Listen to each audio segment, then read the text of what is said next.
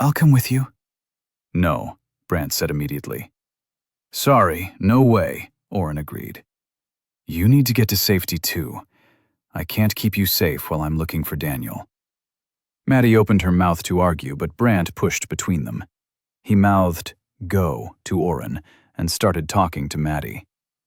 She started to say something else, but Oren teleported to the tree line he could see inside the pass, leaving Brant to deal with her. He landed on his feet not with grace, but at least with something approaching it this time. Teleporting was getting easier. Oren looked out at the open fields next to the spotty forests that dotted the miles around him. I'm coming, Daniel. Please don't be dead. Chapter 42. Oren kept watch on his map as he teleported as far as he could see. He even did something he had always sort of avoided. He used on himself. He ran through the forests he came across, with running non-stop. If he hadn't still been running and Mind Bastion, he would have run out of mana before the 8th teleport. He ran through the trees, dodging and weaving branches, leaping over roots and avoiding the red dots of monsters all around him. At the edge of each clearing, he teleported into the distance, to whatever landmark he could make out. After 30 minutes of non-stop movement and teleporting, he reached the edge of the pass. The mountains on either side of Day were huge.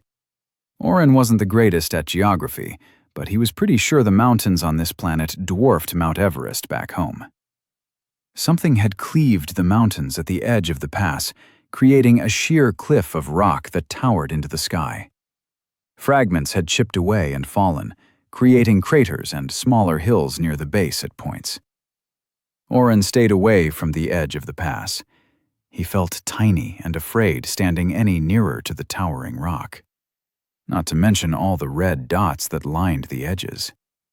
A few caves, he scoffed. There have to be hundreds of hidden nooks and crannies on my map. Oren had still not seen any trail or ding of Daniel on the map. However, he did notice that more of the red dots were congregating near the cliff face the farther he got from the wall. Are you all hiding from something? I know it's not me. The next hour saw Oren grow bored. The mind-numbing nature of running, teleporting, and checking his map became a routine all too quickly. The constant fear of keeping out of reach of monsters, keeping his camouflage running, and finding Daniel in pieces were kept pushed to the back of his mind. Was working overtime. Finally, Oren spotted a gray dot, a single person out in the pass. He hurried toward the location over half a mile to the north, away from the cliff. A man with one leg missing sat against a large rock in the middle of a field. A small mound of cut-up fetid canines was piled up in a ring around the man, maybe a few dozen yards away from him. Oren used Identify from the shadows of the tree line. Ira Singh, Steel Ravager, level 52. HP, MP. Damn. The only other person who blocked my Identify spell was Silas. I guess Identify only gives me information if their level isn't too much higher than my own. Oren searched for any hidden traps or monsters. Nothing. Fuck it, Oren said, and walked out of the trees, willing his camo spell to drop away. Hey, are you part of Dragoon Squad? The man's eyes snapped open, and he pointed a finger toward Oren. Stay there. Guild or guard? Oren put his hands above his head.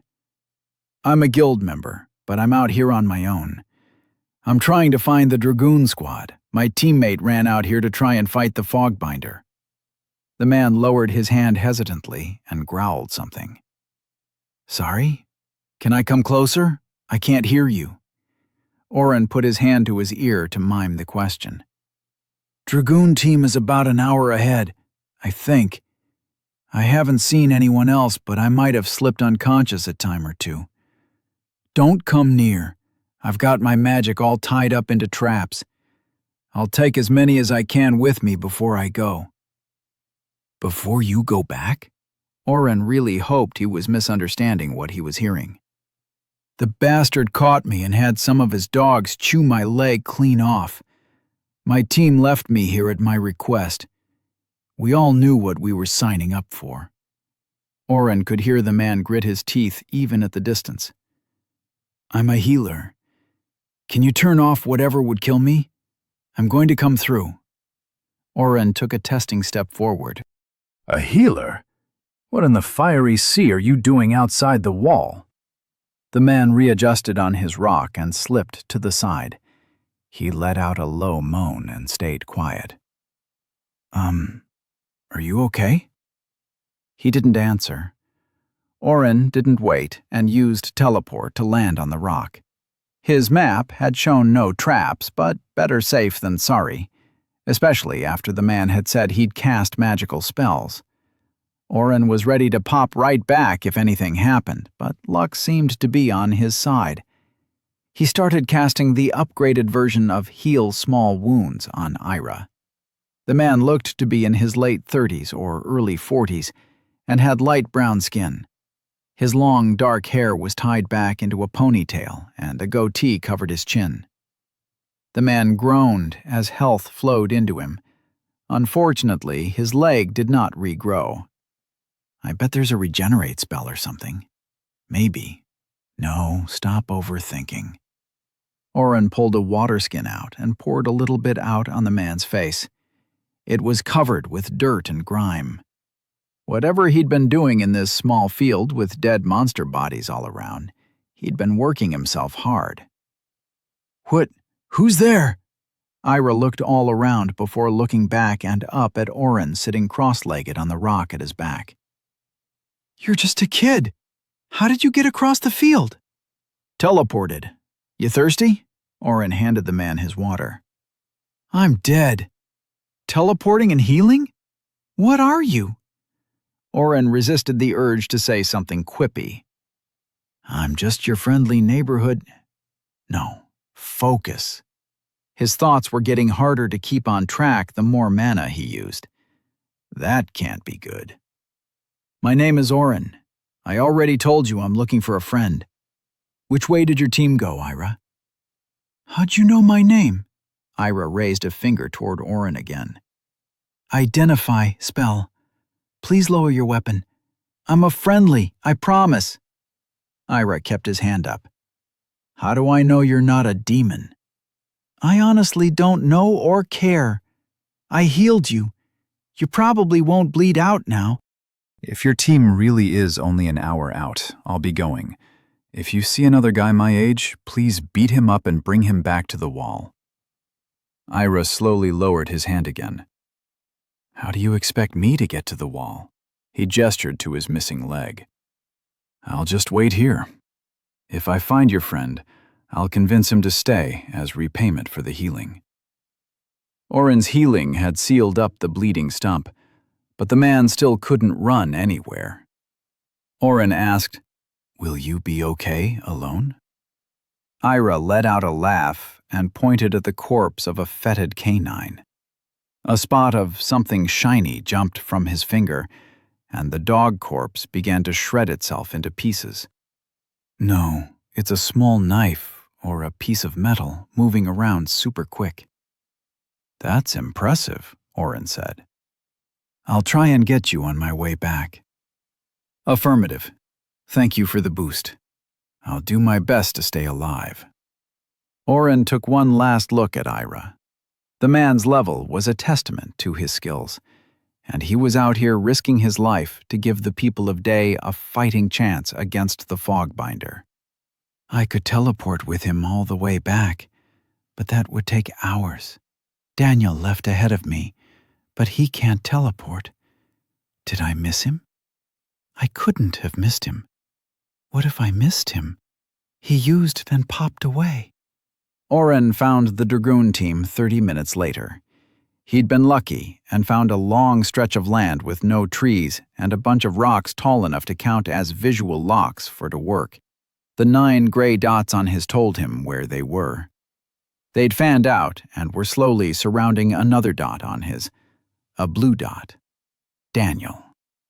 Oren raced through the trees with Cup and recast his increased dexterity spell.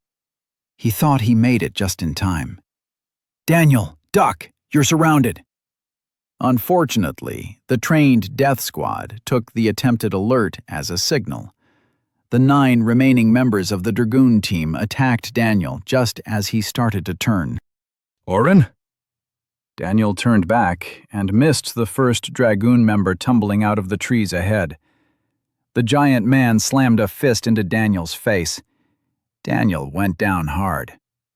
"Stop! We're the good guys! Ira's alive!" Oren shouted as he raced toward his downed friend. The giant of a man who had just clocked Daniel knelt by his body and pulled his fist back to punch him again. "I said stop!" Oren cast Increase Will on himself, and then cast an inversed Increase Strength on the man 5 times. He stumbled and fell over.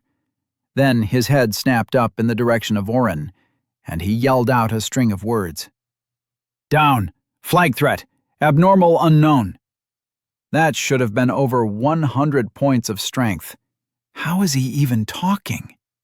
Oren didn't have time to ponder as the man slowly pulled himself with one hand away from the fight. Because, Oren realized, he was now in a fight. The 8 other members were circling him. They still couldn't see him, and they were flanking him as they'd done to Daniel.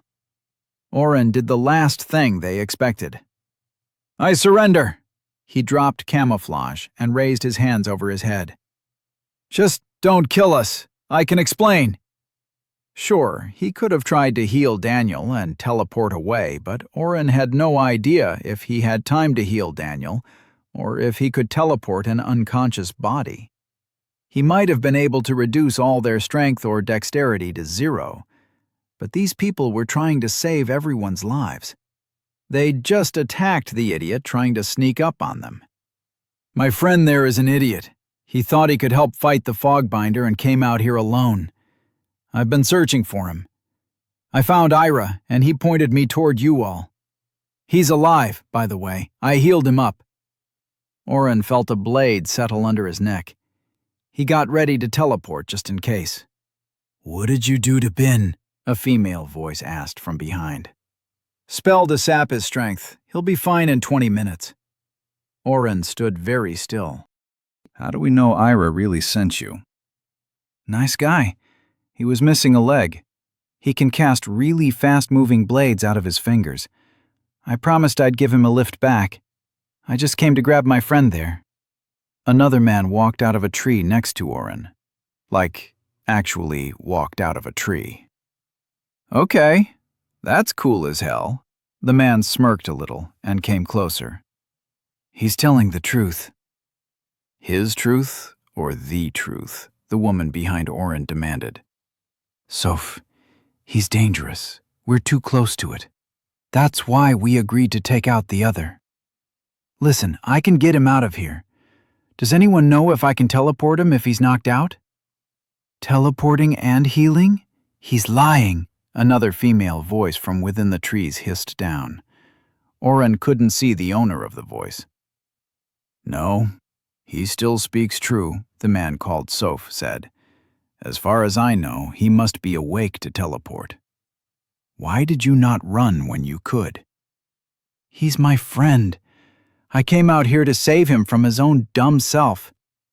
Sounds a lot like Soph and Bin, don't it? Ouch. Another male voice from behind spoke, and then was quiet. It sounded like someone else had hit him. "We can't just let him go, Soph," the woman with the blade at his throat whispered softly. "You know it." The man sighed and raised his empty hands in a helpless gesture. "I know, Farah. I'm sorry. If we let you go to heal him, you could attack us." "We are too close to the Fogbinder," Soph said as he drew a long stick, a wand, from his pocket. "I can kill you or bind you. Which would you prefer?" Chapter 43. Oren kept himself extremely still. With Farah's curved blade at his neck, he didn't want to make any sudden movements. "I prefer you let us go." but I'd also say bind before kill. Soph nodded and waved his wand at Daniel. Roots entangled him and pulled him against a tree. His head lolled before a branch reached down around his forehead and anchored him still. "Can I heal him now?" Soph looked over Oren's shoulder and asked someone behind him. "Maya, what are their levels and classes?" Oren froze even more than he already was. Nobody they'd encountered had been able to their actual classes, but this dragoon team was a higher level than most of the guards around Silas's house. "They're both only level 10. That one is some sort of fighter, but I can't get a clear read on him. This one, it changes the longer I look." The high and clear voice of Maya drifted over Oren. "Healer, mage, healer, ? I've never heard of this. What are you?" Soph raised his wand at Oren and gestured. "It's rude to just ask like that, right?" Oren tried to stall. Telling his class to Silas and Maddie had been a learning experience. He wanted to keep as much knowledge of his class to himself as he could. Soph's eyebrows bunching together told him that he didn't have much of a choice. "I've got a few different skills, but I'm not too good at fighting. Like I said, I try to focus on healing. Ira can vouch for me." "And just how can he do that? Ira was half dead when we had to leave him behind. The hospital itself would have had to rotate a few healers around to keep him alive," Farah said from behind him. Oren turned his head just the tiniest bit to answer her. The blade was connected to a scythe, a long, curved, deadly sharp blade that represented death connected with a whisper of a touch on his jugular. "I could go and teleport him back. It was only about half an hour, but now that I know where to go, I could probably get there in 15 or 20 minutes. "And attack us right after you've left?" "I think not," Farah responded, and pushed the blade ever so slightly against his skin. Oren felt something warm trickle down to his shirt. "I can bring someone with me?" Soph stepped forward and put his wand on Farah's blade. "Don't kill him. I'll go." "Soph, you can't be. That's a bad idea, mate." "How about I go instead?" Every member of Dragoon Team chimed in, except Bin. He had pulled himself up against the tree and was watching Oren with half-closed eyes. Soph raised a hand, and the murmured voices cut off. "I'm going. Maya is in charge until I get back, or Bin can walk again, whichever comes first. If I'm not back in an hour, kill the boy and continue after the target." No pressure, Oren thought, but he nodded at Soph. The man showed nothing. Teleporting back to Ira only took 15 minutes. Oren was able to think of the place he'd been and brought him automatically to the closest locations he'd already traveled on the way out. With less time spent searching for another jump point and having to avoid monsters, Oren and Soph appeared outside Ira's circle of death in no time at all. "Soph!" "Ira, I'm glad to see you're alive. We caught ourselves a little problem here," Soph said, and gestured with his wand toward Oren. "The kid is all right. He healed me up. No idea how he's not passed out, though." Soph pointed at Oren's feet and demanded, "Stay here." He walked up to Ira and crouched on his heels. The two whispered in hushed tones. Ira shook his head a few times and lifted his shoulders in a shrug, but Oren could not make out anything said. Soph stood and brushed non-existent dirt from his robe. He looked back at Oren. "Ira has vouched for you. Do you have enough mana to get all three of us back to where we met?" Oren groaned internally. He'd used Increase Intelligence, level 3, before they'd started teleporting. "I'm going to be sick and hurting anyway," he'd thought. His intelligence went up by 55 points to 66 total for a 44% decrease in spell cost. Nonetheless, with about 10 jumps back to Ira, he'd already gone through another few pools of mana. 50 MP per person was a lot for a spell. Adding Ira to it would mean another 250 MP, roughly. I guess. You aren't going to leave him behind again? Soph's face soured, but Ira let out a bark of a laugh. Soph tried to hang me from a branch and carry me. I wouldn't let them waste the time. I can do much more now that you've helped me recover. But, what about, Oren pointed. Your leg? Soph waved his wand around the stump of Ira's missing limb, and then yanked back and down. A small piece of wood grew out of the leg and rapidly matured into a small sapling. Soph reached down and gently broke the tree into a rough approximation of a prosthetic. It's not pretty, but I'll be able to hobble around. Ira stood with Soph's help and began to test out his new limb. He was unsteady and almost fell, but Soph caught him.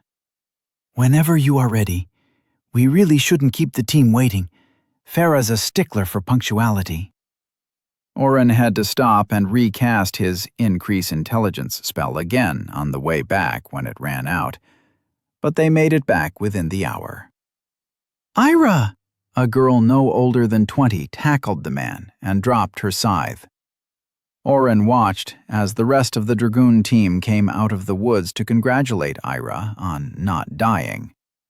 Soph and Bin retreated a little and talked with their backs to Oren as the others approached Ira. A woman standing over 6 feet tall and with the stature of a heavy-lifting bodybuilder shook Ira by his shoulder before returning to a large club that she'd rested against a small tree. Oren mistook the club as a tree itself at first. Another woman with blonde hair and wearing a mottled blue robe pulled Farah off Ira and said a few soft words to him before dragging the girl away. Farah reminded Oren of one of his favorite K-pop death metal bands. She was wearing a black dress with lots of metal bits, a classic goth. The men of Dragoon waited their turn and gave fist bumps and handshakes in a typical manly fashion. A short man with shifty eyes and a bow in his hand climbed back up a tree after welcoming Ira back. 2 identical men with the stance of fighters approached Ira from either side. One wore heavier armor and had knives, hand axes, and even a few javelins strapped all over his body. The other had only a rapier and leather armor. If their loadout hadn't been so different, Oren would never have been able to tell them apart. The final man to approach gave a grunt at Ira and then retreated to his own corner of the woods. The man was almost as big as the woman with the tree club, but he held only a large tower shield with no visible weapon. He did have a bunch of water skins strapped all over his body and began to drink right after sitting down again. Oren? Oren sighed and realized Daniel had regained consciousness. He waved to Daniel and then flicked him off. What? How? Daniel stuttered. Can you ask these guys why I'm tied to a tree? Oren used Identify on Daniel and saw that his health was at 50 out of 300. Soph, Oren interrupted the man's talk. Can I heal my friend and go now? Yes, to heal. No, to go. Soph didn't elaborate and began talking with Bin again. Oren noticed he pointed at him a few times. Oren walked up to Daniel and healed him back to full health. Then he punched Daniel in the stomach as hard as he could. What the hell? Daniel asked angrily. Oren double-checked Daniel's health. His punch had only done 1 damage. The next time you decide to lie to everyone, remember that I'm on your side. If you'd told me, I could have got us here with teleport. I could have kept you from getting jumped by McFisty over there. I could have buffed you so much that even a fogbinder would have run from you. Oren trailed off from his whispered rant. You're my only friend here. Don't fucking leave me behind. Daniel's fury at getting hit withered as Oren spoke. I'm sorry. Again. Daniel lowered his eyes as best he could while still strapped to the tree. I just thought that you didn't think. Oren poked him in the chest. You never do. You think you are invincible. But I can't cast resurrection yet, so stop getting into situations where you can die. You found a resurrection spell? Daniel's eyes lit up. No, you fucking idiot. That's not a thing. Daniel closed his eyes and sighed. Listen, I know I keep fucking up. I heard this group of high-level guards had been sent out, essentially to die. You know they were sent out here to just harry the fogbinder so it couldn't regroup and attack the wall right away. Like, they were sent out to die, Oren. Yes, we were. Soph sneaked up beside Oren. But we also all volunteered. None of us plan to actually die today. Ben trailed behind Soph with his arms crossed over his impressive chest. The sleeveless leather armor he wore creaked as he stuck his fingers into the opposite edges under his arms. Why did you attack me? I was trying to find you to help. Daniel tried to turn his head, but only succeeded in scratching his forehead against the small branch holding him down. Could you at least let me move my neck? Soph waved a hand, and the tree dropped Daniel to his knees. The druid stepped forward and put his hand out. I'll apologize for nearly killing you, but I would do it again. Don't sneak up on a person in the pass, ever. But especially when a surprise demon pulled the same stunt and wiped out a few platoons just a few days prior. Oren saw Daniel's anger flare as he took the extended hand before standing. He got his face under control quickly, but his friend noticed. He's not used to not getting his way, Oren realized. Everything always came easy to him back home. Even the teachers could be convinced of doing it Daniel's way. Oren hadn't stopped to think about it, but Daniel's proclivity for running into danger shouldn't have been that surprising to him. Daniel was the striker on the soccer team and a wide receiver on the football team. He was popular at school with both the teachers and the other kids. He usually had a girlfriend. His home life was stable. He's not used to having an actual problem to deal with. Well, now that I'm here, Daniel tried to turn on the charm and smirked at Ben. That was a great sucker punch. Want to see who can take out more monsters? Soph shook his head. No, I'm afraid you two are going back to the wall, per our agreement. Ira needs to get to the hospital. No offense, Oren, but I'd prefer if someone with the proper credentials took a look at him. But I got all the way here on my own. Doesn't that count for something? You haven't even seen all that Oren can do, Daniel wheedled. We're going back, Dee. Oren looked around for Ira and caught him talking with Farah again. Hey, Ira, you ready to go? Ira turned to Oren and nodded his head. As he looked away, a dark shape raced out of the tree line and hit Farah's legs from behind.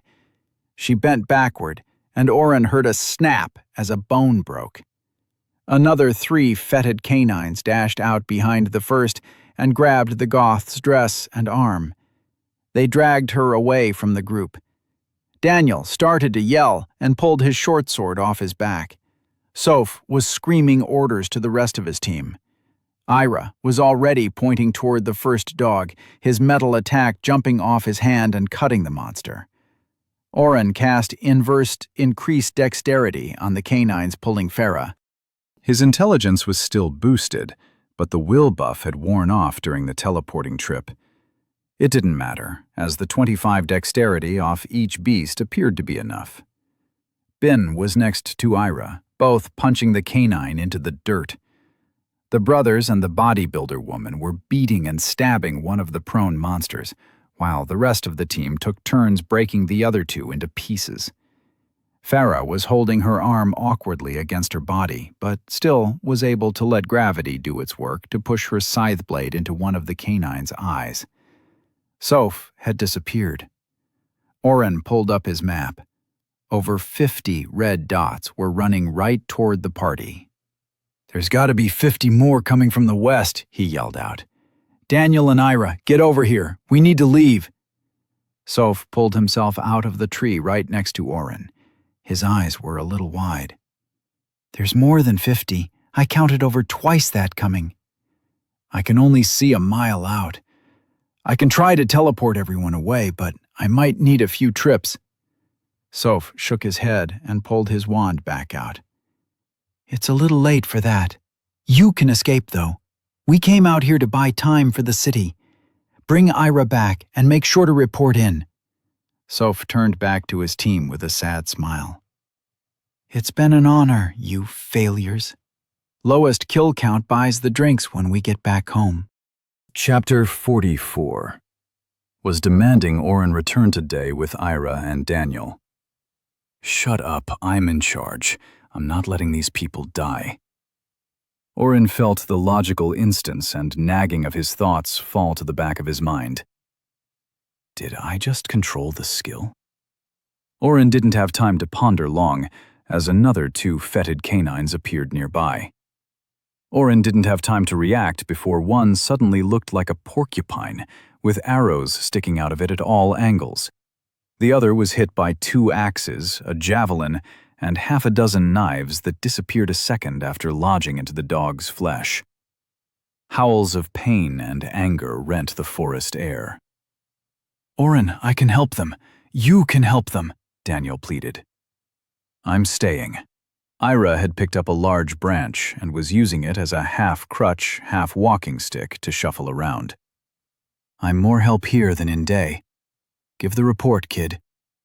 He tottered away, using his flowing metal trick to cut up another canine that just appeared.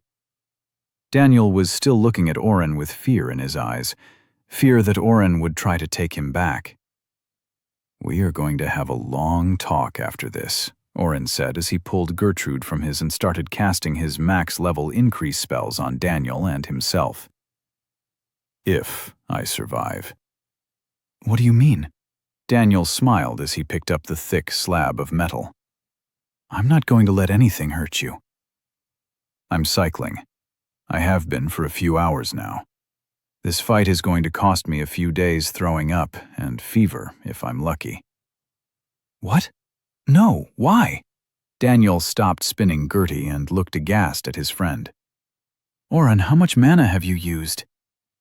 "Enough that a little more won't hurt," Oren said and yelled over to Bin. "Big guy, I can make you stronger too, but you might feel sick after. You want it?" Bin fought with his fists and pulled a gore-covered hand out of a fetid that had stumbled in by itself. He nodded once. Oren cast increased strength and increased dexterity at his highest levels on Bin, who looked into the distance and then took a step forward to punch the side of a tree. He splintered the trunk. "How many times can you do that?" Soph asked, as Bin let out a slow smile. "As much as needed right now. Which stat do you want?" "What stats can you do?" Soph responded in kind. "All of them but Constitution." "Will and intelligence?" Oren nodded and cast. "Better they survive and kill this thing than trying to keep my spells secret. Maybe if we all make it through this, I can ask them to keep it quiet. Or get Silas to pull strings." "Can you do the whole team?" Soph was staring into the distance, checking his own status with buffed stats. "Yeah, gather them up." "Everyone gather, quickly," Soph demanded, and nodded at Oren. Oren let loose as they all approached. A small part of his logic skill kept him from simply using all 4 stats on every person. Instead, he pulled up a quick identify on each member of Dragoon team and made judgment calls with only a few questions to clarify. Oren couldn't read anything beyond names and class titles on any member of Dragoon team. Bin Fury Fist, level 53, increased dexterity and strength. Soph, Arborist Druid, level 55, increase intelligence and will. Noah, Pain Drinker, level 49. That sounds absolutely terrible. Noah, favorite 2 stats. Con and strength, Noah replied, hefting his tower shield like it weighed only a few pounds. Pick something other than constitution. Dexterity, Oren cast. Al, returner, level 42. What the hell? Can he come back over and over? Have we met before? Al, same question.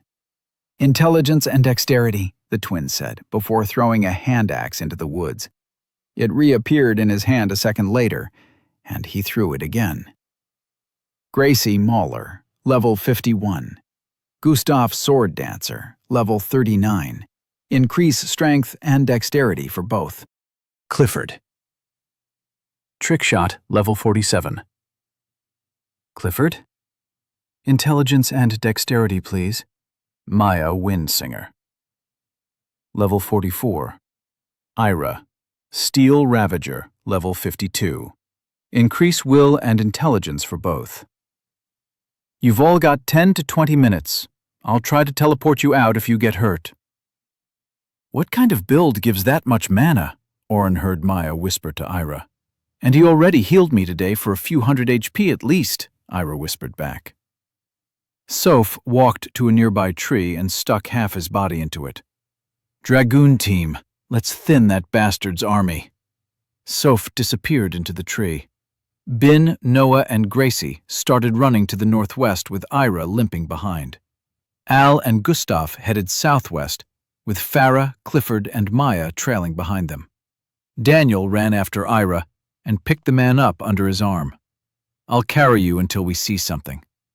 Shit, fine, Ira relented. Oren took a look at his map and then headed after Daniel. The team to the south had fewer red dots anyway. Fighting fetid canines in the trees would be difficult, but Oren wasn't there to fight. Daniel could get all the XP he wanted, but Oren just wanted to keep this small family of fighters alive. Then, the first wave hit. Oren watched Soph step out of a tree and dance to another. His movements were quick, but his arms moved in a slow rhythm, pulling roots out of the ground toward the sky and tree branches down to touch the earth. Every time he appeared, a canine was tripped or grappled. Noah had grabbed 2 water skins off his chest and chugged the contents. Oren smelled the distinct tang of alcohol in the air. When 2 dogs jumped at the man, he turned his tower shield sideways and batted them both at the same time. A few hundred pounds of moving mass repelled without stopping his run. Gracie followed behind Noah, crushing skulls with her club. Ira caught any stragglers with his quick-moving metal attacks. Daniel was using Shooting Star and Gravity Strike with abandon. Oren saw sidesteps activate once or twice as well, until the first Knife Runner appeared. Just as Brandt had described, the Knife Runner was a spider the size of a small horse. All 8 legs ended in sharp, tapered points, and Oren watched one leg rub against a tree and leave a long gash in the bark. The monster rushed Gracie. Noah stepped in front and held his shield up. He let out a yell, and a blue bubble surrounded him. The Knife Runner changed targets and tried to stab Noah with its long, spear-like legs.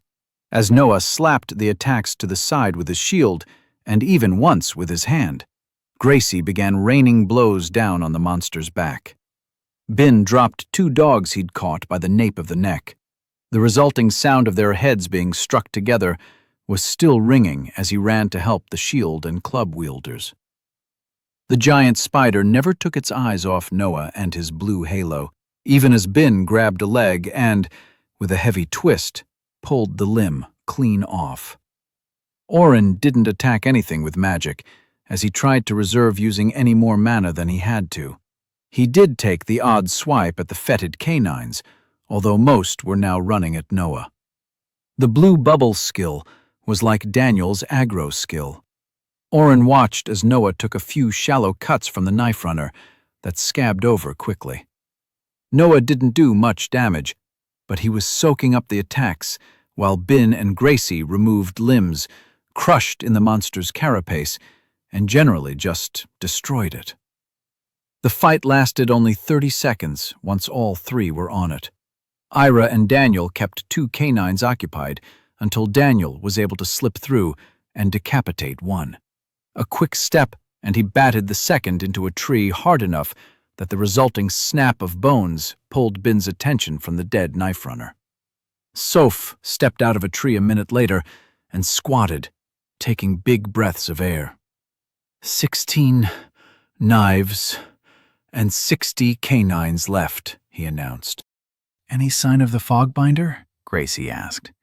Her voice was gentle and soft, which was an odd contrast to her actions. She had grabbed a leg of the dead spider and snapped it off before shoving it into the center mass. No, but there's a small clearing a quarter of a mile north of here. I'll draw them in, and you four do your thing. Knock a few into the trees for me, too, Soph said, and put a hand on Bin's shoulder. Careful, the big man mumbled, in a voice low enough to make Darth Vader jealous.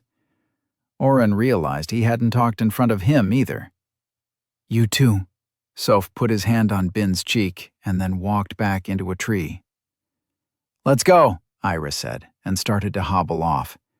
Daniel sighed and picked him up again. They got to the clearing, which was only large enough for them all to swing their weapons without hitting each other, and waited. 2 minutes later, they heard the barking of fetid canines and saw the trees moving. Oren cast ward on the team, himself and Daniel, but didn't announce it. They'd figure it out when they didn't take damage. Ira stood in the middle of the clearing, with Noah in front of him. Gracie and Bin flanked Noah. Daniel stood guard at the back with Oren. Hopefully, seeing these guys demolish the monsters so easily gives him some perspective, Oren hoped. 15 dogs ran into the clearing, frothing and slobbering their poisoned drool as they rushed the targets ahead. Oren saw a single canine get dragged up into a tree before the fight began. Noah started his blue shield up again, and a full dozen of the monsters tried to bite him as Noah and Gracie waded through with death in their swings and punches. Ira sent out his spells, cutting a foot out from under one and slicing into the neck of another. Daniel darted forward to let Gertie crash down, cleaving one in half for every 4 the dragoons took out. The fight was quick, with only Gracie taking a scratch to her arm. It's fine. She pushed Noah back as he tried to look at it. Somehow I didn't even take damage. I must have scratched it on a tree. Oren had watched the dog's paw come down on her arm just as she smashed it into the ground. It had scratched her, but ward had stopped the damage. Daniel smiled over his shoulder and nodded at Oren. Good job. Ira looked between the two. What? He's just standing there. I appreciate the spell you cast, but at least try and use that sword. Oh, that's a terrible idea, Daniel laughed. He'd probably end up hitting one of us. There's about 16 more coming, Oren announced. He could see Soph as a small gray dot that disappeared from one spot to pop up at another. The dot darted between the red monsters and then came in a straight line back to the clearing. Soph fell out of a tree at the edge and ran to the group. 5 more canines, but we've got 11 knife runners coming our way. 2 minutes out. Oren asked, How many can you comfortably take out? Canines. We could go all day, Noah slurred his words. Knives, maybe 2, if we're lucky. Oren fumbled his sword and let it fall to the ground as he pulled his bestiary from his dimension hole. Please be something useful. Please be something useful. Knife runners roam the lands beyond the pass and are found in underground caverns. They grow to enormous sizes for arachnids and subsist on a diet of meat and metal.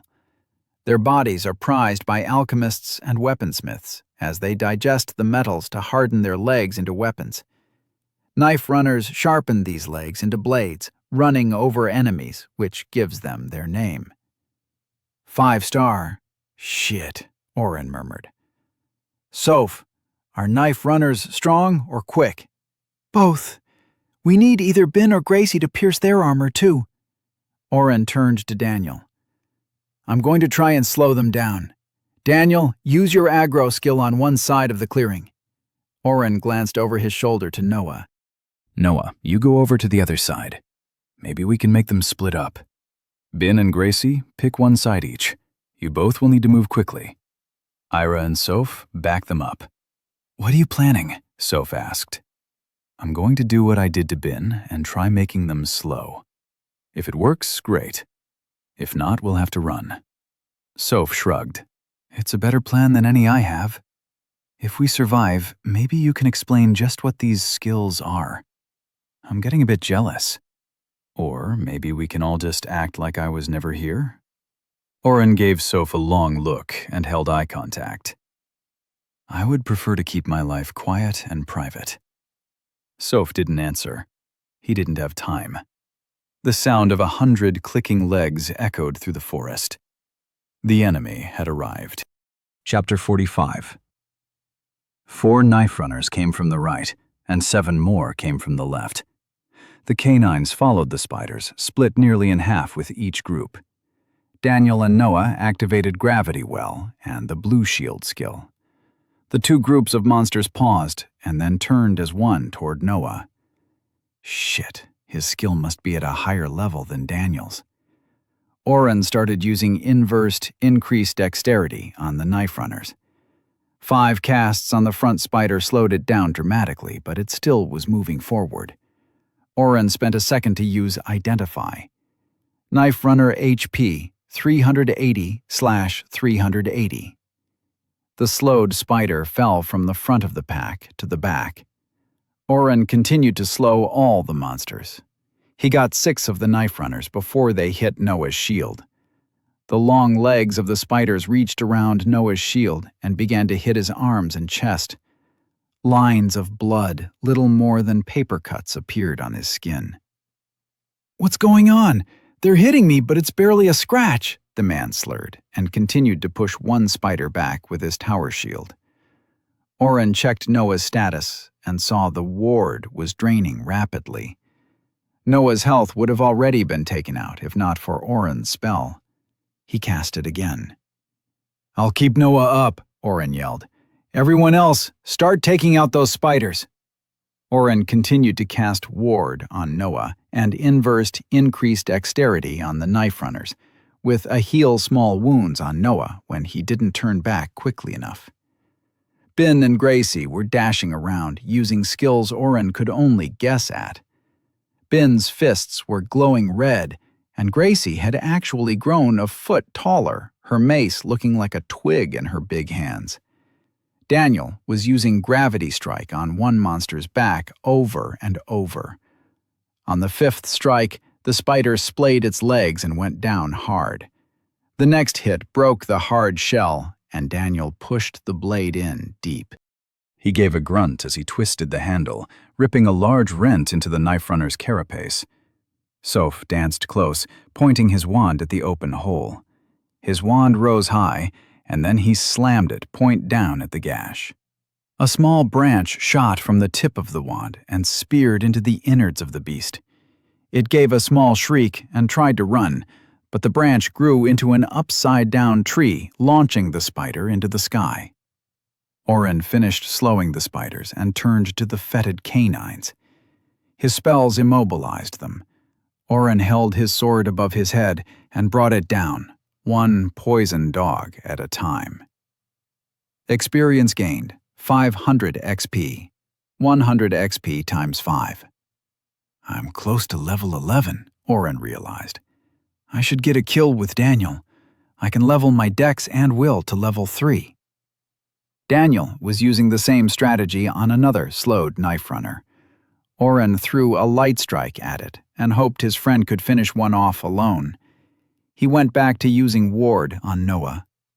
The fight lasted hours in Oren's mind, but when Daniel brought Gertie down on the last knife runner's head with a satisfying splat, all Oren's buffs were still running. Everything had lasted less than 10 minutes. Experience gained, 550 XP. Level 11 obtained, plus 10 AP. How are we alive? Soph looked around in awe at the piled-up dead spiders and the few canines leaking blood from stab wounds to the head. 11 knife runners should have taken us out right away.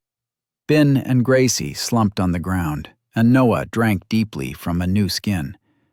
Oren pulled up his map. Nothing within a mile.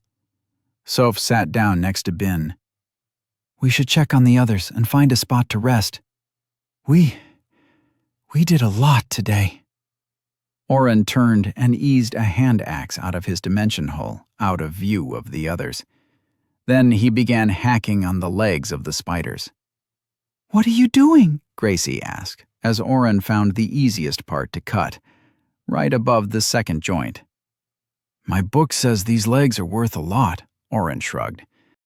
Noah stood up and walked over to a body. He brought the bottom of his shield down hard on a leg. It snapped right off. How much are we talking? Noah, you can't carry those around while we fight, Soph pointed out. I'll carry them all, Oren volunteered. We can do an even split for all of us once we make it back. Gracie's face fell. If we make it back. Soph stood back up and helped Ben to his feet. Let's go find the others. Hopefully they didn't get hit as hard. They made their way back south. Soph stayed with the party, claiming his mana was nearly out. Oren kept his mup, but they found no traces of more enemies. Oren found one gray spot ahead and signaled to Soph. The druid let out a whistle that was returned in a different pitch a minute later. Clifford, the bow and arrow guy, jumped down out of a tree a few minutes later. Soph, we got hit by 2 knife runners and about 20 fedits, the man started reporting right away. His voice was quick and a bit spastic. Oren was reminded of the kids who used fidget spinners in class all day and still got sent to the front office for talking too much. Me, Al, and Maya took them out slowly by just chipping away from the trees, but Farah got impatient and tried to poison a spider. It cut her up and we had to retreat back to Bravo Base. Did you come out looking for us? Soph asked, as they turned back east slightly and began walking again. No, actually I didn't know you were around until I heard your whistle. I'm making sure nothing followed us back. Maya said she spread our scent farther west, but I wanted to double-check. Good idea. Ira had declined Ben's and Daniel's offers to carry him, and they'd made a slower pace than Oren felt comfortable with. The sun was beginning to set, and the trees made it seem darker already. Good job back there, Daniel whispered, as they fell to the back of the group. You saved their lives. I'm sure they could have avoided it completely if they weren't worried about dealing with us, Oren retorted. I haven't forgiven you yet, Daniel. I know, but seriously, great job. You slowed those things down so much I barely had to use my speed boost skill to catch them. Do you think they'll keep going or try to head back? I don't know. Oren ducked under a low-hanging branch. Are you going to make us teleport back as soon as we get them back? As soon as we get back to their camp, I'm going to have to sit around and help take care of them. Did you forget what that kind of boosting did to Maddie and Brant and Jude? Daniel was silent. Shit, I forgot for a minute. Because we distracted them, they had to fight instead of evading the monsters and trying to find the fogbinder. Because of that, I had to buff them. Now, well, maybe I can teleport them back a few at a time. And just leave the fogbinder out here? What happens if it has time to regroup and attack Day again? What do you want from me, D? Oren spun on his friend. These guys are higher level than us. They know what they're doing. We don't. Daniel held up his hands in a placating gesture. I'm just saying, me and you could teleport around at the top of the trees. We could look for the thing. You with map and me with telescope. Only half the team will be out if they even get sick. We could take it out and be back tomorrow. Oren sighed and followed the group. He didn't answer Daniel. He didn't want to deal with him right now. They survived because I buffed them, he told himself. Even if having to fight in the first place is our fault, everyone survived. Be positive. Bravo Base was a small cave created from huge sheets of rock that had fallen from the cliffside of the pass. Farah was leaning up against a wall, holding a ripped piece of cloth against her side. Oren saw the darkness of stained blood seeping through and rushed to her side. "Is it bad? I can heal it if—" "Get away from me!" Farah pushed him away. "We wouldn't have had to fight if you and your friend hadn't shown up." Oren stepped back. "Farah, shut up and take the help." Maya was sitting by the small fire and using little gusts of wind to keep the smoke flowing farther into the cave. "We've had to fight like 5 times since we started this mission. We probably would have had to fight again anyway." Soph helped Ira sit and began dragging his wand up and down the fake wooden leg. It twisted and shaped as he played with it, with a small knee joint appearing in the middle. Ira bent it gingerly and smirked. "That'll help a bit," he said. Soph smiled and went to sit with Bin. The Dragoon team debriefed informally, and Farah finally allowed Oren to cast a few healing spells on her. He was sure he could have spent a few extra heals on her, but she just chucked the piece of bloody cloth into the fire and walked away without a thank you. Daniel scowled after her. "What a It's fine," Oren said, and elbowed his friend in the ribs. "How are you? Did you take any more damage?" Daniel shook his head. "No. Did you get much experience? That fight brought me almost all the way to 12. "Just past 11, Oren responded. "I was more worried about keeping everybody alive." "I've been looking at my skills, and I think—" "Daniel," Oren interrupted him. "Maybe later. I need to make sure they understand that they're going to crash." Daniel pulled a face but didn't argue. Oren went and sat in front of Soph and Bin. Bin had an arm around the druid. "Soph, I kind of told you guys earlier, but when those buff spells I cast wear off, you are all going to get sick." "Oren, those spells wore off a while ago. I don't feel anything." Oren was surprised, but kept at it. I don't get it. Last time I used the spells that high, my party went down for almost 2 days." "Would you mind if I checked your status? I can use Identify." Soph hesitated, but eventually nodded. "Soph, Arborist Druid, level 55. HP, MP. It's the same as earlier. No abnormal status effects, but maybe I just can't see them." "I'm not seeing anything off." Oren scratched his head. "Please, let me know if you feel strange, though." Oren made his way back to Daniel. "Soph's fine. Nobody else looks more than tired. I don't get it." Daniel shrugged. "They are a higher level than Brant. Maybe it has something to do with that?" Oren pulled a bedroll out of his dimension hole and draped it wide over the both of them.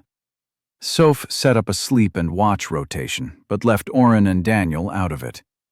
That was fine by Oren. He was ready for a full night of sleep. Oren pulled up his store and made 2 quick purchases. "Would you like to upgrade? Increase dexterity, 5,000/5,000 for 3 AP? Yes or no?" "Yes." "Would you like to upgrade? Increase will, 5,000/5,000 for 3 AP? Yes or no?" "Yes." "Increase dexterity, level 3, 0/10,000. Increase target dexterity by +4 for 20 minutes, 15 MP. Increase will, level 3, 0 out of 10,000. Increase target will by +4 for 20 minutes, 15 MP. Finally, the complete set. Oren pulled up his status. Oren, Utility Warder, level 11, 490 out of 2,000. HP, 90. MP, 380. Strength, 9. Constitution, 9. Dexterity, 9. Will, 28. Intelligence, 11. Abilities: Mind Bastion, Dimension Hole, Identify, Blood Mana, Map, Party View, Monster View, Approximate, Zampained. Trap View. 9 out of 300. Mana Pool. Through the Ages. Spells. Calm Mind. 5 MP. Heal Small Wounds. Level 1, 5 MP. Level 2, 10 MP. Level 3, 20 MP. 740 out of 10,000. Camouflage. Level 1, 10 MP. Level 2, 10 MP. 210 out of 10,000. Light Strike. 10 MP. Ward. 20 MP. Inverse. 5 MP. Utility Ward. Level 1, 100 MP. Level 2, 200 MP. Ice Sword. 1 MP per sword. Teleport. 50 MP per person. 4,650 out of 5,000. Ice Ward. 20 MP. Increase Strength. Level 1, 5 MP. Level 2, 10 MP. Level 3, 15 MP. 1,530 out of 10,000. Increase Dexterity. Level 1, 5 MP. Level 2, 10 MP. Level 3, 15 MP. 1,620 out of 10,000. Increase Will. Level 1, 5 MP. Level 2, 10 MP. Level 3, 15 MP. 660 out of 10,000. Increase Intelligence. Level 1, 5 MP. Level 2, 10 MP. Level 3, 15 MP. 1,080 out of 10,000. Oren looked over his build until his eyes got heavy. The last thing he remembered was Daniel pulling the blanket back over him as he fell asleep. Chapter 46. Oren woke to the smell of bacon. He rolled over in his bed and, "Get off me!" Daniel pushed him as Oren sprawled out over his friend. "What? Sorry." Oren fully woke up and looked around. The entire Dragoon party was awake, and Al was roasting strips of meat on a small pan over a fire. Breakfast? Al took down a jackadeer earlier. Soph knelt near Oren with a handful of something between bacon strips and sausages in his hand. Oren picked one up gingerly as Daniel turned and pulled the blanket back over his head. "Is it edible?" "Jackadeer are low-level monsters, so the meat isn't as bad as you'd think. Better than jerky, anyways," Soph said, as he put another 2 down by Daniel's head. "Better eat quick. You two need to be off before we leave." Daniel finally stuck his head out from under the sleeping bag. "Don't you think it would be better if we came along?" Soph shook his head. "If those monsters hadn't been all around us yesterday, I would have made you leave then and there. We've already voted, and despite some protests, Gracie and Noah let out loud coughs. We are sending you back with Ira. There is no reason for you to be here anymore. Go home." Soph stood and went back to his friends. Oren took a bite of the meat stick. It did taste somewhat of bacon, but reminded him more of a sausage in consistency. How had Al made these? Daniel ate in silence. Oren watched the party move around. Not one person seemed to have any side effects from his buffing. Gracie came up and sat down next to the two of them. "I just wanted to say thank you," she said in her soft voice. "You both did a good job, and we're sorry you couldn't come along. You helped us take out a big chunk of its little army, though, so we have a better chance now." A big chunk? Didn't Soph say there were like 60 canines or something, with even more knife runners? Daniel asked, as he munched on his breakfast. Gracie nodded and ran her hand through her short hair. "Yes, but, and no offense, we can take care of the rest on our own. We try not to go all out like that. We sneak up and take out 1 or 2 at a time before retreating. The fog binder can only bring so many monsters into the pass with it, and it would have to release control of all the single type of monster under its control to get more. There aren't usually any fetid canines or knife runners in the pass. So it's like a control skill for monsters? Oren asked, fascinated. If you kill too many of one type, won't the Fogbinder just switch to another monster type? Gracie smiled. You are a bright one. Yes, in theory, if the Fogbinder wanted to, it could. But Bin has fought one before. The plan is to get the numbers low and then strike the head. We'll go after the Fogbinder himself. Won't that be dangerous? Could it control you? Daniel asked. Oren could see he was remembering Silas's ability to freeze his body. Gracie's laughter echoed around the small cave. Soph looked over and frowned, but didn't say anything. No, it's not mind control. We are sure of that. Fogbinders can't control anything but monsters. Other than that, they only have a few magical abilities, mostly air attacks. So why not attack it right away? Daniel asked. Find out where it is and kill it quick. Gracie's smile turned sad as she spoke. They always keep the biggest of their army nearby. There are 2 strategies for killing a Fogbinder. She leaned in. When we got the news that there was one coming, we sent out a few thousand of our green recruits and surrounded them with some of our best. A large group of bait, but with our best fighters and defenders there to keep the newbies away from the actual danger. When the horde appeared and the fighting started, a few teams were sent in to dispatch the Fogbinder. It worked perfectly, until the second one showed up and hit everyone from behind. She wiped her eyes and continued. The other way, instead of drawing the army away from the Fogbinder using bait, you rush the Fogbinder with all you have. Friends go down, and it's a roll of the dice who lives and who dies. But it only takes a strike or two to take a Fogbinder down. They are mostly intelligence and will, with very little constitution. You're going to suicide bomb the thing? Oren gasped. We are going to take out as many monsters under its control that we feel safe to do first, Gracie said. But then, yes, some of us will likely not come back. Oren sat quietly as Daniel asked more strategy questions. He got the general idea.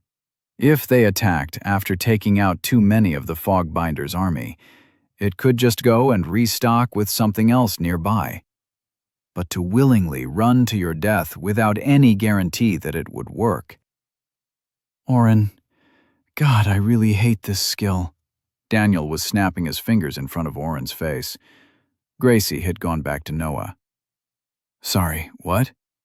Daniel turned his back to the Dragoon team as they started taking up camp and getting ready to leave. I think we should help them. No. Just listen. No. Can't you just, if you say one more word, I'll have Soph tie you up again. Daniel pursed his lips together.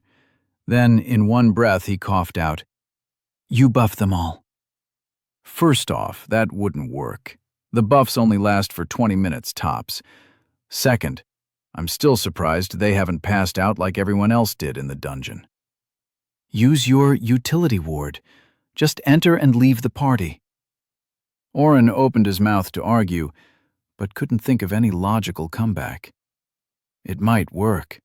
He'd have to explain yet another skill, but it might save somebody's life. It's not a bad idea, huh? Maybe they'll let us stay another day or two, just in case they don't find. I'll buff them once, and then we go home. Oren stood and walked away before Daniel could argue. He made his way up to Soph. Yes, are you ready? Ira is complaining, but he really should get back to a healer for his leg. I want to run something by you, Oren said, leaning on one foot and then the other. I want to increase your stats again.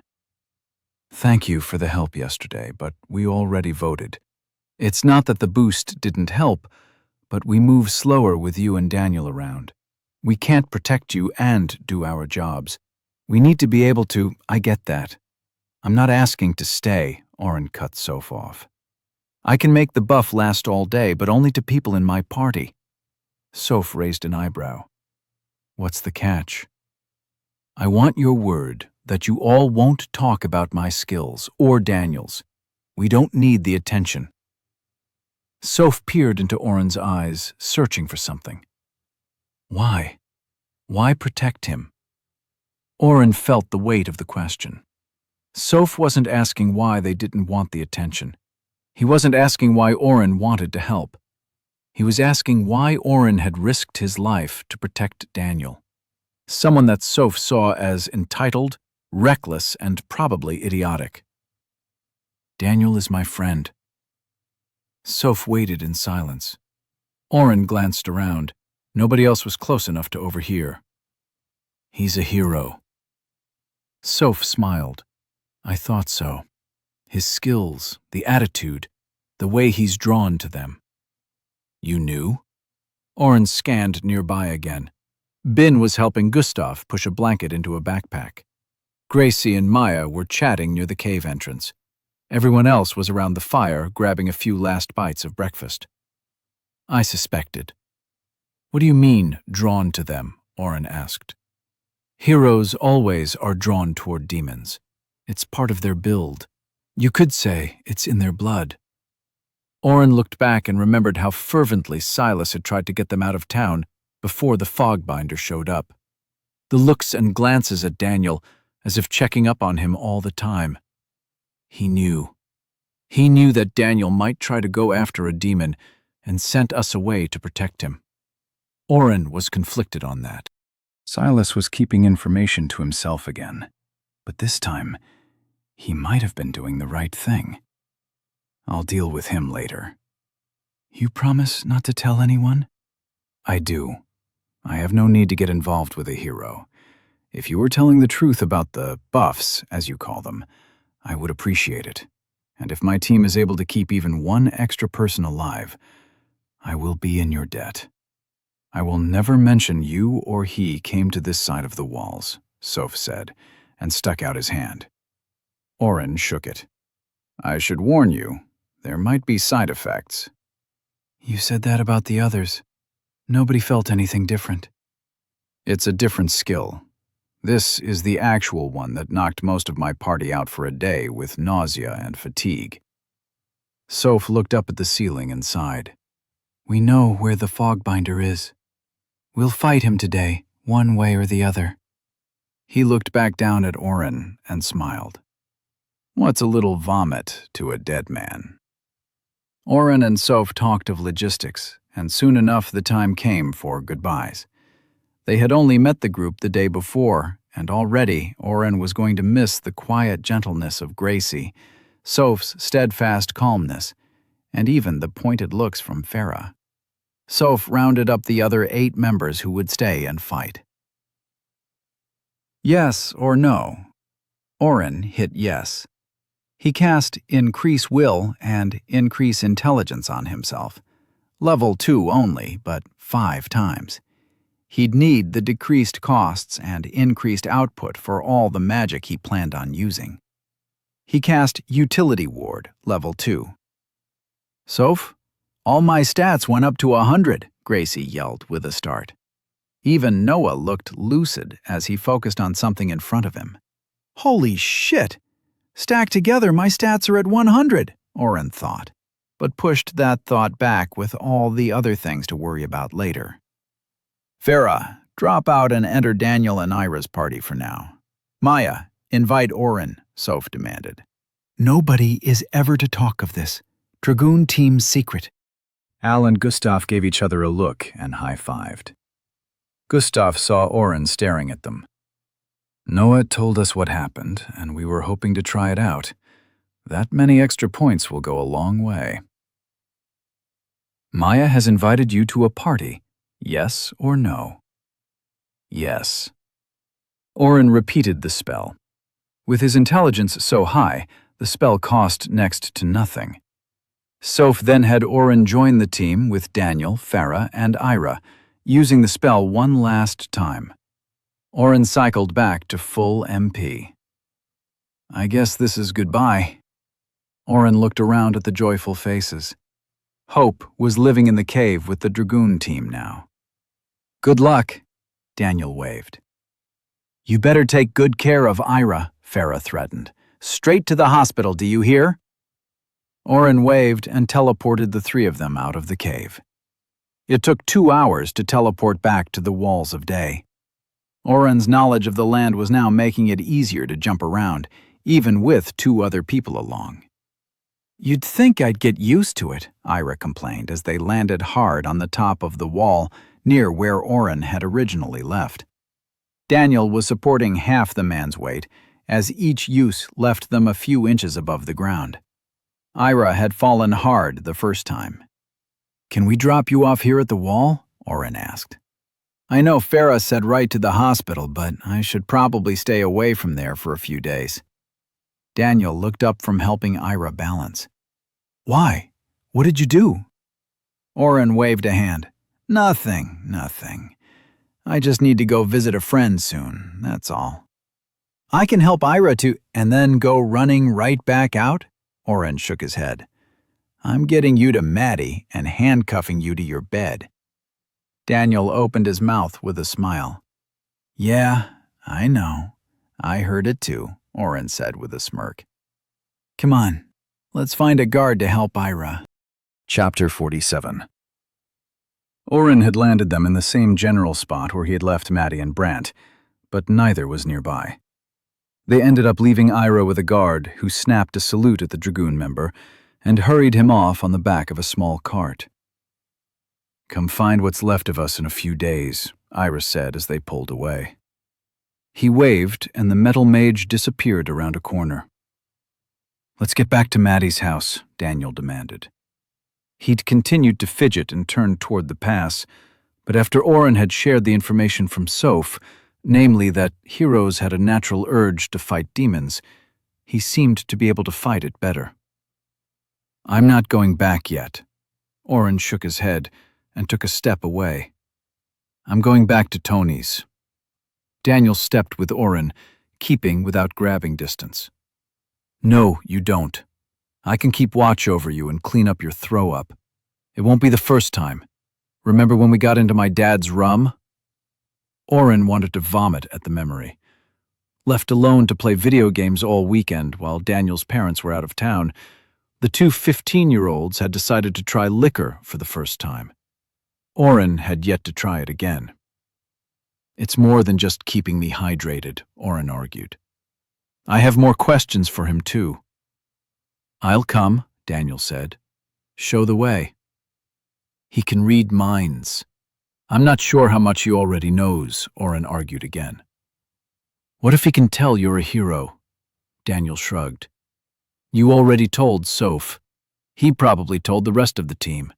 It's only a matter of time before everyone in town knows, too. Why don't you want me to go?" Oren was asking himself the same question. He was keeping Daniel away from Tony, but it might actually be easier for Tony if he had some help over the next few days. "Why do I have the feeling it is a bad idea?" "I don't really know," Oren admitted. "I just don't think you and Tony would get along much." "From what you told me, nobody would get along with him." Oren watched Daniel's eyes drift back to the wall. "Maybe we should get you back to Maddie and Brant before you do something stupid again." "Don't change the subject," Daniel's head snapped back to Oren. "I can control it now that I know what it is. It's like an itch." "No, that's not right. You know when you take a free throw and you just know it's going in as it leaves your hands? Every time I turn toward where I know he is, the fog binder, I get that feeling. Like this is the perfect and right thing to do." His eyes glazed as he looked back to the wall. "I bet I would have found him eventually." "And he would have killed you," Oren said, and slapped the side of Daniel's head. "That's why we should drop you off, and then I'll go get better." Daniel dragged his head away from the direction of the Dragoon team and sighed. "We're both really fucked up, huh?" "Of course we are," Oren grinned. Now, should we walk or use teleport? Walk. Stop being stupid. No more mana use for you, Daniel said, and gestured down the street. Oren turned and began walking. Something hit him in the back of the head. He stooped and turned in one motion, pulling his sword free. Daniel was laughing, holding one hand out. Now we're even. Getting Daniel to let him leave again after finding their way back to the Catanzano house ended up being easier than he thought. As soon as they got within sight of the house, the single guard at the front door ducked inside, and Maddie appeared like a storm. She told Daniel off for risking himself and not trusting them, before pulling him into a hug. Maddie turned and stepped toward Oren as well, but he shook his head and took a step back. She smiled and gave him a knowing nod. Now get inside before I have Brant come out here and make you. Daniel seemed willing to take his lumps. Oren, however, had other plans. I'll meet you both back here in a few days. Maddie, keep an eye on him. I guess something in the... Oren stopped and noticed the guard standing nearby. Something in Daniel's class makes him seek out dangerous opponents. He'll tell you all about it. Maddie's scowl let him know he wasn't out of the woods. And where do you think you're going? I'm gonna go be sick for a while. All the magic I did really didn't sit well with my stomach. Bye. Oren tried to turn and get out of the anti-teleport spell's range, but Maddie was getting quicker at noticing the two boys' tricks. She grabbed his arm and pulled. No. I risked my neck for you. Twice. We can help you here, or send for whatever you need. Please. Trust us a little. Oren looked at her hand on his arm. It's hard to trust someone when it's demanded. Maddie let go and stepped back. Sorry. Habit. She put her hands in her pockets. No more grabbing. No demands. Will you at least tell me where you are going? Oren thought about telling her. With Mind Bastion up, he was even able to do it mostly with the rational part of his brain. The problem was, even rationally, telling her where he would be, while at his weakest and most vulnerable, seemed like a terrible idea. He's going to a mind mage named Tony's place, Daniel said, ratting him out. Come on, D, Oren said with irritation in his voice. If I wanted everyone to know... Oren stopped at the look on Maddie's face.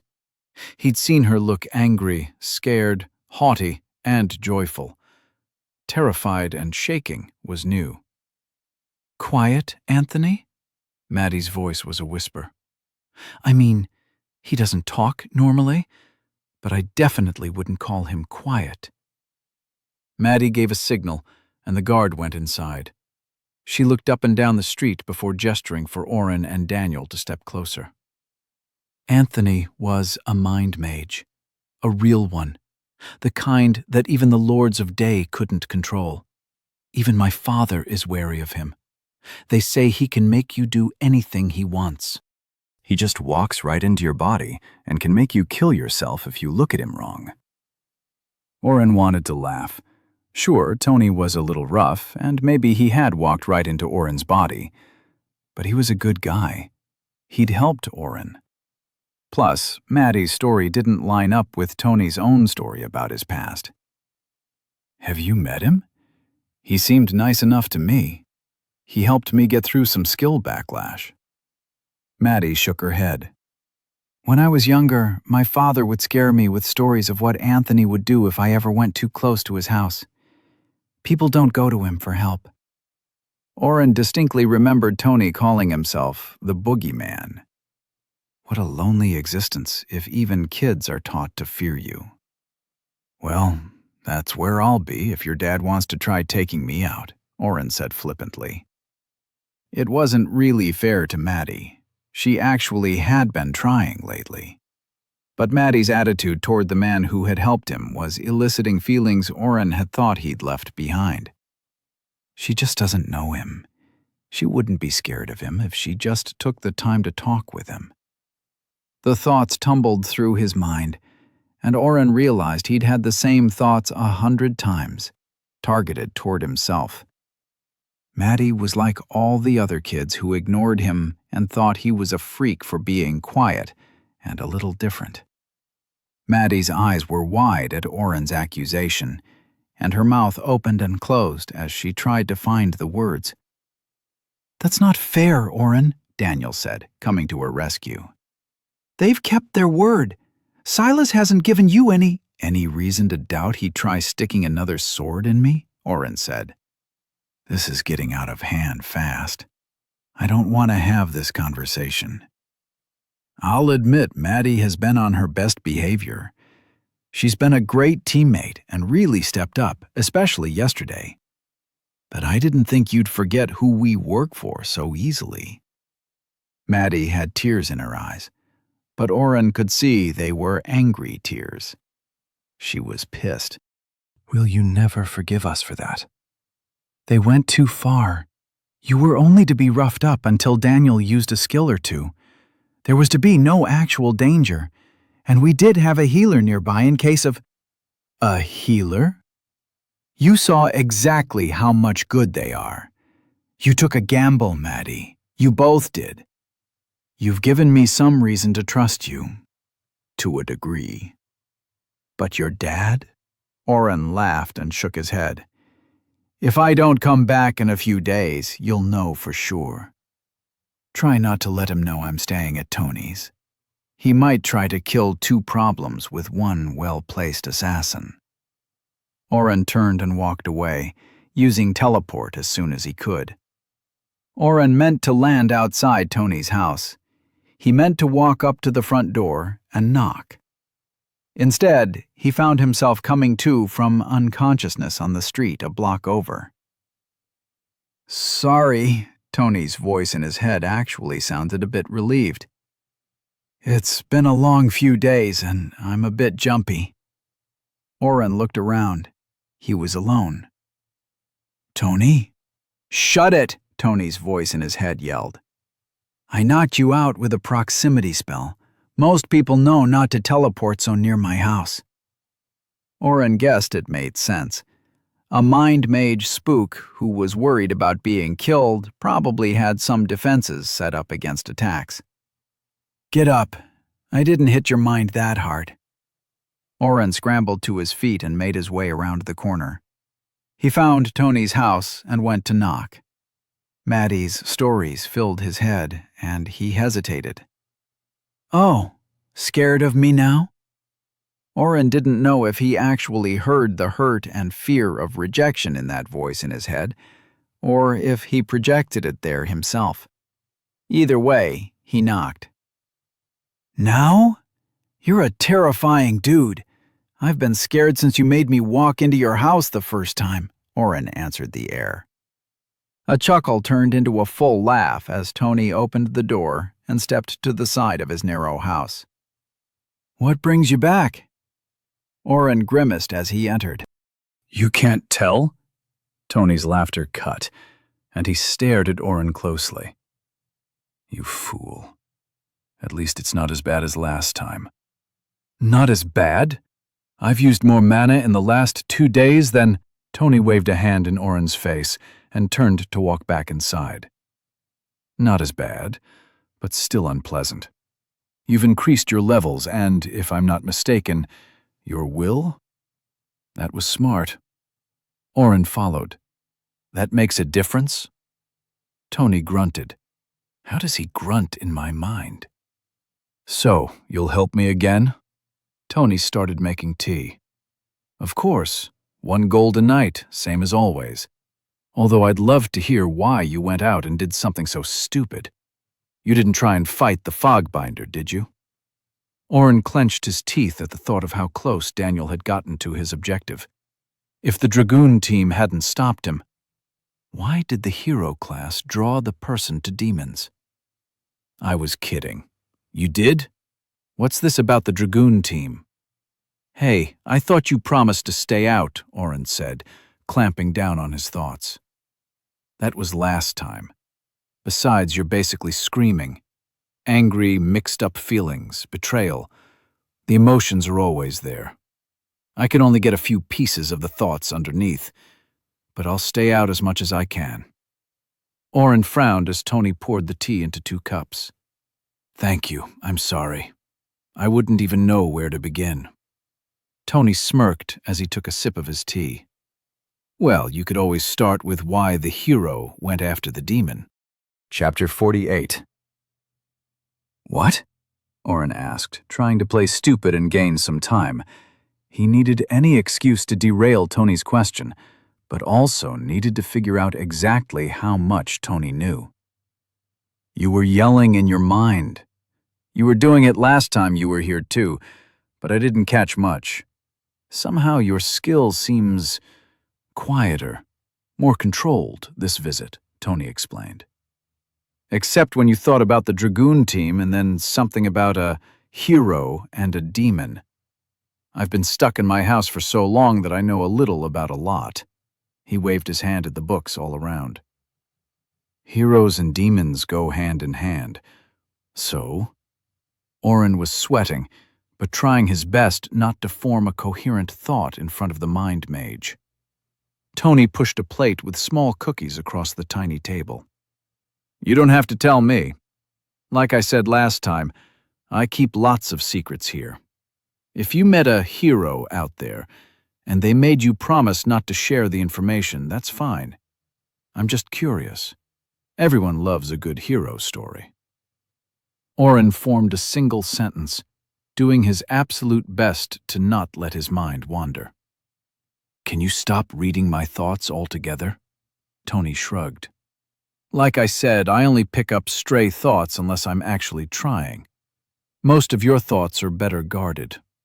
He pulled his teacup close and looked down at the liquid steaming below his face. Imagine my ability like this. Your mind and thoughts are this tea. Most people have some natural protection to their mind, like the cup around it. A low-level mind skill would let someone skim your surface thoughts. He dragged a finger across the top of the tea, watching the ripples hit the porcelain. Tony looked up from the drink. Of course, some people have naturally stronger cups or minds. You can also take precautions and get skills that counteract most mind mages. He turned an empty plate upside down and put it on the cup, covering the tea completely. Harder to see any thoughts that way. He removed the plate. My own ability lets me see into the mind a bit more, shielded or not. Tony took a cookie and dunked it into the tea, swirling it before taking a bite. It's hard to find specific information, and surface thoughts are easiest. His voice continued his explanation as he chewed and swallowed. But I hear almost every thought around me within a certain radius. It's loud. I've had to learn to tune most of it out. He popped the rest of the treat in his mouth. Tony leaned across the table to grab another cookie. Some words always cut through, though. Hero, demon, dragoon. I had a friend on that team a long time ago. Usually the guard puts the odd ducks on Dragoon, the expendable squad. She died violently. That doesn't answer my question. Oren focused on the shortbread cookie, counting the pieces as he crumbled it between 2 fingers. No, I can't turn it off completely. Your skill blocks it better than most, and if you focus you can keep me out, but any lapse and your thoughts will tumble out. I really do try, but it's like walking in the rain and trying to not get wet. Oren focused on Mind Bastion, imagining his thoughts stuck inside a metal box instead of the teacup. An image of Tony sitting on the outside, looking at the shiny steel. That's amazing. You went completely quiet on me. You did level up. Oren ignored Tony and focused, closing his eyes. I already told Soph that Daniel was a hero, which was probably a mistake. He did say he basically already suspected, though. Tony knows I'm not a hero because he already looked over most of my skills and spells last time. If I stay and don't tell him, or I try to lie, he'll figure it out. Now that I know I can't think about it, It'll be all I can think about. He put his head in his hands. I have to tell him or leave. I can't leave because I need to turn off Mind Bastion and pay the piper for all my mana use. Oren opened his eyes and sighed. My friend is a hero. We didn't know that demons would trigger some sort of attack mode, and he ran off after the Fogbinder. I went after him. We ran into the Dragoon team and just got back. Oren paused and went for broke. Oh, and I healed a few hundred people in front of the hospital, so I'm probably on their shit list. A Lord of Day has already tried to have me killed once, and I'm sure he will try again. And his daughter knows I'm here. She's terrified of you, by the way. I hear you're a really scary guy.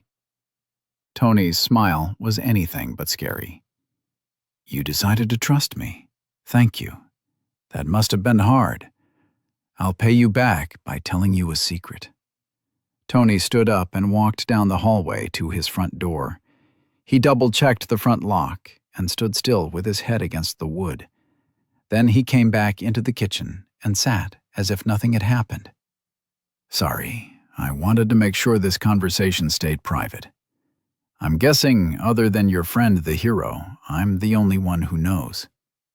Knows what? Oren felt ice forming down his spine.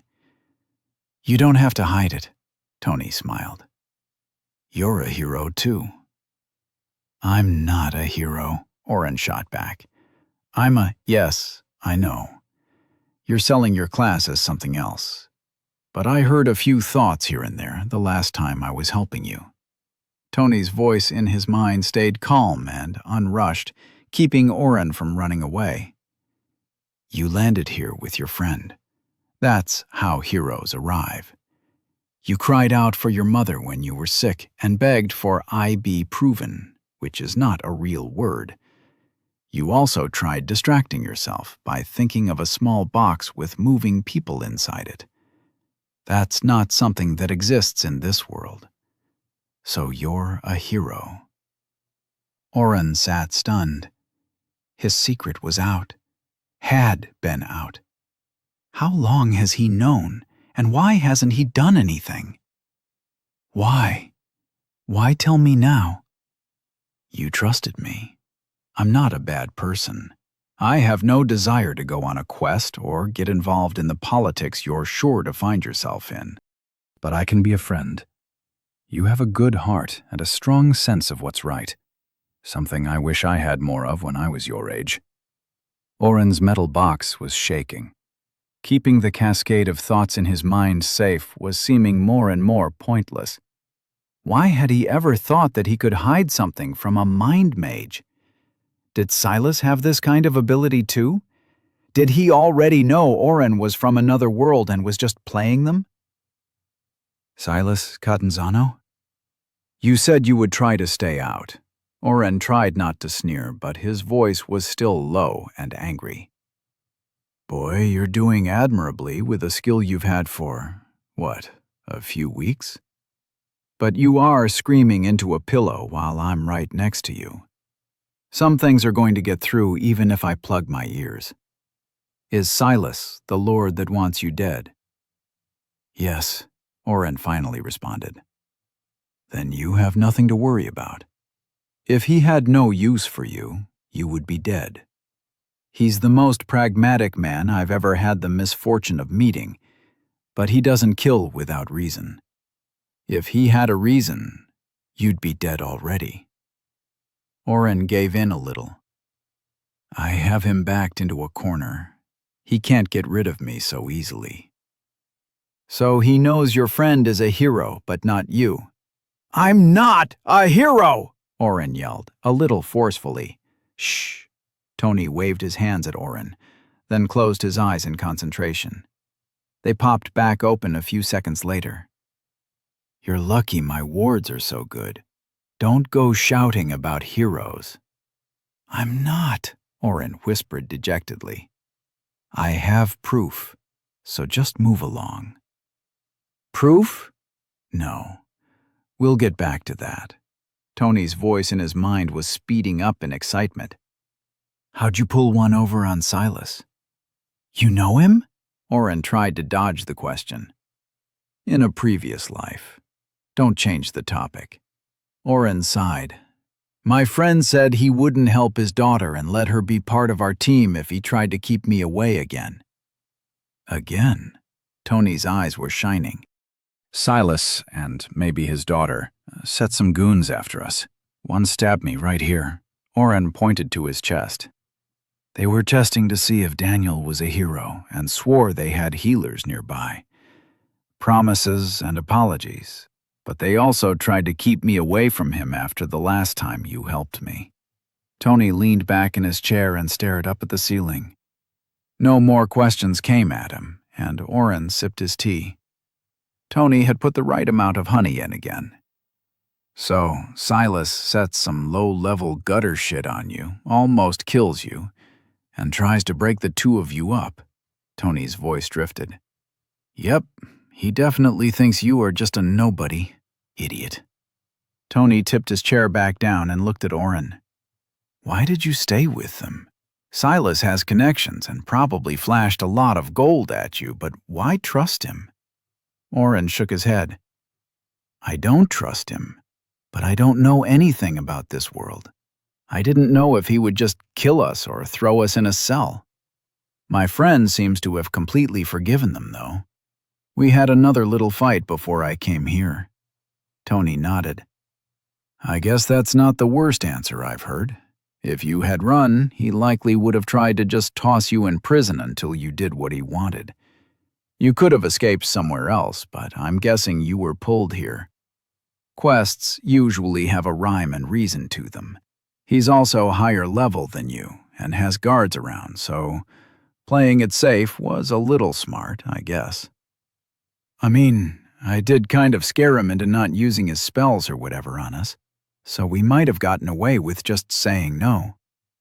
His spells? Oh, that skill? That's harmless. It wears off after a minute and can't be reused on the same person over and over, or they get resistant to it. I'm surprised he even tried that on you. Wait, that's all that was? I thought he was a mind mage like you.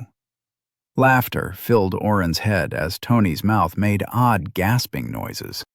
Silas Catanzano, a mind mage. That's hilarious. Tony wiped his eyes. But to more serious matters. Why are you so adamantly refusing that you are a hero? You've told me more salacious details than that. I'm not. I'll admit that I'm from another world. My friend and I both arrived in the forest to the east. He's a hero. My class ended up being utility warder. That's odd. Tony leaned in his chair again. I know you're telling the truth, but summoned people are always classed as a hero. It just makes no sense. You said you had proof you aren't one, though. What's that? Oren realized that Tony had steered the topics easily through to this point. The one thing he'd tried to avoid talking about. The one thing he'd crafted his own answers to avoid. The subject of administrator access. Can we just say, I know, and leave it at that? Sure, Tony responded, too cheerfully. But since you are here and going to be throwing up all over me for the next week or so, I'm sure you'll be telling me eventually. That's not fair. The deal is, I'm a man of my word. I don't listen in on purpose. But now the thought is in your mind. He smiled evilly. So you're more likely to tell me. That's underhanded.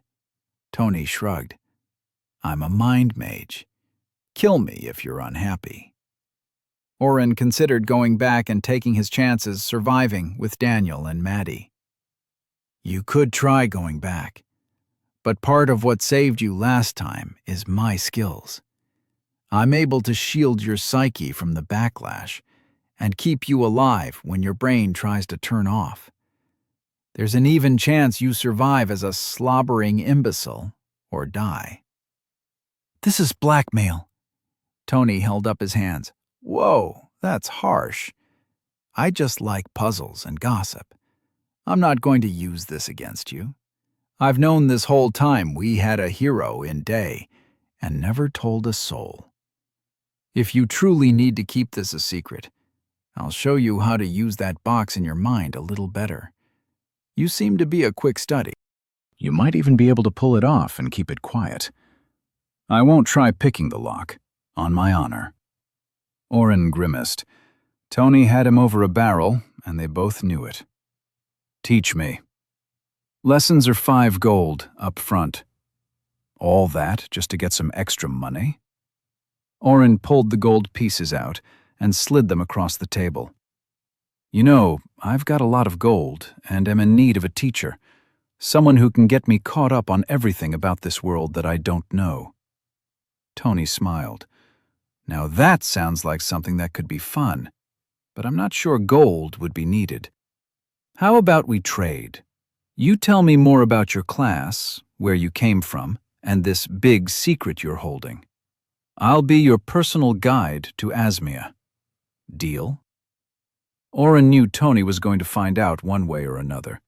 Even if the man promised not to go searching in his mind, he was going to tell him in a moment of weakness. Better to get something out of it. Tony's smile grew wider. "Looks like it's a deal." Chapter 49. Oren hesitated. Where do I even begin? I'm not sure where to start. Oren trailed off. "Where are you from?" Tony's eyes were wide with childlike glee. "Earth. It's a planet with no magic or system. We don't have monsters or demons," Oren said. "I mean, some people believe in demons and angels, but nothing like things that actually walk around and harm you in plain sight." "I've read about other worlds with no magic. We can talk more about that later. How did you get here? Was it a cave you walked into, or an armoire?" "What? No, we got hit by a truck." "What's a truck?" Oren let Tony go off topic, explaining cars to the best of his limited ability. The topic of transportation brought up trains, planes, and space travel. "You visited a moon?" Tony's face held complete disbelief. "Not personally, although I guess if I were rich enough, in a few years I could. A bunch of billionaires are trying to make space travel more accessible." "What's a billionaire?" "Someone who has more money than they could ever spend, basically," Oren said with a shrug.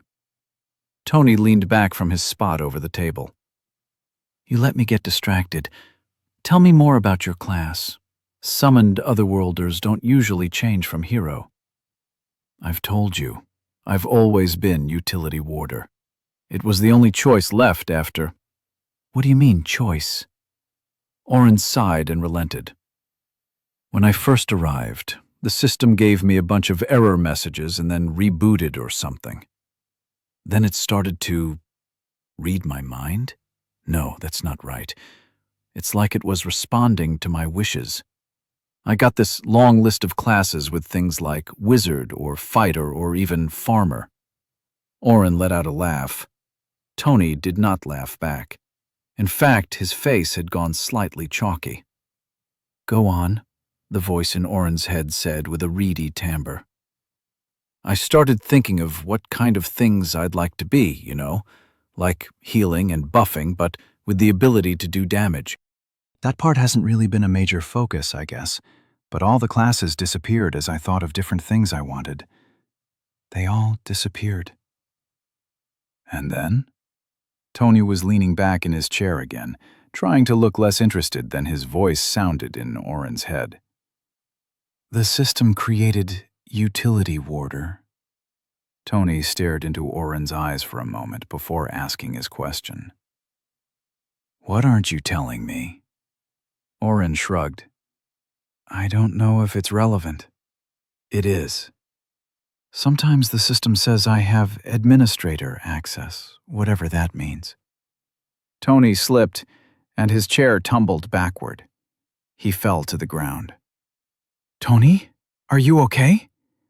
Oren pushed his chair back and hurried around the small table. Tony was already pushing himself to his feet. Oren reached out his hand, and Tony scrambled backward. I'm sorry. No more questions. I'll never say a word and...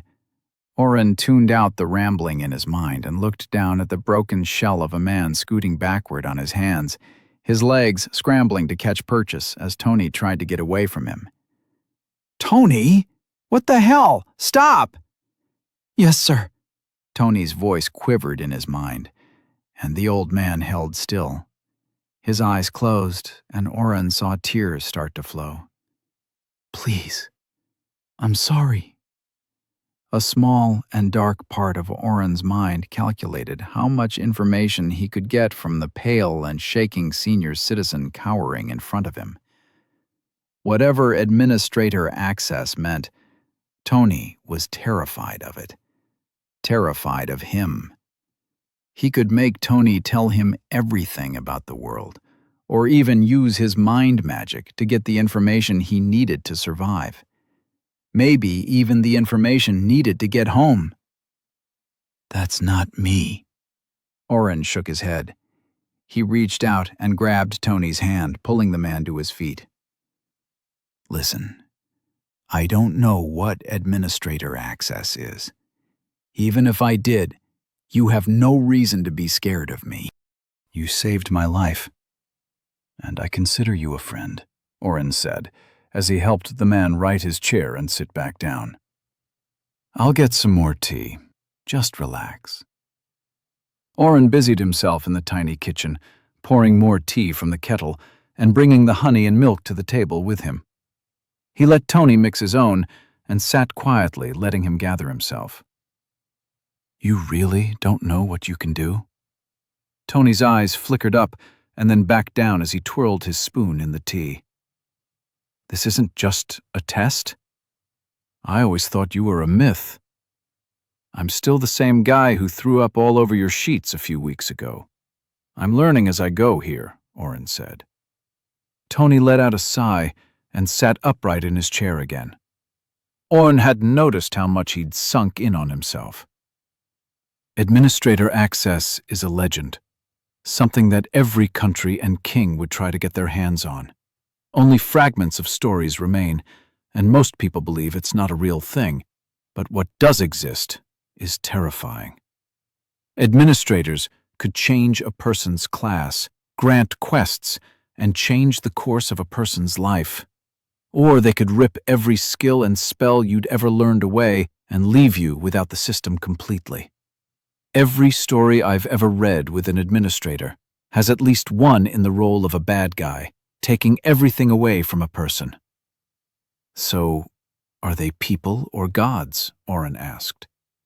What's a god? Tony's face was puzzled at the new word. His entire attitude had changed from 5 minutes prior. Someone who sits in the clouds and either messes with people's lives or does nothing as we screw everything up, Oren replied. I guess that's not fair. Some people believe they do good, or are good. I'm not explaining this well, am I? I'm not sure, Tony answered. Administrators were just people. They lived a long time, but they could die. Some records seem to show they lived among us, but others say they ruled. It's a big topic for historians. So, an administrator is just a class? That makes no sense. I'm a utility warder. No, they had their own classes, usually unique or rare ones. One reputable history book that survived the breaking of the world spoke of a few of them. A group that had led everyone into a golden age of sorts. They each had massive powers and were in the 80s to 90s in level. They just had administrator access as well. And that's what you're scared of? That I have this power? I barely know what it does. Tony sipped his tea as he answered. That's honestly more terrifying. What if you get mad that I basically forced you to tell me and take everything away from me? If you take away my skills and spells, I have enemies that would rain down upon me within the hour. I'm not scared of death, but they wouldn't kill me. He shivered. Oren considered his words carefully. Tony, if I ever accidentally used a skill on you, I'd figure out how to undo it and protect you until I could. He watched the man slowly unwind a bit more. They sat in silence. Oren had finished his tea and couldn't drink anymore. He stood and put his cup in the sink. Oren turned around and leaned on the counter. What exactly could an admin? Quest complete. Defend the wall. Help push back a horde. Reward. Calculating. Horde type. Demon. Fogbinder ×2. Participation. Greater than 1%. Calculating. 3,500 XP. Level 12. Obtained. Plus 10 AP. What the fuck? Tony paled again. What's happening? Quest completion? Oh, shit. Did killing those few fetid dogs count as repelling a horde? Shit. I'm going to kill Daniel. It took a few minutes for Oren to explain the quest and everything that had gone into avoiding it, only for the hero to ruin it all. Tony let out another one of his inaudible laughs using his real voice. The gasping sound made Oren's skin crawl. So, after all Silas went through to keep you away until you could gain an actual large amount of participation, your friend drags you into a battle and kills a few pups? Oh, that is too good. Oren was scratching the counter, trying to pick a small fleck of paint off. Yeah, hilarious. Just a waste of a great opportunity. Oh, please tell me that his daughter also helped. You mentioned Daniel shared the quest with her. I wish I could see his face when she didn't go out and help, so she probably still has the quest. Oren cut him off. His head snapped up. I can have her reshare the quest with us. We can...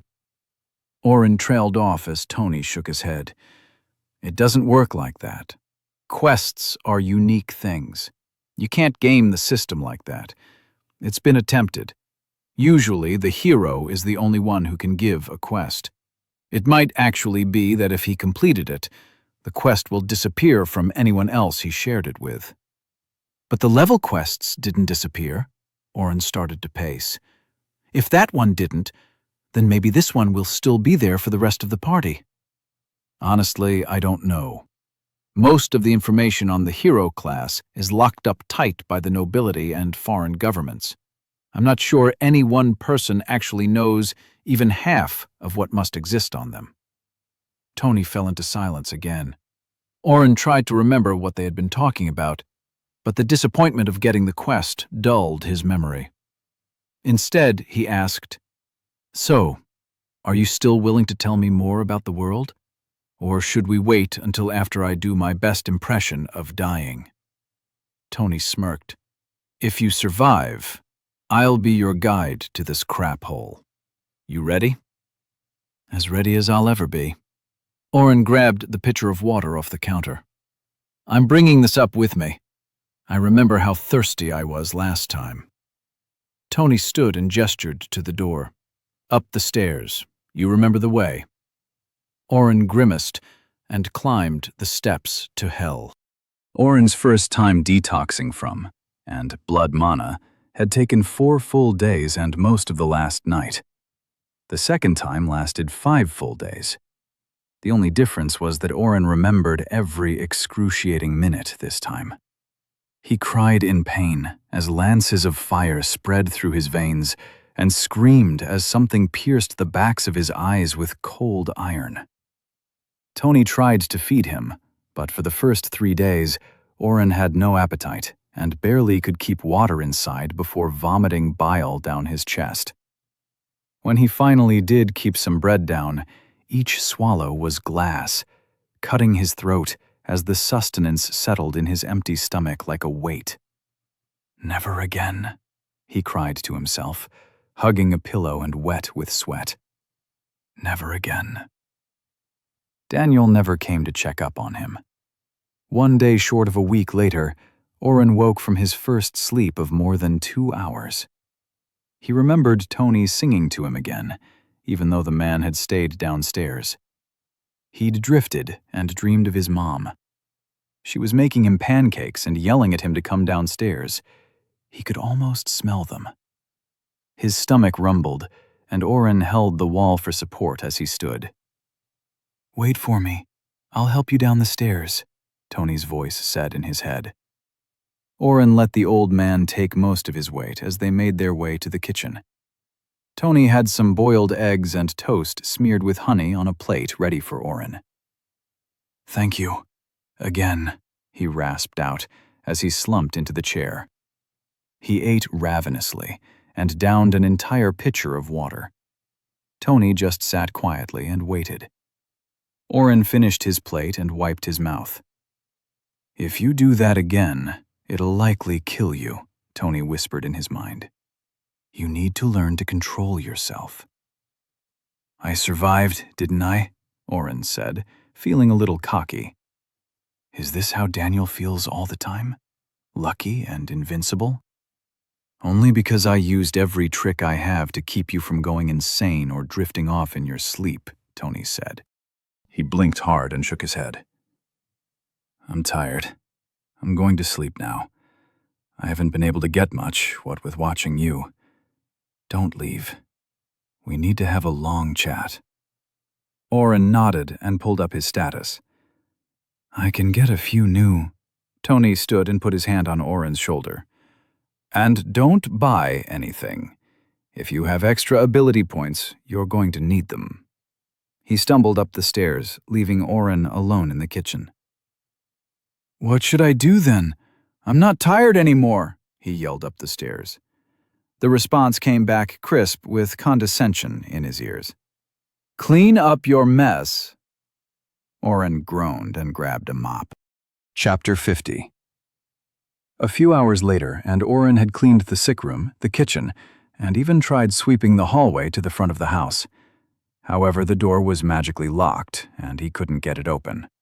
He left the small pile of dirt pushed to the side. Tony's kitchen had a long counter, a sink, and a small ice chest. Oren helped himself to some slices of meat that looked like steak, and made something that he was hesitant to call dinner. Tony clomped down the stairs just as Oren finished. "What did you do to that?" His face scrunched up as he gestured at the charred exterior. "I tried to cook," Oren grimaced and pushed the other chair out with his foot. "I can cut it in half if you want." "Why not?" Tony said as he sat down. Oren cut the meat in two, finding it well done all the way through. He grabbed another plate and transferred half, giving Tony the bigger piece. They both took a bite. "Bleh!" Tony spat the meat back out. "If you wanted to kill me, you could have just stabbed me in my sleep." Oren chewed and chewed. The meat did not break down. "What is this?" "It was supposed to be cold cuts for a sandwich. It's Alner steer." "Steer? Like a cow?" "Sort of. Alner steer have 10 legs and are the size of a barn. They are raised specifically for the meat, but you eat it raw. I didn't know what it tastes like cooked. Now I know why." Tony stood and dumped both plates into the trash bin. "You didn't use any ability points, did you? You'll need one at least, and we can talk about some others." Oren glanced at his status. "I have 14 points. That's more than we'll need. I've been doing a little research since the last time you were here."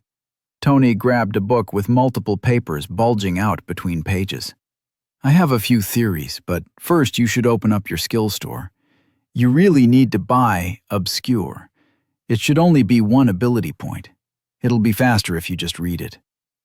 Oren pulled up the skill in his store. Erase skills and spells from your status. Prevents closer inspection from identify, this, detach, and similar skills. 1 AP. Would you like to purchase for 1 AP? Yes or no? So, it lets me hide specific skills? Doesn't hide status already do that? Hide status lets you block most scrying spells against your specific class. Won't ever show up on your list for others. Nobody will ever know you have it unless you tell them. You can hide skills or spells. It's one of the first skills an aspiring mind mage takes, because if a guard catches you with the wrong skill.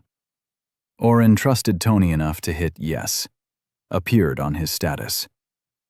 So I just concentrate on the skill and, as Oren did what he said, grayed out on his status. Oh, that's cool. So I'm guessing I should hide blood mana? And Mind Bastion. It's unique. It'll raise a lot of questions. Tony started pulling papers out of his book and spreading them around the table. Tell me when you're done. I'm not sure where to start here. Oren grayed out blood mana and Mind Bastion. I'll still be able to use them, right? Yes. Does nothing but create a barrier that other scrying spells can't pierce. You wanted information on the world, right? What do you know? What we've learned from the books we bought is that the world is called Asmia. There are a few different countries named Odrana, Veskar, and Day. There was a hero who ended the world a long time ago and put everyone together on this one landmass, and through the pass is Monsterland. Tony nodded along and waited when Oren stopped talking. That's it? I've been kind of busy. I didn't exactly go in for a history lesson. How has nobody else figured out you're not from here? Hey, I've done a good job keeping my mouth shut, and I've had Daniel to distract them, Oren said, his voice trailing off quietly at the end. Tony pulled a blank piece of paper out of his stack and wrote something, then began to fill in Oren's lacking knowledge of the world. Odrana is Day's closest neighbor, and while not an ally, they would never attack Day. No country would, as they'd then have to fund and maintain the wall and pass. Dealing with the hordes for all of civilization is not an easy or cheap task. What does Day produce for money, then? I haven't seen large farms or mines or anything, really. The guild, Tony responded. It started off the remnants of whatever guild was from before, but turned into a powerhouse of its own. In the time before Odrana and Veskar rose up, they helped set up different merchant lines safely, explored areas, and staked claims to different resources, and escorted large groups of people to the unexplored parts of our new home. They have a presence in every city, but consider Day the main base. They pay taxes to keep the city running, as does everyone else. Tony held up a finger. Hold your other questions for now. Odrana is ruled by a family of exceptionally talented mages, and they are usually pacifists. The family's oldest son recently ousted his mother as the leader, though. I'm sure you've heard of the war. With the elves, right? Oren gestured for a piece of paper, and Tony handed one over, along with a small, primitive pencil. He started to take notes. Daniel needs this information, too. I still can't believe he didn't visit me. Tony sighed in Oren's head. Yes, although rumors abound on who started what, anyone who knows the elves knows they would not leave their forest. A few hundred years of persecution, and they almost all retreated to their last bastion. I believe the new Mage Lord is trying to expand his own power by taking the elven forest homelands as his own. Oren considered his quest, Stop the War in Odrana, reward, 200,000 XP, and variable. Failure, loss of 10 levels. I need to figure out the best way to stop the war. Oren wrote down a bullet point of things to do. He used Through the Ages to keep it private. What's that you doing? Tony peered at the paper. A hidden writing skill. Useful. Oren finished writing and looked up.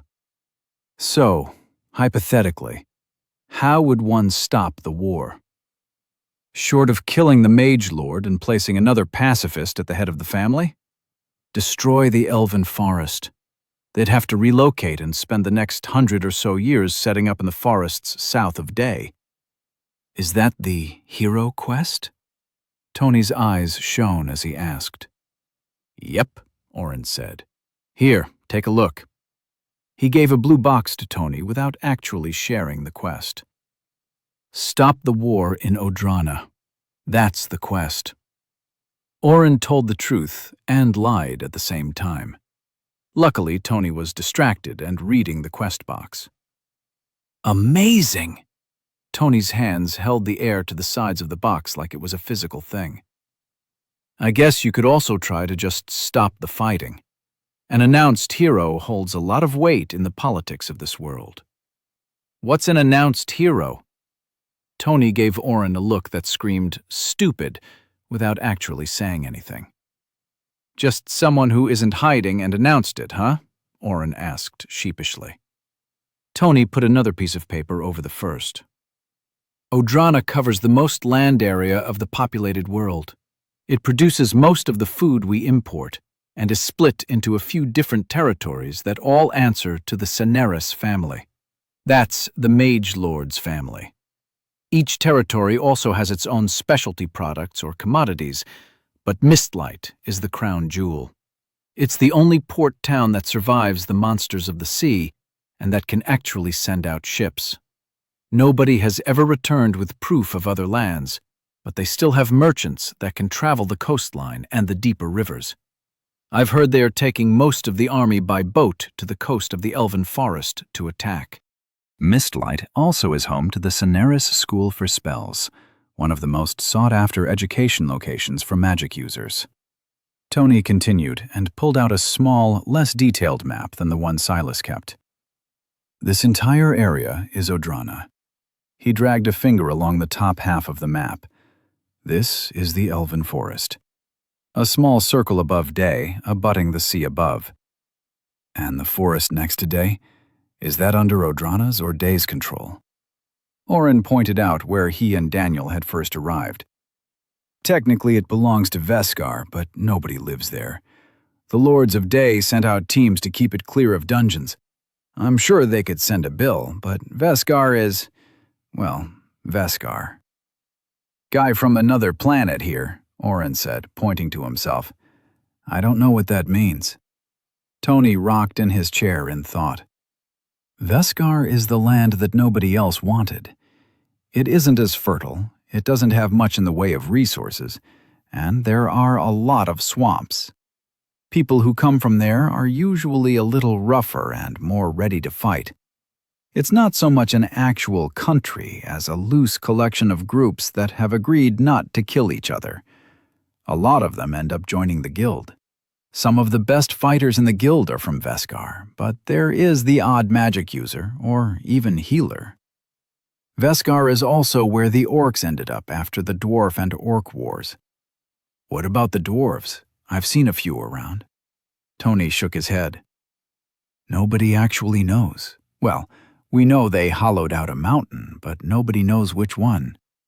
They have an entire network of teleportation sites set up in the major countries. They trade for food and keep away from the other races for the most part. They bring weird things back sometimes too, like monster hides and parts. So a few of the higher-ups think they have another way through the mountains. Oren wrote more notes. That reminds me, I have some knife runner legs I need to sell. I know a few people who would be interested in that. I'll give you their names. What else do you want to know? So much. Oren organized his thoughts. I've got 3 big ones related to my skills and spells, if that's okay. Tony gestured for Oren to continue. Obviously, the first thing is my blood mana. Is there a way to use it and not get hit with the consequences? Tony pulled a few more papers and slid them across the table. Maybe. What? That's it? Oren pulled the papers close and browsed them. Some were notes from the same vampire book he had bought already. A few seemed promising, though. Most of it was terrifying. So, if I use my own mana, then use blood mana to refill it using a living thing's mana, this will definitely happen.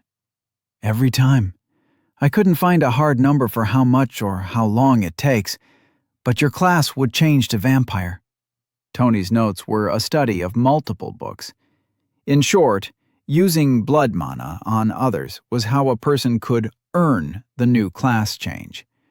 Draining a person of their mana could also kill a person if overdrawn, and the descriptions in Tony's notes were graphic. Eyes shriveled in her head, veins standing up against the mottled skin, hair dry and brittle, rigor mortis of the face set into a broken-jawed scream. Oren pushed the notes away. I just stopped throwing up. Why? Tony leaned across the table and waited for Oren to look him in the eyes. I wanted you to understand just how dangerous that skill can be. He pushed a single piece of paper to Oren. After studying the vampire for several months, I made a fascinating discovery. He could drain his own health for more mana. After I had tapped him dry, the subject cast his hypnotic gaze on my assistant. The boy died, but I was able to keep the subject contained. I began watching his intake with greater care and was able to create an analyze subskill that monitored his mana and health distribution during the use of his blood skill. After this, the experiment was... What experiment? What happened? Tony waved a hand over the papers. That doesn't matter.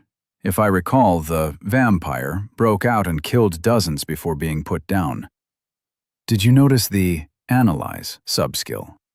If he created something to monitor the intake and outtake of blood mana, you can too. Maybe even a way to track how much you can use a day before taking backlash. How would I even know what to monitor, though? Sure, I know how much mana I've got, and I know how many times I cycle to get to full, but I don't actually know what that means. Tony pulled out another stack of papers and smiled. How much do you know about mana? Chapter 51. What do I know about mana? I know how much I have, and that I have to use it to cast a spell. I know I can only drink 2 or 3 potions a day, and most people don't reset their mana until after they sleep. Although I don't know why, Oren said. He stretched out in his chair. Tony noticed the stretch. I'd say let's go for a walk, but this conversation should be as private as possible. A lot of what I'm going to tell you isn't exactly common knowledge. Sorry. Oren shrugged. Mana is your life force, or will. It's the mental energy of your body. When you cast a spell, you are exerting your will upon the world and changing it. To do so, you use a part of yourself. If you choose to increase your will, you expand your life force and are able to use more as a result. On the other hand, your intelligence is how well you can utilize that life force and tap into the neutral mana all around, which is why the price of spells is cheaper with a higher intelligence. When a person sleeps, they are recharging their own mana pool. There are a few ways to refill your pool, but that is different than recharging. Mana potions and blood mana, for instance. That makes sense. I guess meditate just allows a slow recharge, though? Meditate is an outlier. It recharges your mana pool like sleep, so any recovered life force, or mana, won't count as refilled mana. Refilling your mana pool with potions is different. You are using somebody else's mana, and that creates some instability in your life force. Drink too many, and your body prevents your life force from recovering. This manifests in different ways for different people. Some lose the ability to ever do magic again, some go insane, and some just die. The same with health potions, right? Oren stopped himself from picking at a loose splinter in the table. Not at all. Health and skill activations are separate topics.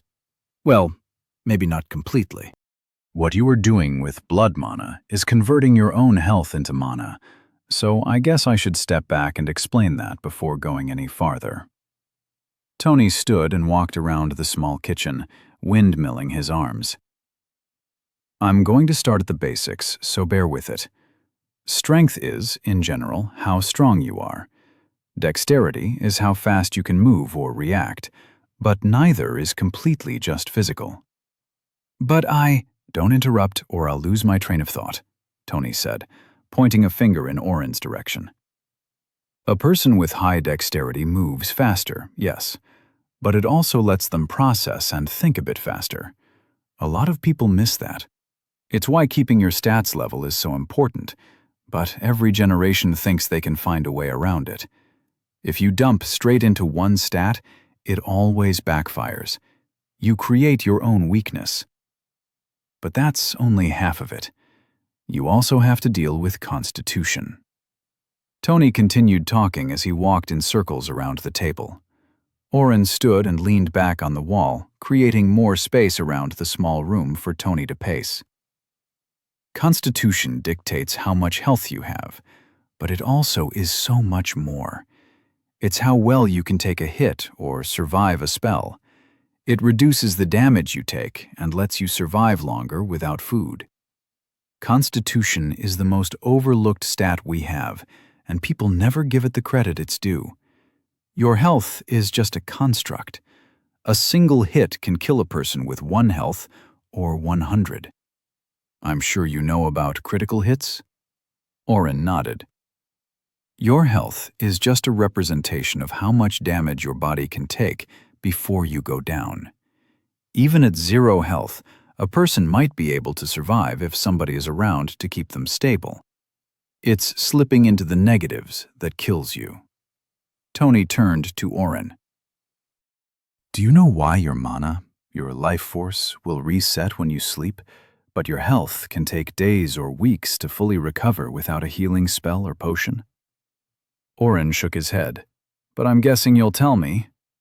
Don't be an ass, Tony said as he stuck the stump of his tongue out at Oren. Your strength and dexterity are your life energy. The physical part of you that makes you, you, the meat sack that walks around and does what your mind tells it to do. Your will and intelligence are your life force, the intangible pieces, your thoughts, your dreams, your mind. So the physical stats are my body, and the magic stats are my mind? In general, yes, but also no. Because remember I said dexterity has some mental aspects? Well, so do will and intelligence. Even strength to an extent. I'm not going to go down that rabbit hole, but suffice it to say, the two sets have a small piece of the other in each other. Does that make sense? Like yin and yang? What's that? Tony stopped and looked at Oren. Oren walked over to the table and drew a circle.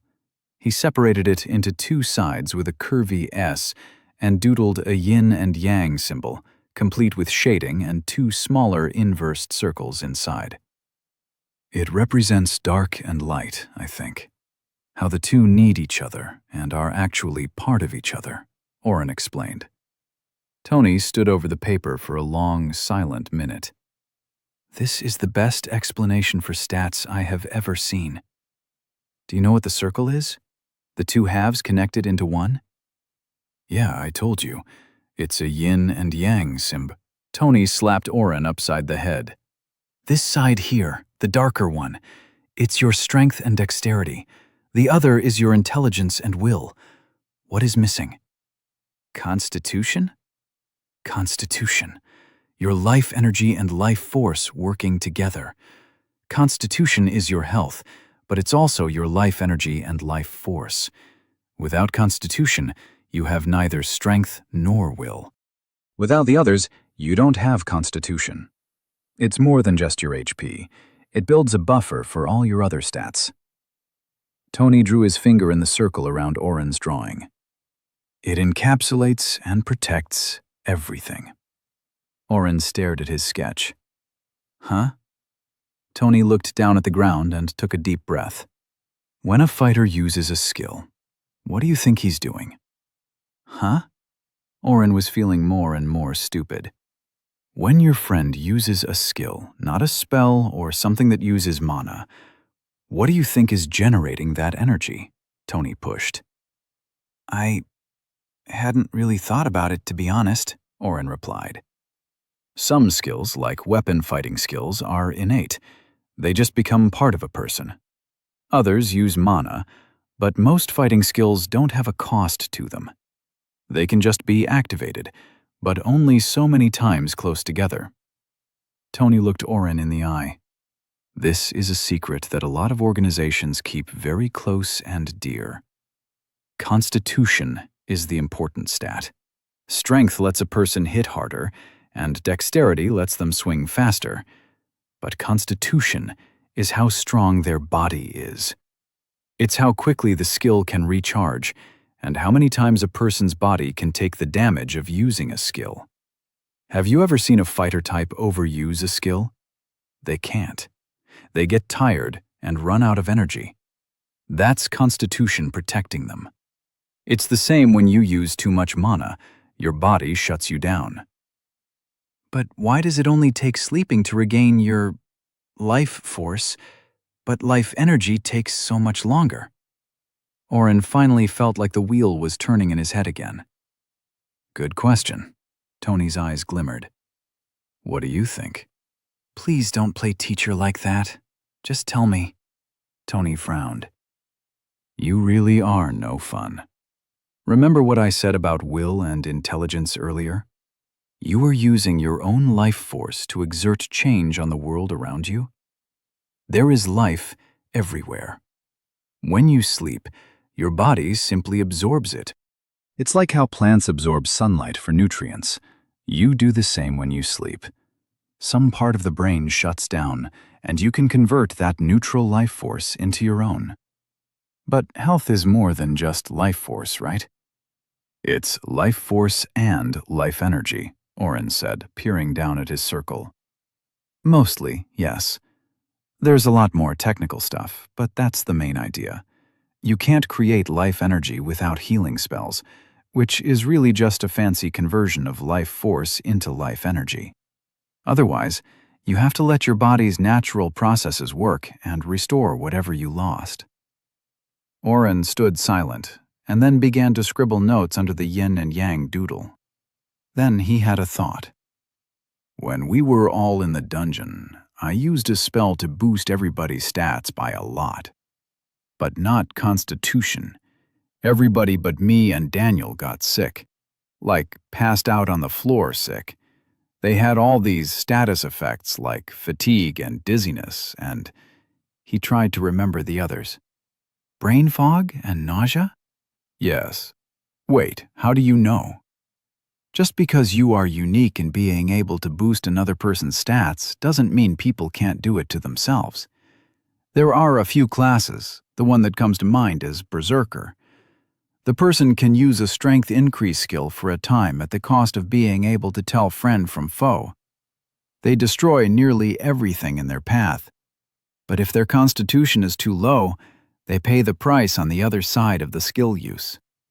So the entire reason they got sick was a low constitution score? Tony shrugged. That's my theory. I have no idea why you or the hero didn't also have the same backlash. Maybe he has a skill that stops the effects. Maybe Mind Bastion protected you. We have no way of knowing. Oren sat back down. Tony joined him. So, if they just increased their constitution, I could buff them again without worrying about them getting sick? Wait. Dragoon team didn't get sick either from one of my buffs. Maybe they didn't get sick. Finding out would be a good idea. The more information we have, the better we can plan. But there's another thing you haven't thought of or asked. What do you think cycling, as you call it, does? Oren thought. Blood mana lets me turn health or life energy into life force.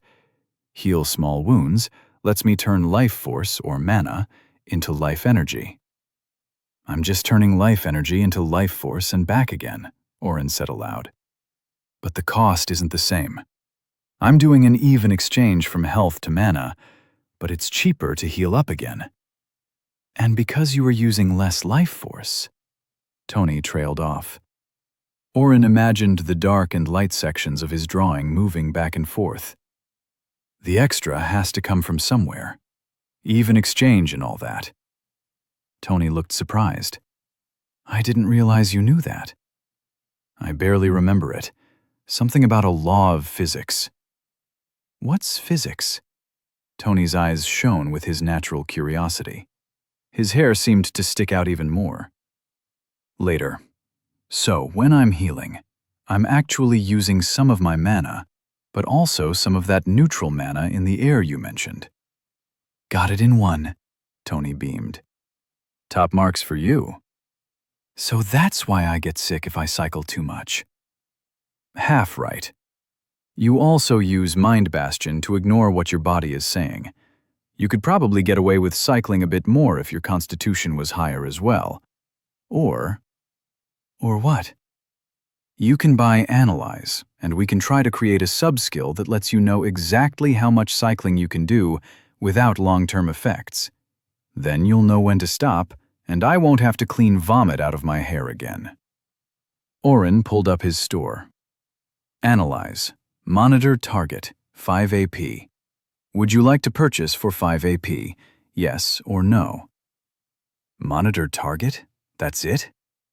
It's one of those skills that grows. It doesn't cost more ability points, and I've heard of some very impressive things it can do. You don't even have it?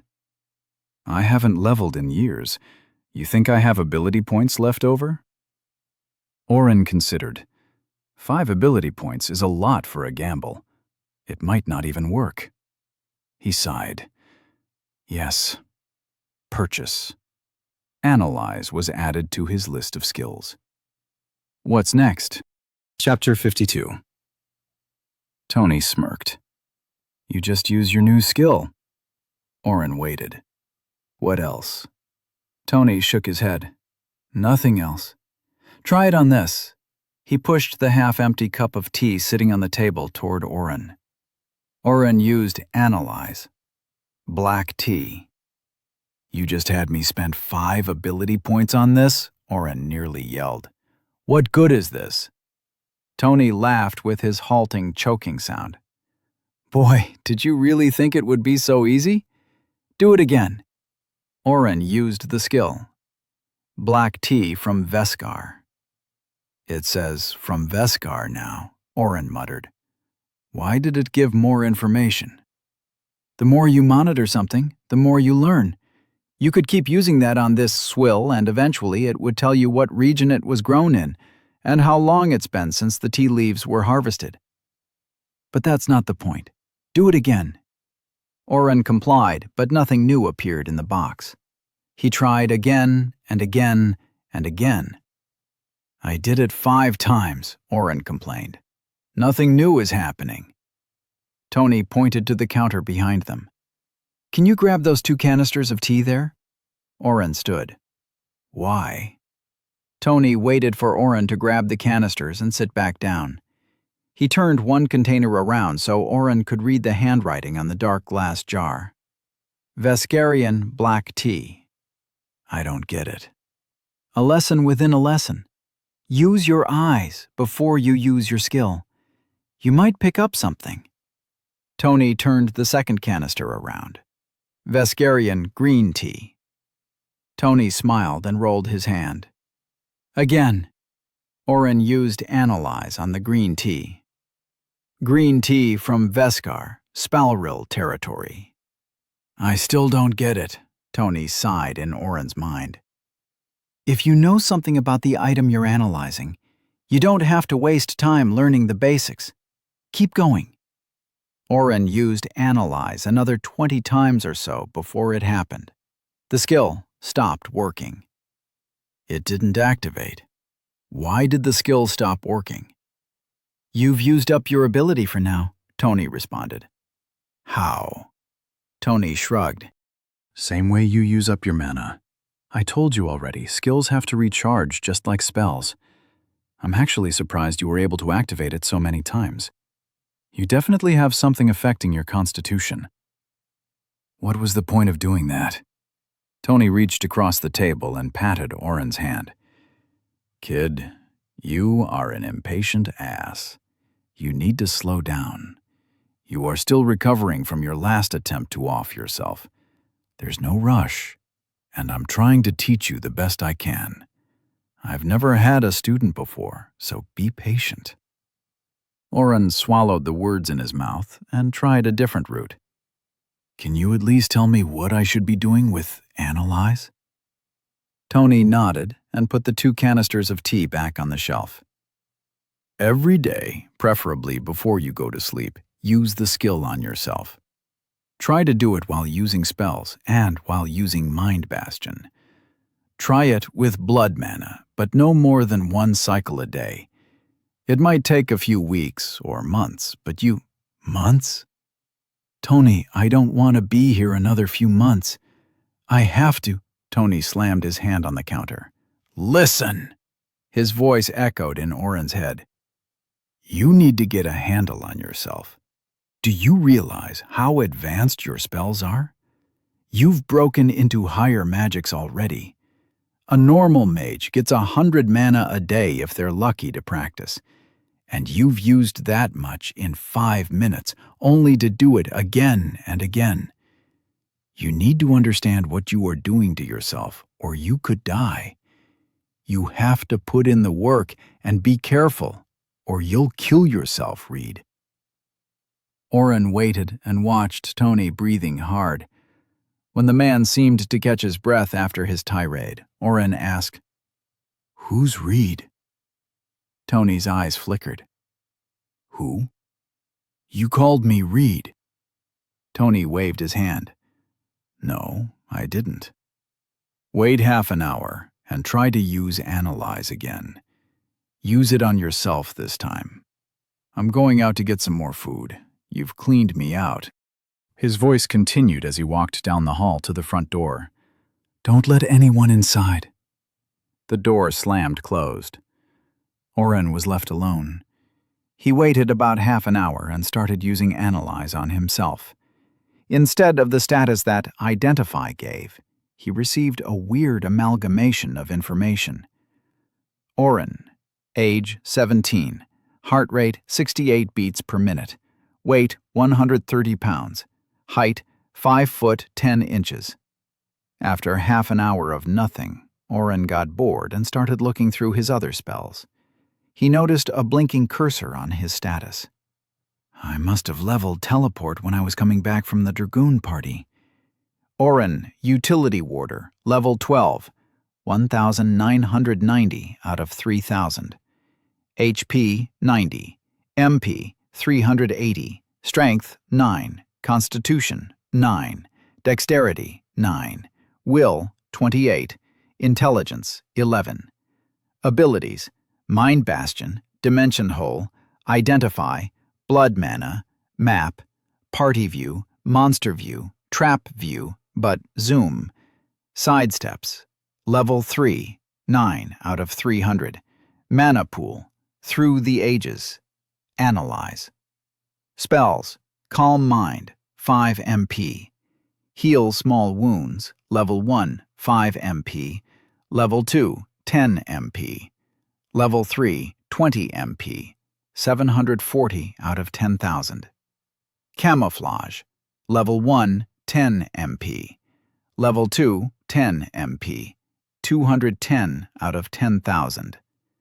Light Strike, 10 MP. Ward, 20 MP. Inverse, 5 MP. Utility Ward, Level 1, 100 MP. Level 2, 200 MP. Ice Sword, 1 MP per sword. Teleport, 50 MP per person. 5,000/5,000. Ice Ward, 20 MP. Increase Strength, Level 1, 5 MP. Level 2, 10 MP. Level 3, 15 MP. 1,530 out of 10,000. Increase Dexterity, Level 1, 5 MP. Level 2, 10 MP. Level 3, 15 MP. 1,620 out of 10,000. Increase Will, Level 1, 5 MP. Level 2, 10 MP. Level 3, 15 MP. 735 out of 10,000. Increase Intelligence, Level 1, 5 MP. Level 2, 10 MP. Level 3, 15 MP. 735 out of 10,000. 3 15 MP, 1,155 out of 10,000. Would you like to upgrade teleport for 10 AP? Yes or no? Fuck, Oren whispered. He only had 8 points left after buying Analyze. Every few minutes he used the skill again, but nothing had changed. I could buy a few low-level spells and create more wards, but I'm not sure what would be best. With Tony storming out, Oren felt more alone. He'd been sick for a week and hadn't seen anybody but the crazed old man. Why didn't Daniel visit? Oren spent an hour going through different interesting-sounding spells and skills in the store, and even considered buying the alchemy skill again. In the end, he saved his ability points for now. I might need to create a new ward on whatever mission we do next. Or maybe I can save a lot of time if I just level teleport. I'll ask Daniel. Oren used a few buffs to decrease his mana and then started using Analyze again. On the third try, something new came up. Mana regeneration, 1 MP per minute. Well, that's promising, he thought. Only another 1,000,000 hours of doing this, and I'll be able to rebuild my Identify ability. He blood cycled a little health and tried again. Nothing. Oren sighed. 3 hours later, Tony returned. It was dark outside, and he brought back no groceries, but Oren was smart enough to not say anything. Tony made some cold-cut sandwiches and told Oren he could leave after dinner. Why? I'm just now learning, and Tony waved a hand to silence him. This isn't a punishment. You can keep practicing Analyze on your own. In a few weeks, come back. If you have questions, come back. But you should go tell your friends that you're alive. They were worried, so you should probably— What do you mean, they were worried? Did Daniel come? Tony stared at Oren until he hung his head. Sorry. Tony harumphed and ran his hand through his hair. The boy came with a young Catanzano girl. She stayed well back, but seemed inclined to attack me if I did anything spooky. He smiled at the nice memory. I resisted the urge to yell "boo" in her mind. It was close. Oren chuckled, and Tony seemed to lighten a bit. Your friend Daniel. He's hurting. Tony pushed a few crumbs around the table. I don't get involved, and I rarely speak on what I hear to others. You know this. He looked up at Oren. He's lost. And I don't just mean in this world. He truly was worried for you. Not that he fully knows what you went through, but the worry was there. He loves you like a brother. Tony turned his head quickly. Oren put his sandwich down. He's got a funny way of showing it. We keep getting into fights, and he doesn't care about the backlash from my skills. Surprising Oren, Tony smiled. Yeah, brothers are like that. Nobody fights with you like a brother. He looked up with shining eyes. Daniel might be an asshole sometimes, but he's your friend. Don't let him forget it. He's feeling the pressure of being the hero, and I think something happened while you were out. He showed up here 2 days after you started your recovery, and again 2 days before you were up. I wouldn't let him in and sent him on his way. Don't give me that face. I told him you were doing fine without him. I don't need the whole town in my house. But the second time, he looked haggard. I'm not sure what happened, but he seemed desperate for you to wake up. Oren listened and smushed some of his bread with his finger. He opened his mouth, but couldn't find the words. Tony reached over the table and ruffled his hair.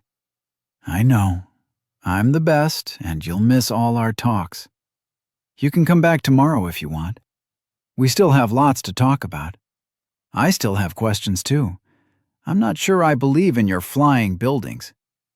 Airplanes, Oren laughed. Sure. Thanks, Tony. The man grunted and stood, turning his back to the table. He busied himself at the counter.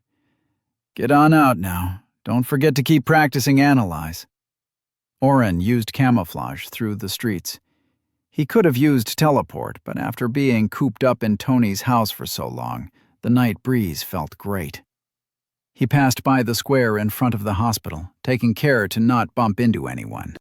Somebody had already scrubbed the cobblestones of blood, and the few areas of grass that seemed darker were difficult to make out in the half-moon light. Oren had almost made it out of the square when he noticed the sounds of a fight. "It's not your problem, Oren. You don't have to play hero tonight. Just go home and chat with Daniel." Oren kept walking for a dozen steps, and then heard a wheeze of pain. He stopped and balled his fists, trembling. That wasn't the sound of a fight. Somebody was being beaten. Oren wasn't a stranger to being bullied. Even with Daniel as his friend, the occasional mouth breather thought Oren would make a great punching bag. Daniel wasn't able to be around all the time, and Oren had taken his fair share of beatdowns. A wicked smile lit up his face. Mugger or bully, I can do magic now. Oren turned back and swiftly made his way to the alley one street over. He was surprised to find two boys and a girl, all his age, standing over another form. All four were in the white garb of the hospital. Oren almost left then, but one of the standing boys lifted a foot and kicked the still form on the ground. Oren recognized Amir, he'd healed. "You think you're better than us, Fala?" the girl hissed, and used a walking stick to jab at his ribs. "You think you can question Teacher Doe and get away with it?" The second boy stepped on Amir's hand and twisted his foot. Amir let out a stifled yell, and Oren realized they'd stuffed a rag in his mouth. This was more than simple bullying. "First you try to heal those peasants without permission, and then you have the audacity to ask questions about the elders' choices?" The girl was talking again, egging on the two boys to continue. "You know, I'm not sure anybody would miss you if you just went home. What do you think, Jed?" The boy stepping on Amir's hand spat. "The little peasant prodigy running off sounds like a good idea." Oren had seen enough. He couldn't risk scanning all three with Identify, remembering Daniel's earlier warning that healers could sense that. Instead, he pulled the strongest inversed increased dexterity he could and cast it on all three. Jed lifted his foot to stomp and fell over in an uncoordinated mess of limbs. The girl turned and laughed at her friend. She took a step toward him and fell flat on her face. Oren heard bone hit the ground, and a wail filled the air. "My teeth!" she cried. Oren could see her hands on her mouth. "What happeneth?" The third boy must have had a higher constitution. He stumbled, but caught himself. Oren watched as Amir, forgotten by the trio, started to crawl to the side of the alley. The one standing conspirator was able to get his friends up. They drunkenly tottered back toward the hospital. Oren listened to them throw curses back at Amir. Once they were out of sight, he crept closer. "Do you need a heal?" Amir looked at the empty alley. "Who's there?" Oren dropped his camouflage spell. "Hi again." Amir paled. "It's you. You were real." "If you don't need a heal, I'll be going." Oren scanned Amir and noticed that his health, while halved, wasn't critical. "Wait, please. Tell me how you did it." Amir scrambled to his feet, holding his left hand to his side and trying not to grimace. Oren stopped. "Do what? That? I just made them stumble a bit." Amir shook his head. "Not that. You healed half the city. You helped more people in an hour than the elders do in a year. Please, take me as your student. I'll do anything." Chapter 53. Oren started laughing. The absurdity of the situation was too much. Amir stepped closer and put his hands together. Please, take me as your student. I'll leave the hospital. I'll place my points however you recommend. I want to help people like you do. Oren felt the wall hit his back. He hadn't noticed backing away from the young man as he pressed closer. Listen, man, I'm sorry to tell you, but I have no idea what I'd even teach you. I've just got a lot of mana. You're already in the hospital. Just let them teach you. Oren looked over his shoulder. And maybe find some better friends. Amir's shoulders slumped and his head hung low. Thank you for stopping them. I think the teachers will suspend me soon, and the protections I had will be gone. Oren wanted to walk away, but he'd seen that look before, on himself. Hey, why would they suspend you? You're an acolyte, right? Amir shrugged.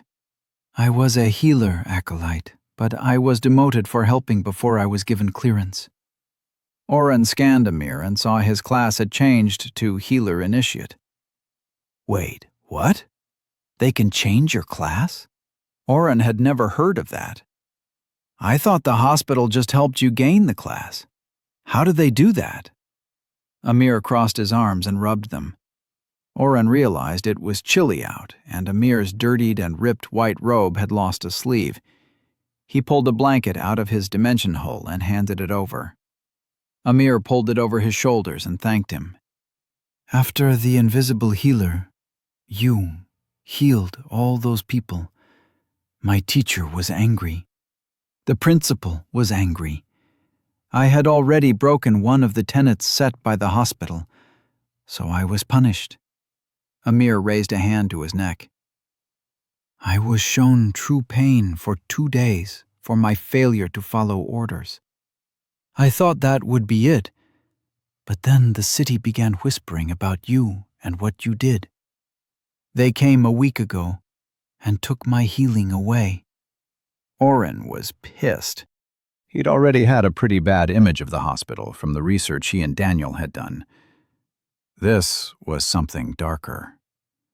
Amir was describing torture and holding people back from actually helping.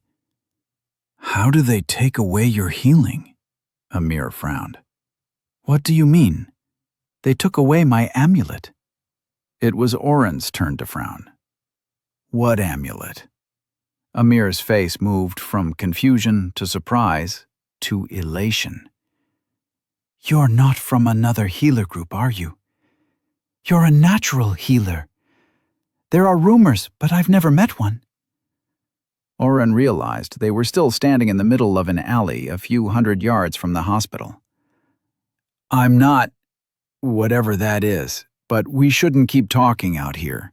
Those idiots might come back. Amir nodded his head and pointed down the street. We can go to my Daz cafe. It's only a short walk. Oren perked up. Cafe? Like with coffee? Amir lit up. Do you like coffee?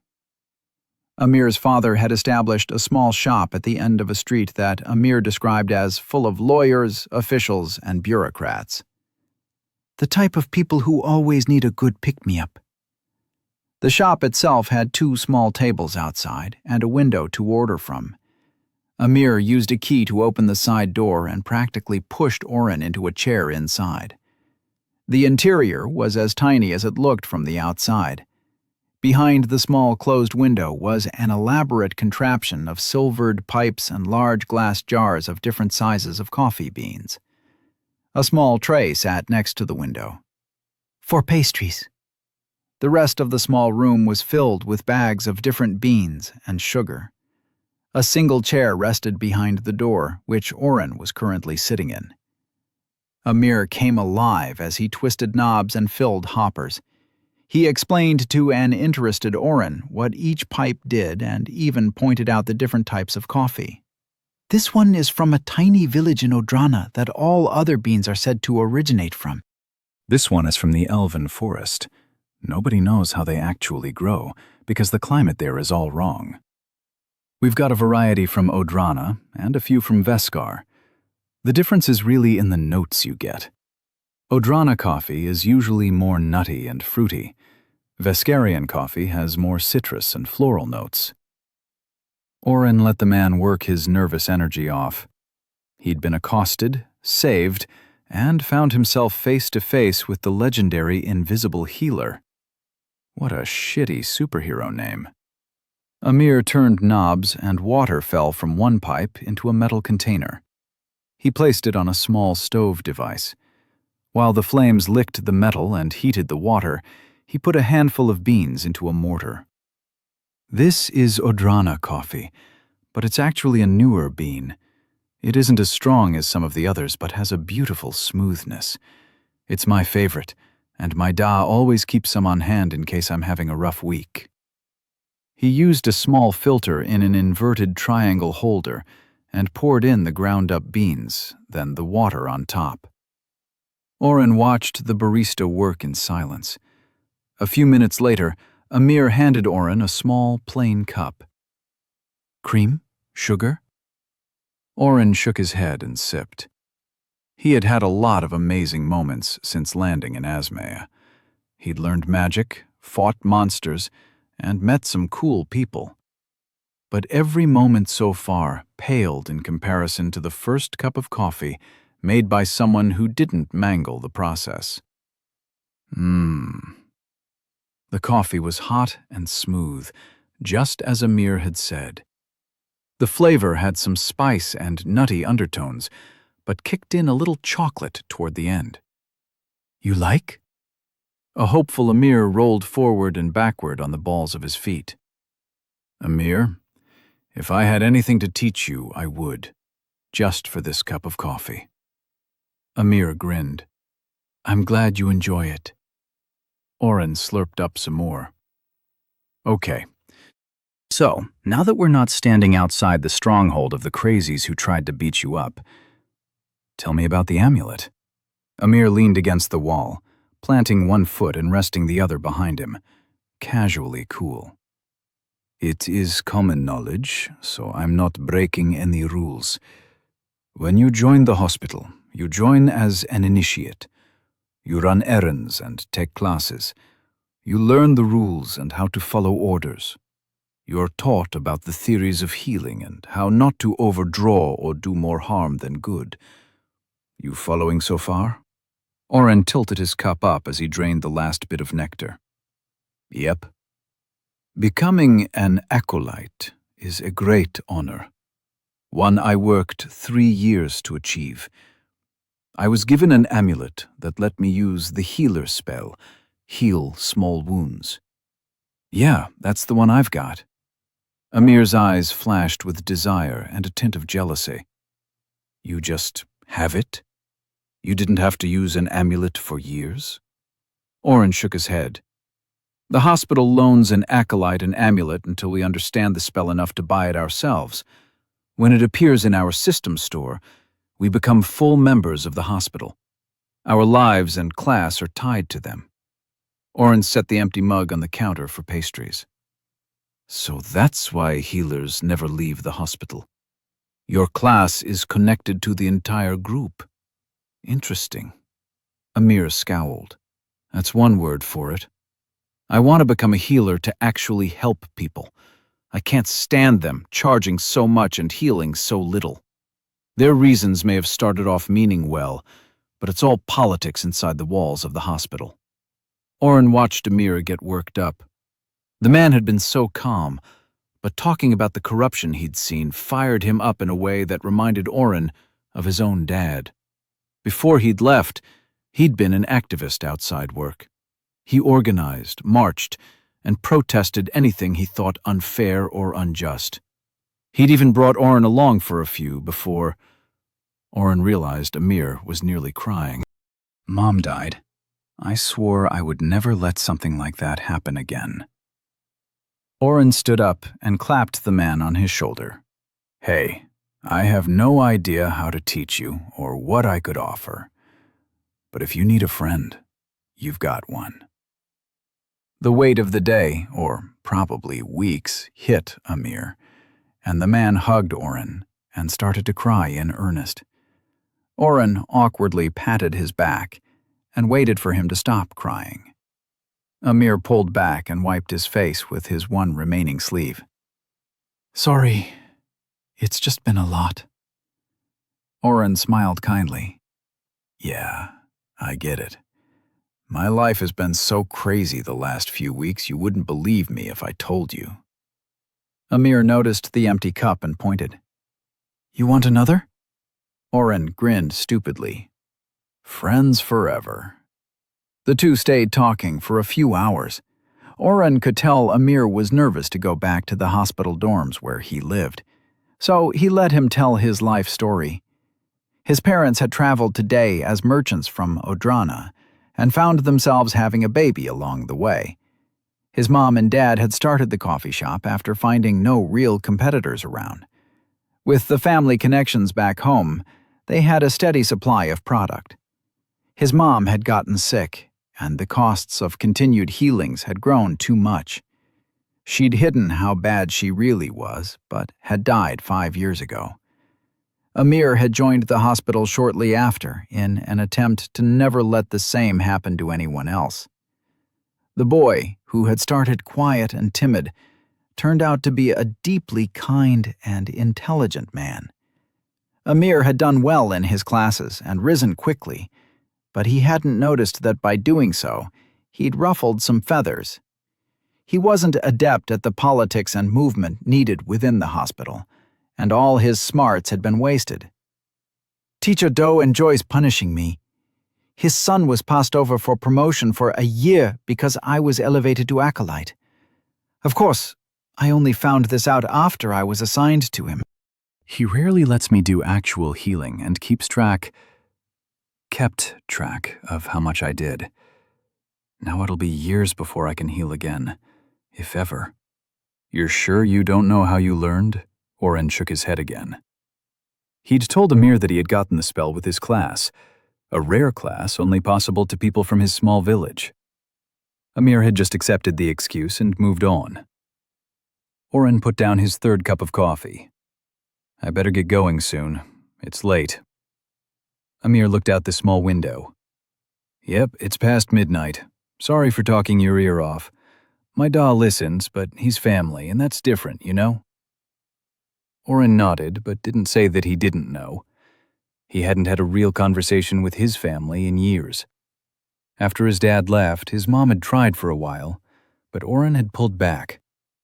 Once she started working more and he was ready to talk, she wasn't around. The anger from his past and disgust at all the secrets and plotting Amir had described filled Oren's chest, and he felt like punching something. The excessive amount of caffeine wasn't helping. "I hate this. This guy should be doing what he wants and helping people. If more of the healers had tried to help like he did, maybe more would have survived." Oren clenched his fists until his knuckles popped. Tony said administrators could do all sorts of stuff. I should be able to give Amir a new class or maybe a healing spell. In a caffeine-fueled daze, Oren concentrated hard, staring at Amir. He felt the room around him shaking and waited for the ding of a blue box. Oren? Are you okay?" Oren stopped. "What?" Amir was looking at him with concern. "You said you've had coffee before, right? You look a little hyped up. You were looking at me really weird." "Sorry," Oren said and forced a laugh. "I was just thinking how much shit you've gone through and got lost for a minute." Amir put a hand to his chest. "Thank you. That means a lot." He grabbed a small bag of beans off the counter. "Here, take this and visit. I'll probably be working here again soon." Oren thanked Amir and tried to pay. Amir's frown told him not to push it. He started walking back to the Catanzanos, the smell of coffee beans in his nose, and his thoughts on questions to ask Tony about administrator access.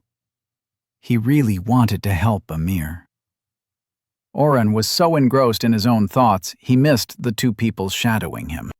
Chapter 54. The sound of footsteps running up behind him was the only warning Oren got before he was tackled from behind. Oren was lifted into the air, and the oxygen was crushed from his lungs as two strong arms squeezed him. He gasped and clawed at the armored forearms, but couldn't get a good purchase on his attacker. "I'm so glad you're okay." The attacker dropped Oren from the hug and spun him around. Daniel stood in the moonlight with a grin on his face. Maddie was standing a few feet away, looking slightly concerned at Oren's hard breathing.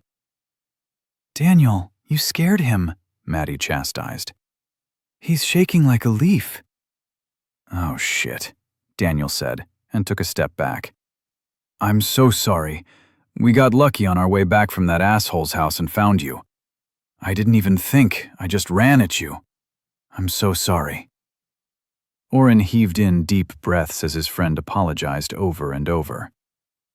"You just surprised me. I thought someone was attacking me. I'm a little jittery." Daniel's look of concern and apprehension faded back into his normal smile. "It's good to see you. We tried to come and visit, but Anthony wouldn't let us inside." "Wouldn't let you inside? I never would have willingly gone into that madman's house," Maddie chimed in behind Daniel. "No offense meant to you, Oren." Oren waved her comment off. "So you did try to visit." He felt conflicted. On one hand, his friend had actually tried to come through for him. Oren realized it must have taken a lot for Daniel to try and visit, even after the little fight he'd picked. Maddie had even gone as far as visiting the outside of Tony's house, her equivalent of facing a nightmare in real life. On the other hand, Daniel had let Tony drive him off. Oren understood the reason Tony had given him for not letting his friends inside. Tony needed to be focused completely on keeping Oren alive. The internal magic trying to rip him apart after turning off Mind Bastion was not something he could turn from for long. And he'd been annoyed enough at having to drive Daniel away the 2 times he'd visited. "Of course we did," Daniel said with a frown. "I wanted to push in anyway, but he promised you would be fine. He said he needed to focus on keeping your mind in one piece and to go away. Maddie convinced me he was probably telling the truth." Oren looked over Daniel's shoulder at Maddie standing a few steps back. She seemed gloomy, standing in the dark shadow of a building. "Thank you for talking some sense into him," Oren said. "And I have no right to ask for it, but I hope you'll forgive me what I said before I left. Tony thinks me turning into an asshole might be a side effect of too much mana use." Part of their conversations had been about ways to monitor how much he overused cycling. Tony had him go over as many details as Oren could remember, from how many times he used the bathroom to how hungry he was, and any odd behaviors. Tony saw the pattern from both overuse periods right away. Oren became a bigger prick the more time he spent cycling. Maddie hesitated, but stepped forward and put her hand out. "I'm not sure you need to ask my forgiveness. As I already told you, I know I'll be in your debt for a long while. I promise not to do anything that makes you question me." Oren took her outstretched hand. He noticed her wince slightly as he squeezed, and she turned her hand over. The inside of her hand was raw. "What happened? Do you want me to heal your hands?" Maddie pulled her hand back. "No, thank you. I'm supposed to let them heal naturally, so they'll callous." Daniel stepped close and put an arm around Maddie's shoulder. "We've been practicing our teamwork and our skills. Maddie can take on Brant now, 9 times out of 10. It's more like 2 out of 10, but I am improving." Brant said it's because Daniel has a higher spear proficiency than me. Someone with a higher level proficiency can help you move your own skill up faster. Oren tucked that nugget away for later. "So tell us everything." Daniel grabbed Oren and threw his other arm around his shoulder. He held both Oren and Maddie close. "We left Anthony's hours ago. He said you left an hour before we got there, and we searched forever trying to find you." "I made a friend." Oren ducked out from under Daniel's arm and gave him a light push. "Let's go back home, and I'll tell you guys all about it." Most of the week was just pain and puke. But Tony and I had a good conversation, and we think there might be a way to regulate my cycling, as long as I can create a skill. Maddie frowned again. Creating a skill is really difficult, Oren. It can take years of study and focused research. She looked at him and quickly continued. But I'm sure you'll be fine. Maybe just don't use your mana skills for a while. We don't want to lose you. Daniel let his arm fall off Maddie and turned back toward the street. Okay then, let's head back. He started walking, leaving Maddie and Oren behind. Oren watched his back and sighed. Don't judge him too harshly, Maddie whispered as they followed. He's been a wreck all week. He blames himself for you being sick, and rightly so. I had already used a lot of mana to heal that crowd of people. Oren hedged for his friend. It's not completely his fault. Oren could feel Maddie's glower darken. True, and he didn't know he would have such a strong pull to fight demons, something my father failed to mention to us. The way she said father made it obvious that Silas was in the doghouse with Maddie. I figured he knew, Oren admitted. At first I thought he was trying to protect you, because sending us away to avoid the wall quest seemed a little thin. But when Soph, the leader of the Dragoon team, mentioned it, I realized your dad had to have known.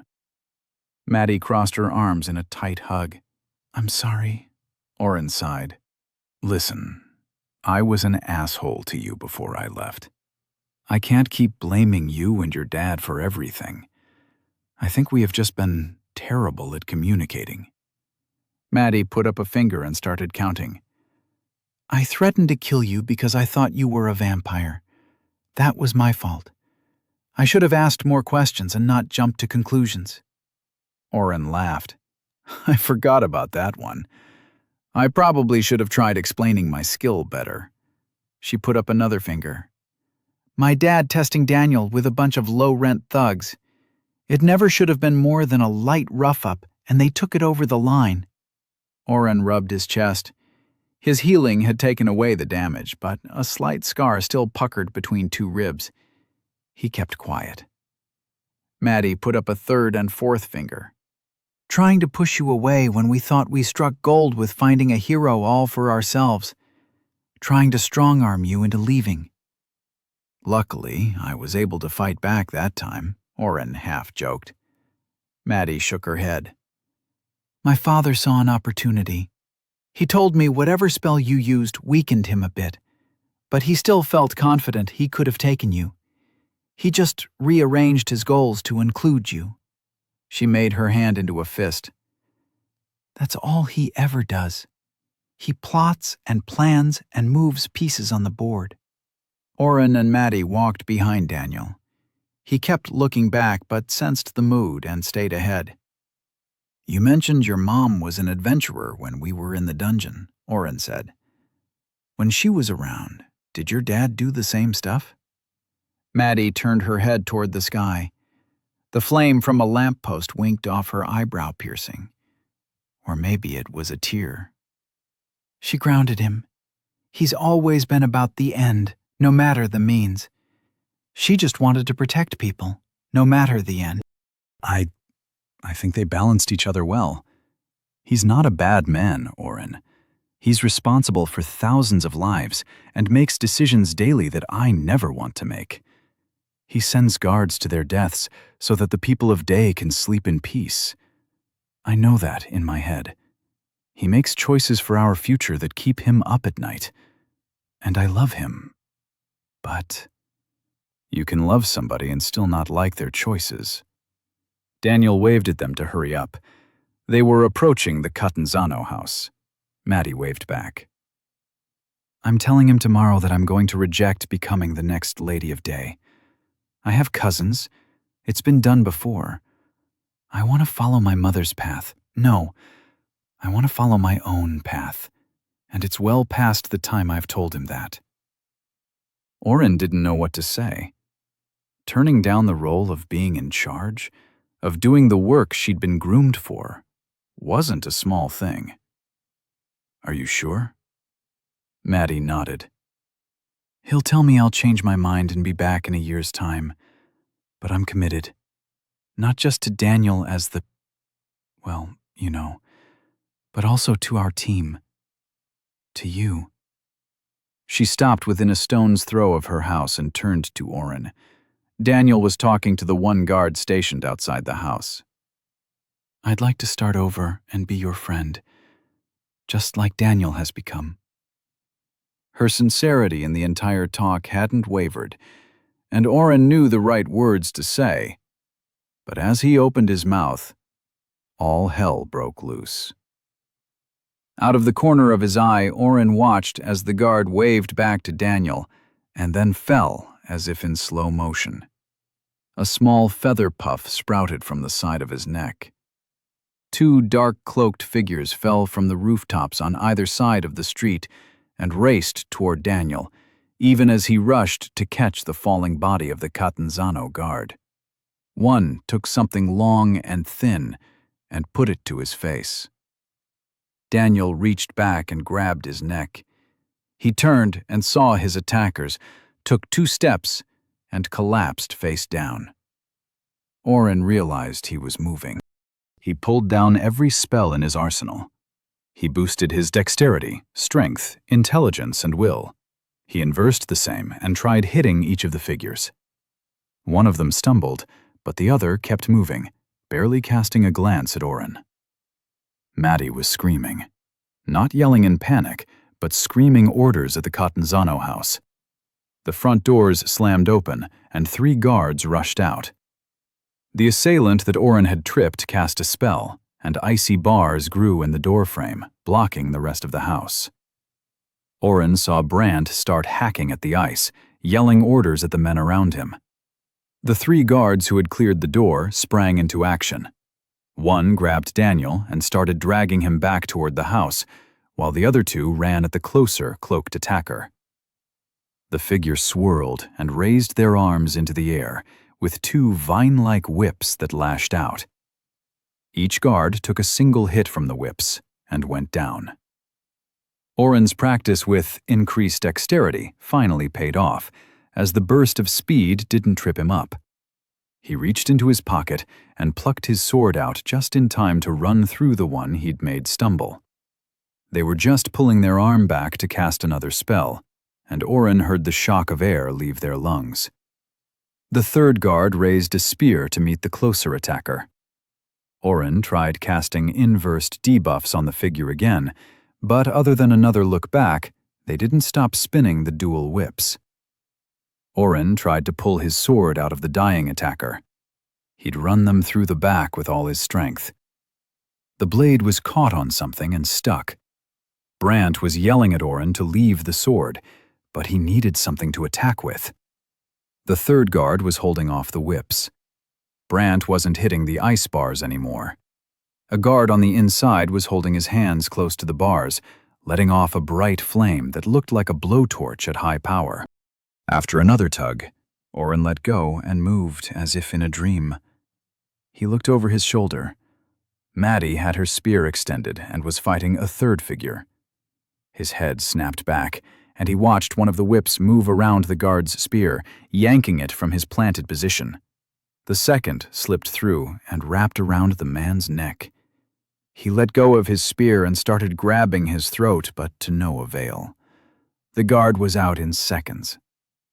Oren used Ice Sword and then threw a light strike at the whip wielder. They just ignored the hit and grabbed Daniel's leg. Then they turned and started dragging him back toward Oren. Oren continued to pelt the figure with debuffs. He cycled and didn't care. He screamed in frustration and held the sword up. "Oren, they're going to kidnap him. Don't let them tell—" Maddie's voice was cut off as she was knocked back into a wall. "Oren? You are the friend?" A feminine voice came from under the dark hood. "Move aside." "You're not getting by me," Oren growled, planting his feet in the stance Brandt had taught him. He held the point of the ice sword at the person trying to take his friend. "Let him go now, and I'll let you live." A small laugh escaped from under the hood. Don't be absurd. You're so below me. I shouldn't have even brought the others. I only need a few steps to be outside this pathetic field. Oren cast another round of debuffs and threw a light strike for good measure. He also focused on something else behind him and waited. The attackers sighed. That is getting annoying. I'm not sure what that is, but please stop. I quite like my stats right where they are, thank you. She flicked her free wrist and snapped the whip near Oren's face. Oren saw what he was waiting for and quickly applied a few wards and utility ward at level 1. Where are you taking him? A hero is rather valuable. He'll be much more useful elsewhere. Don't worry, you can visit in a few months. Oren threw his sword at her and summoned another. She easily parried it with a flick of her whip. You know you can't hurt me. Don't make me ask again. Move. Maddie, now! Oren yelled, and threw himself to the side, landing heavily on his arm. Oren had sent an invite to her to join his party and then boosted her stats. The sounds of battle behind him had faded, and Oren had noted the annoyance in the attacker's voice as she watched over his shoulder.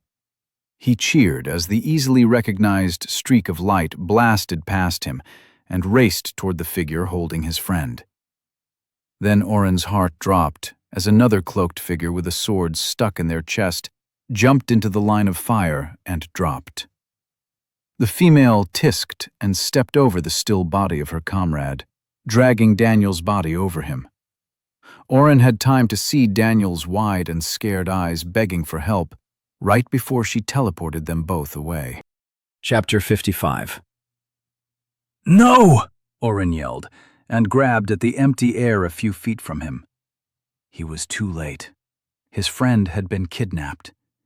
Oren opened his map, but the only party member he saw was Maddie. Daniel hadn't responded to the invite request he'd sent. He probably wasn't able to. His eyes had been open, so he was conscious, but he hadn't been able to move or even speak. Maddie ran up beside him and started tugging at Oren's arm. She was yelling something about getting inside the house where it was safe.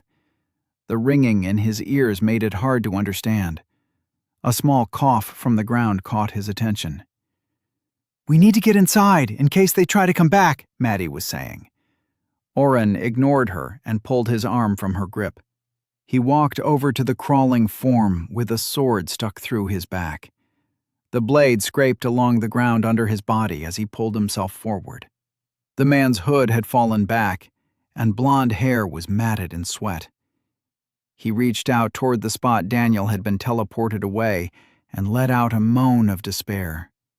Oren used Identify. Timon Deppen. Ice Shadow. Level 23. HP 9 out of 100. MP 150 out of 200. Strength 10. Constitution 19. Dexterity 14. Will 20. Intelligence 22. Oren scanned through the man's spells and skills. No teleport, just a bunch of stealth skills and ice magic. "I'm going back to Tony's house," Oren said quietly. He grabbed the handle of his sword and pulled. Timon let out a scream as the sword jostled inside him. Oren put a foot on the man's shoulder and pulled harder, sending a healing spell down to keep the man from dying. The sword came out with a disgusting, wet slurp, and Timon passed out. Oren checked the man's health, which had stabilized at about half. He turned to Maddie. "Are you coming with me?" Maddie looked back at the safety of her house, her father, and the life she'd always known. Oren saw Maddie steel her shoulders and knew her choice. "Let's go." Oren couldn't teleport the man when he was unconscious, so he simply picked him up and threw him over his shoulder. With his strength buff still active, it was easy. He imagined he looked comical, carrying the larger man through the town. Except for all the blood. "What are you planning to do?" Maddie whispered as they walked the same path that Oren had taken a few hours before. Just ask Anthony to break all the rules set up for his kind.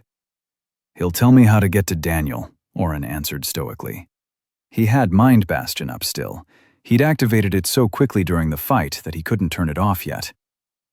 And if you won't, there are other ways of making a person talk. Timon's low groans echoed down the street. Tony was already standing on his small stoop as they approached. What in the fiery pit are you doing back so soon? You can't even go one day without— Who is that with you? Tony, this is Maddie. Maddie, Tony. You can yell at me all you want later, but somebody just kidnapped Daniel. I need your help making this one tell me where he is. Oren flipped the man bodily to the ground in front of Tony's steps. Quickly. Tony's eyes darted between Oren, Maddie, and the groaning man at his feet. You don't know what you are asking. I don't care, Oren nearly yelled.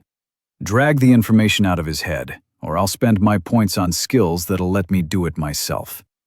You know I'm not bluffing. Maddie was looking back and forth with a puzzled look on her face, and Oren realized Tony had not been talking in her mind. To Maddie, Oren was having a one-sided conversation with the mind mage. Tony's face softened, and he shook his head. Young Catanzano, please talk some sense into your friend. Maddie flinched. She breathed out slowly and talked to the ground. By the power of the Catanzano house, I release you for any crimes you may commit in the aiding of this request. She turned her eyes up to look Tony in the face. Please help us find Daniel. Tony sighed and waved for them to come inside. Oren felt silly having to pick up Timon's body again as Tony ushered them into the house. Maddie made sure to stand with Oren between her and Tony as they entered. Oren could feel her trembling as they walked down the long hallway into the kitchen. I promise I will not eat your eyes or attack you while you are in my home. Tony grabbed the extra chair and spun it against the wall. What? Oren asked. He was talking to me, Maddie said in a quivering voice. He's listening to my thoughts. Oren slumped Timon in the seat and pulled out some rope he'd stored what felt like forever ago in his dimension hole. He looped it around Timon a few times before Maddie hip-checked him out of the way and did it correctly. He does that, just ignore it. He's really not that scary, Oren said as he stepped out of the way. He checked the man's HP again, but without the sword stuck through a lung, he seemed to be stabilized. Please stop misinforming the next Lady of Day. I am quite scary, and not to be trifled with. Tony was pouring tea into 3 cups and setting cookies out. Now, young Catanzano, would you like 1 or 2 cubes of sugar? Tony, this is not the time for tea, Oren chided. Get in his mind and find out where they took Daniel. Tony raised an eyebrow as he looked at Oren. He's unconscious. If I jolt him awake, his thoughts will be scrambled. I'll do my work as fast as I can, but don't assume to tell me how to do it. He turned back to Maddie. 2 sugar and a dash of cream? Maddie cinched the rope tight and wiped her hands on her pants. After a pause and an audible gulp, she responded, Yes, thank you. Tell me what happened while we wait for our friend to wake. Tony pushed a cup into Maddie's hands. He took a sip of his own and looked up expectantly. Daniel was ahead of us walking toward the house when he went down. Some people appeared and took out the guards. There was a fight, and someone got Daniel and teleported him away. How long before he wakes up? Oren explained in a rush, ignoring the smell of chamomile next to him. He paced in the tiny room and pointed to the unconscious man. He'll wake when he wakes. Tony ignored Oren. How did Daniel go down? A toxin of some sort? That has to be it. You can't teleport an unconscious body. I wonder. Oren tuned out Tony's rambling. He'd already learned that talking only with his mind led to his conversations sometimes taking a stream of consciousness path. Oren pulled up the map and tried inviting Daniel to his party of 2.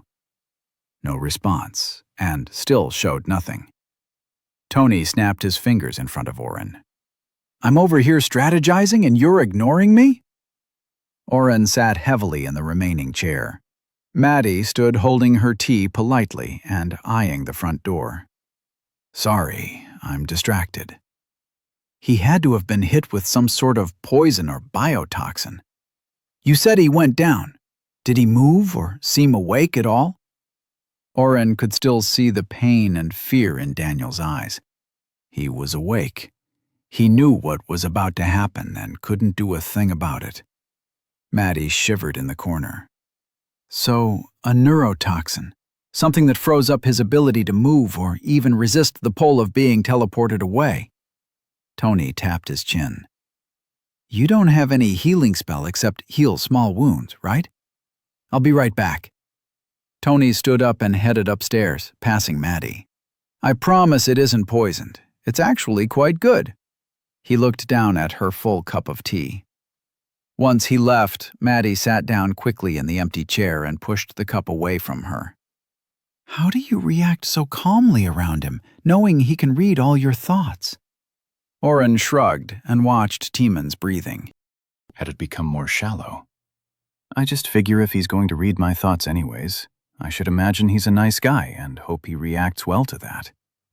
Maddie squirmed in her chair. "He can probably still hear your thoughts upstairs," Oren added. "You can wait outside if you want." "I'm not going anywhere, and you better not leave me behind." Maddie grabbed the tea and took a big gulp of the hot liquid. "Ah, it's scalding." "It's tea. What did you expect?" Tony's footsteps down the stairs alerted them to his return. He was carrying 2 books as he walked back into the kitchen. He slapped one down next to Oren. "I can't remember which one has the information, but check in there." "What are you talking about?" Oren asked. He had to wipe a layer of dust off the book to make out the title. "A Healer's Field Guide?" Tony slipped a finger behind a page and flipped through his own book. "Look for the chapter on antitoxins. There's a skill for it, and if you're going off on a rescue mission, I'm assuming having your hero up and about might be preferable." "Hero? We are trying to find our party member Daniel, not a hero," Maddie stammered out. Tony did his eyebrow thing and shook his head. "You need to get better at lying, young Catanzano." "Leave it, Maddie," Oren whispered, and opened the book. No table of contents, but each chapter has its own heading at least. He flipped through the few hundred pages quickly, but saw nothing on toxins. "Found it." Tony turned his book around and pushed it close to Oren. "That's the one. It's usually only unlocked in higher-level healers, but you shouldn't have a problem with that." "What does that mean?" Maddie questioned. But Oren was reading. "After the 7th conduit is unlocked, a new branch can be explored, including those dealing with toxins. While the 4th conduit has remedies for particular toxins, not all can be covered by the lesser paths." Along this higher path is a skill, remetabolize. This ingenious skill allows the healer to change the very structure of the toxin until it is benign. While this author posits the skill is duplicative of the 4th conduit remedies found in Chapter 16, others have theorized, "Tony, you're a genius. This will let me get rid of the toxin keeping him prone." Tony beamed. "Exactly." Oren opened his store and searched. Remetabolize changed the toxicity and structure of a toxin. 50 MP, 4 AP. Would you like to purchase for 4 AP? Yes or no? Oren hesitated. "I don't need this, though. If you can find out where he is, I can teleport in invisible and just pop back with him." Tony frowned. "True. However, think about this. Once they've got him secured, they'll likely have him drugged up so nobody can attempt a rescue." He scratched at the stubble on his chin. "But they'll also have anti-teleport precautions. You should bring all this information to Silas. I mean, your father. He'll be able to help. But that can all wait." Why? Maddie asked. Oren would have sworn the lights dimmed and the shadows ran along the walls. Tony's face became more angular in the dim light, and his mouth changed from his playful smile to a downright evil-looking grin. Our guest has joined us. Oren turned with Tony to see Timon's eyes fluttering open. Chapter 56. Timon opened his eyes and tried to move his arms. Maddie's knots held tight, and he started to struggle in the chair. Timon! Timon! Timon! Tony's voice echoed in the room. Oren glanced at the mind mage, but the frail old man had disappeared. Instead, Oren saw the Tony of Maddie's nightmares. Shadows began to pour from his mouth every time he spoke. His eyes were black coals, shattered by fiery crevices. The wispy white hair had thickened into a mane of dark brown hair that hung down to his shoulders. The colors of the rest of the room were drowned out, and Tony shone in his vision with a deathly light that made him appear gaunt. Try not to stare at me, Tony's voice whispered in Oren's mind.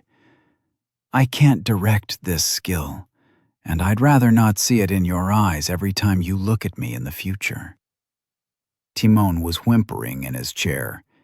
His eyes were wide with recognition. Quiet, Anthony? What? Why? Timon tried to turn his face away, but Tony reached out a hand and gently pushed Timon's chin back to the front. Tony's hand was covered in dark blood that dripped slowly from his fingers. A smear was left across Timon's face. No, you should only be looking at me. I'm your problem for the rest of your poor, pathetic life. Tony's voice lost some of its rich timbre and began to deepen with a gravelly quality that made Oren's skin crawl. Don't worry about that. Nobody knows you're here. Nobody is coming for you. Nobody is going to save you. Oren smelled the ammonia before he noticed the darkening spot down Timon's pant leg. He heard Maddie take in a gasp of air behind him. Now, Timon, should I send these children out of the room before I begin, or should I let them watch? You did kidnap their friend. It might be therapeutic for them to see you in pieces. Oren's mind bastion kept his logic churning, but he could still feel waves of pure terror emanating from Tony's spell. Tony was forcing terror into Timon, and even the peripheral hits of the skill were almost overriding Oren's own ability. Maddie had no such protection. She gagged and threw up. Oren heard her take a few steps outside the room and breathe heavily. Sorry, young Catanzano. It's been a while. You should be fine where you are. Please, Timon wailed, tears streaking through the dirt on his face. Please don't do this. I'll tell you whatever you want. A small carving knife appeared in Tony's bloody hand, and he stepped forward. Oh, Timon, of course you'll tell me everything. I already know that. But this isn't just about getting information. Oren couldn't help it. He looked at Tony. His friend was gone. A towering figure of fire, blood, and death stood with a slight hunch to avoid the ceiling. The smoke from his mouth now covered most of his body. Each time Tony moved, Oren caught a glimpse of underneath. His skin had peeled off in long ribbons down his naked chest, and blood ran to his feet. His eyes continued to glow, but with a blackness that squeezed Oren's heart. The knife in his hand appeared rusted, but still sharp enough to cut. This is about revenge for your sins in my city. Tony stepped forward and shaved the knife along Timon's forearm, skinning the man. Timon's screams echoed in Oren's ears. Tony, we need him! Tony turned and winked an eye. For a fraction of a second, Oren saw the room clearly. Tony was still an old man. He was holding a butter knife, and was rubbing jelly on Timon's arm. Then the nightmare was back. Please! No! Timon continued to cry and buck against the ropes. Oren heard Maddie heaving again in the other room. Tony stepped back, or the huge smoke monster did. Who do you work for? What was your mission? Where are you supposed to meet after? Timon was shaking his head and staring down at his bloody arm. The long strip of skin had been pulled back, and red muscle throbbed underneath. Focus, Timon. Tony gently stroked Timon's hair. The captured man's head snapped up. He was hyperventilating, but managed to squeak out a few sentences. We were hired by Odrana. They want the hero for their war effort. Tony slammed the knife down into Timon's leg. The man screamed again. So Lord Wendeln hired you. Don't lie to me, Timon. I really don't appreciate being lied to in my own home. Lord Wendeln? He wouldn't dare to do something like that, Maddie cried out from behind them. Oh, that's interesting. Why was Wendeln scared? Timon, I can see into your mind. Don't try to hide the thoughts. Just let them out, and the pain can stop. Fuck you, Timon stammered. Tony's teeth shimmered into a smile. Some resistance? Oh, what a treat. You are going to be so much fun. Timon let out a scream and started to shake in his bonds. With a jerk, he tried to bite into his own shoulder and kept crunching his teeth together in a grinding clatter. Tony stood still, stared straight at Timon for a moment, and then sighed. His monster demon facade faded. What is happening to him? Maddie asked hesitantly from the hallway. She wiped something away from her chin. Currently, Timon is in his own dream. He'll be there for a few minutes. Tony clapped his hands and bustled over to the small closet that kept his cleaning supplies. He grabbed a bucket and the mop that Oren had grown to hate. Be a dear and clean up after yourself. Maddie took the bucket and shook her head in disbelief as the screams continued. What kind of dream did you put him in? Tony shrugged. Honestly, I don't bother watching them anymore. You'd be amazed what people come up with on their own. Do you want to see? Maddie glanced at Oren. He shook his head no. She squared her shoulders. Yes. Tony pulled a half smile and quirked his head. Maddie's eyes opened wide, and then she vomited again. At least this time you got it in the bucket. Tony took a large step over something into the hallway. I'm going to get a map. I caught a glimpse of a rendezvous point. What if he stops screaming? Oren shouted down the hall. How long is this going to last? We don't want the neighbors to call the guard. Sound barriers throughout the house, my boy. If he stops screaming before I get back, stab him again. He's terrified of you. Maddie was on her knees, hugging the small metal pail. Oren patted her back as she emptied her stomach of her dinner. They cleaned her mess out and then filled the bucket with water. Maddie took hold of the mop and began pushing the mess across the floor, making an even bigger mess. Oren sighed and grabbed the mop from her. What did you see? Oren asked as he slopped the water on the ground and cleaned up someone else's throw-up in Tony's house for a change. The nightmare that Timon is in. What was it? Maddie was holding her arms tight and staying close to Oren. She opened her mouth twice before she muttered. Spiders. He's got thousands of spiders crawling over his body. They're going into his nose and eyes. They got under the skin where Tony cut his arm, and you can see them moving around under the skin. He's screaming and chewing them up, but more keep appearing. That's disgusting, Oren agreed. Are you all right? Maddie choked out a laugh. I'm in Quiet Anthony's house while he uses all the magic that's outlawed in Day. One friend was just kidnapped immediately after another one recovered from almost dying. My father is going to have me killed for what I'm doing. What do you think? Oren watched the mop's head push the dirty water around for a minute. He dunked it in the fresh water and turned it tight, letting the sediment rinse off. She just called me her friend. Say something, you idiot. Oren looked up from the floor. Sorry, we're going to get him back. Maddie smiled faintly. And I consider you my friend too.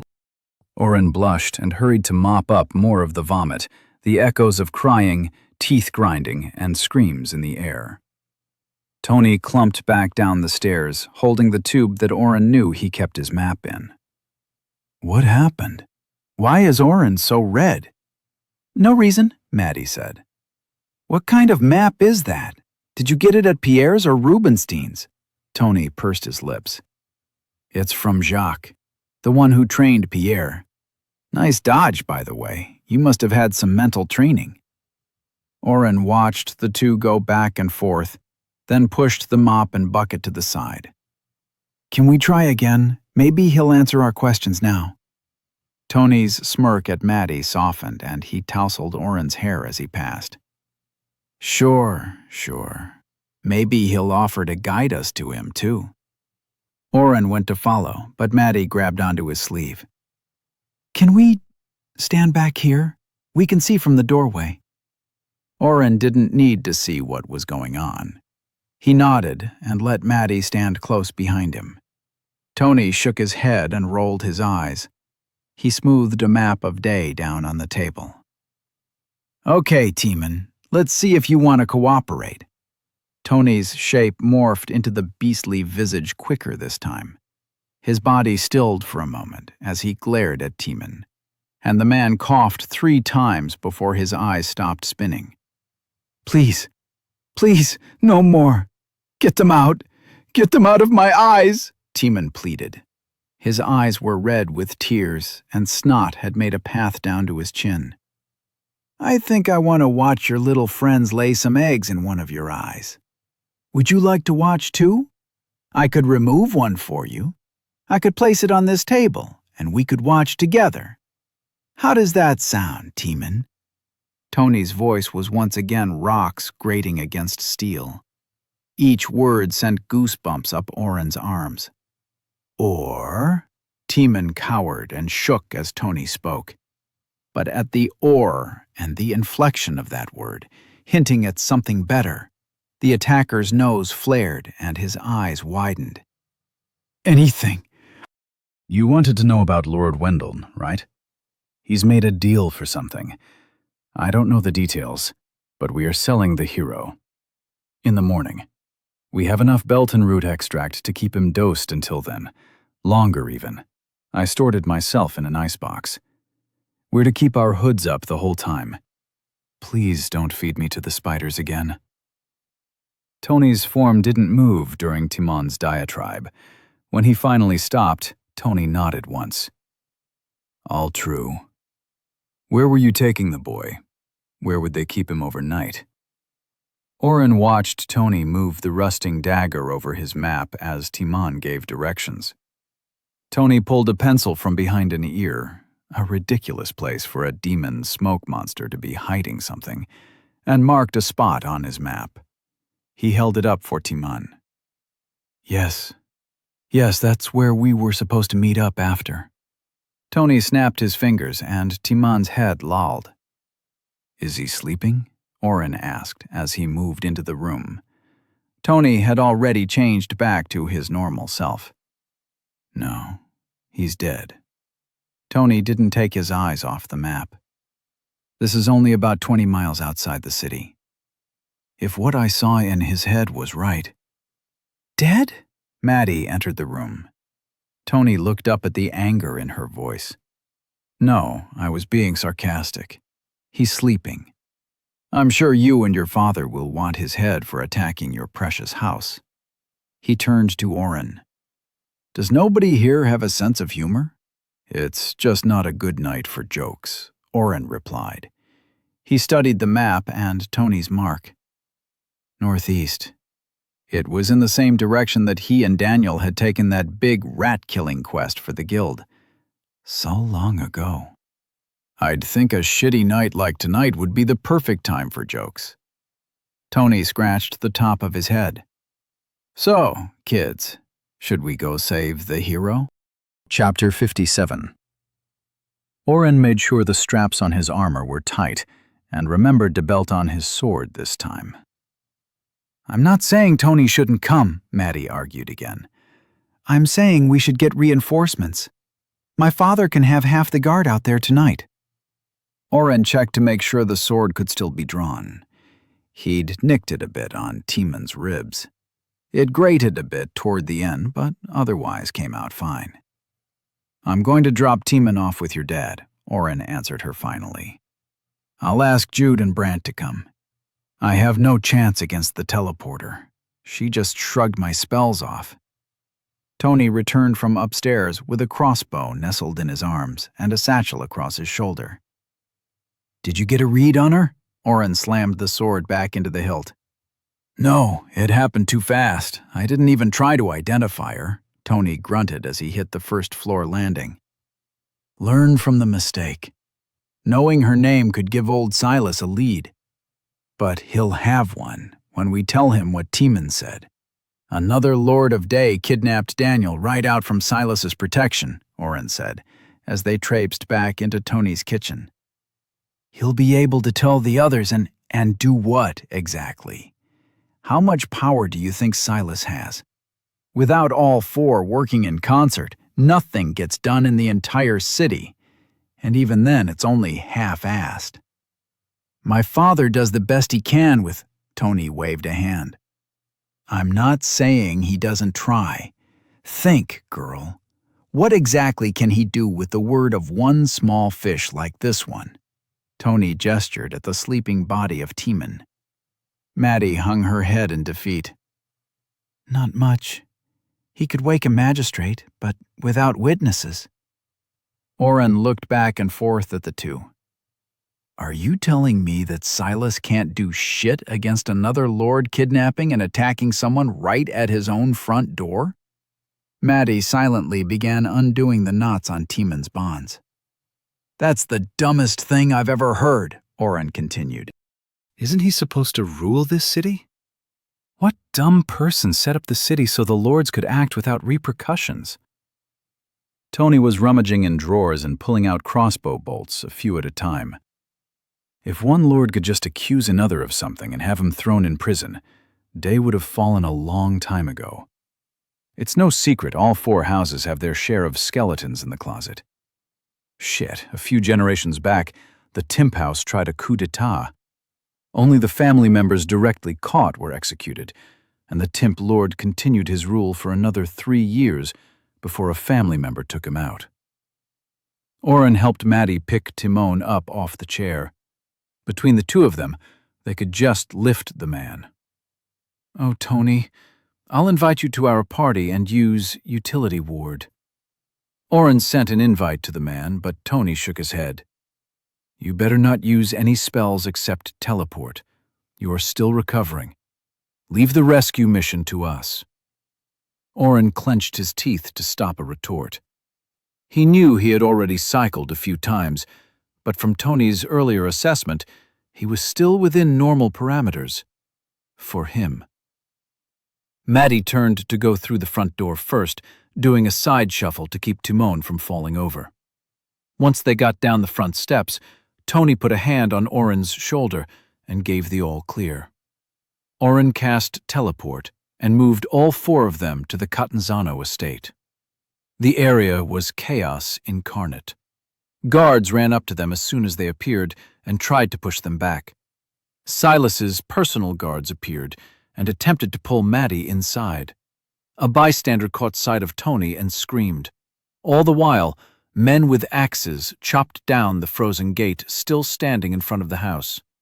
Enough had been cut away that people could duck through, but the work was still far from done. What is going on here? Silas's voice pierced the darkness, and Oren sighed in relief as the man wheeled himself over. Release them at once. That's my daughter. Silas stopped talking at the sight of Tony. His usually stoic face went through so many emotions at once that Oren couldn't get a read on the man. "Hi there, Slylus. Your daughter has asked for my help cleaning up a little mess. We brought you a present." Tony smirked, projecting his voice into the minds of all those nearby. Oren heard a few more screams, and most of the locals left quickly for their homes.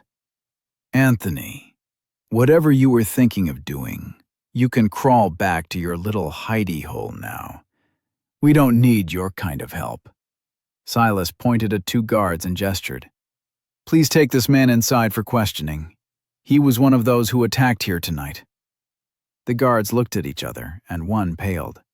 "Begging your pardon, sire, but Mr. Anthony doesn't fit the description of—" "Not him, you incompetent fool. The knocked-out man my daughter is carrying. The one with blood all over his clothing. I'm assuming you retrieved your sword, Oren." Oren grunted as the men took Timon off his hands and nodded. "Tony helped us find the people who took Daniel.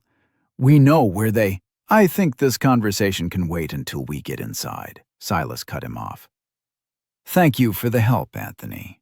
You may go now." Silas turned and pushed his wheels toward the house. Oren stepped forward and grabbed the back of Silas's seat. With a burst of anger, he twirled the man around and bent close, getting into Silas's face. Oren ignored the sound of steel being drawn and whispered quietly to Maddie's father. "Tony has helped find my friend, who you promised to keep safe. You failed in your task. He's with me. Get the stick out of your ass." Silas held up a hand to his guards without breaking eye contact with Oren. "Be careful, Oren. My patience only goes so far. Quiet Anthony will not enter my home." Oren nodded slowly and backed away. "Fine. I only came for Brant and Jude anyway." "If you want Timon, the man I caught while you were inside, to talk, just mention spiders. He'll tell you who orchestrated all this." Oren looked around and spotted both the men he'd just named. "You two comin' or what?" He sent a party invite to both. Jude accepted immediately. Brant turned to Silas, who waved a hand. "Bring the woman back alive, if possible. Take 8 more of your own choosing. Rescue is priority." Brant accepted the invite. "I can't teleport that many men," Oren mumbled, surprised at the elder Catanzano's orders. "I can only take a few at a time." "Coordinate with Brant. Come along, Madeline." Silas pivoted his chair and didn't look back. "I'll be going with them to save my party member," Maddie called out in a strong and loud voice. The chair lurched to a stop. Silas peered over his shoulder and glanced at the dozens of witnesses around. He exchanged another look with Brant, who nodded again. With a sigh, Maddie's father said, "As you wish. Please be home by morning. We're having those little pancakes you adore." Oren watched the Lord of Day move slowly back inside his home. "Well, that could have gone better," Tony laughed in his head. "Boy, you have no idea how close you came to being killed in a spectacular fashion just now." Tony obviously hadn't said that to anyone but him, because Maddie said at almost the same time, "He is such an ass." Oren pursed his lips and then waved everyone over. He spread out a map on the ground and pointed. "So, here's the plan. I'll take Tony and scout ahead at where we think they've got Daniel. If it's only the woman, and we can take her, I'll jump in and grab him and come right back. If there are more people, I'll need your help figuring out what to do, Brant." Brant raised a hand. "We have 2 locationists we can use. Both can only move 10 miles in a jump, but can take 4 men each. We can't bring horses, though. That's at least 20 miles out, if not more. It'll take a few hours to get close enough to be of help." Oren closed his eyes and started running figures. "I've still got Utility Ward running. If I cycle and cast max buffs, I can teleport.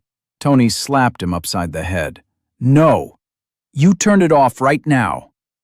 Brant and Jude moved their hands to their weapons, but Maddie waved them off. Is he thinking of playing hero again? The other guards looked at each other and began to whisper. I'm not a hero. I just want to get my friend back. I can teleport us all there now. It'll take a few jumps, but we can all be there right away. Brant gave a small smile. We want to get to Daniel too, but that bitch that took him couldn't have jumped him twice. She'll have needed to travel by foot, and I'm sure our boy spent every minute making that a pain for her. Oren took a deep breath and steadied himself. It's worth getting there faster. I can do it. You'll die, Tony spoke into everyone's heads. The certainty of the words spoken into their minds made it real. Everybody gave Oren a disapproving look. Daniel wouldn't want you to be reckless, Maddie said softly. He's already going to be pissed off enough when we save his butt. Jude chuckled. Come on, Oren. Have a little faith in us. We'll find their camp easy enough. Oren closed his eyes and let go of Mind Bastion. His MP was nearly full from his last cycle, but he felt the beginnings of a headache. Well done, Tony whispered to Oren alone. True growth is hard, but self-discipline pays dividends. I'm proud of you. Oren pushed away the tears of anger and sadness as his emotions flooded back in full force. So I can cast teleport 8 times and have enough mana to still fight. Maddie, Tony, Jude, and 2 of you can come with me. Brant, you get the other 8 and your teleporters to meet us here. He pointed to the map, halfway between Day and the jelly-stained mark on the map. I'll find you, and we can find Daniel. Sir, if I may. One of the guards Brant had called over spoke quickly. What is going on? Who are we going after? Brant responded in a gruff military clip. Someone kidnapped while under our protection. That's all you need to know, Jensen. Another guard rubbed her foot on the back of her leg. I think what Jensen is asking, sir, is, who are we up against? Is this Daniel kid someone's bastard? Is this a house dispute? Or does it have something to do with the war with the elves? We just want to know what we're walking into. Brant's eyes narrowed. Does it matter? We had the honor of House Catanzano stained tonight by 3 attackers, and you care who did it?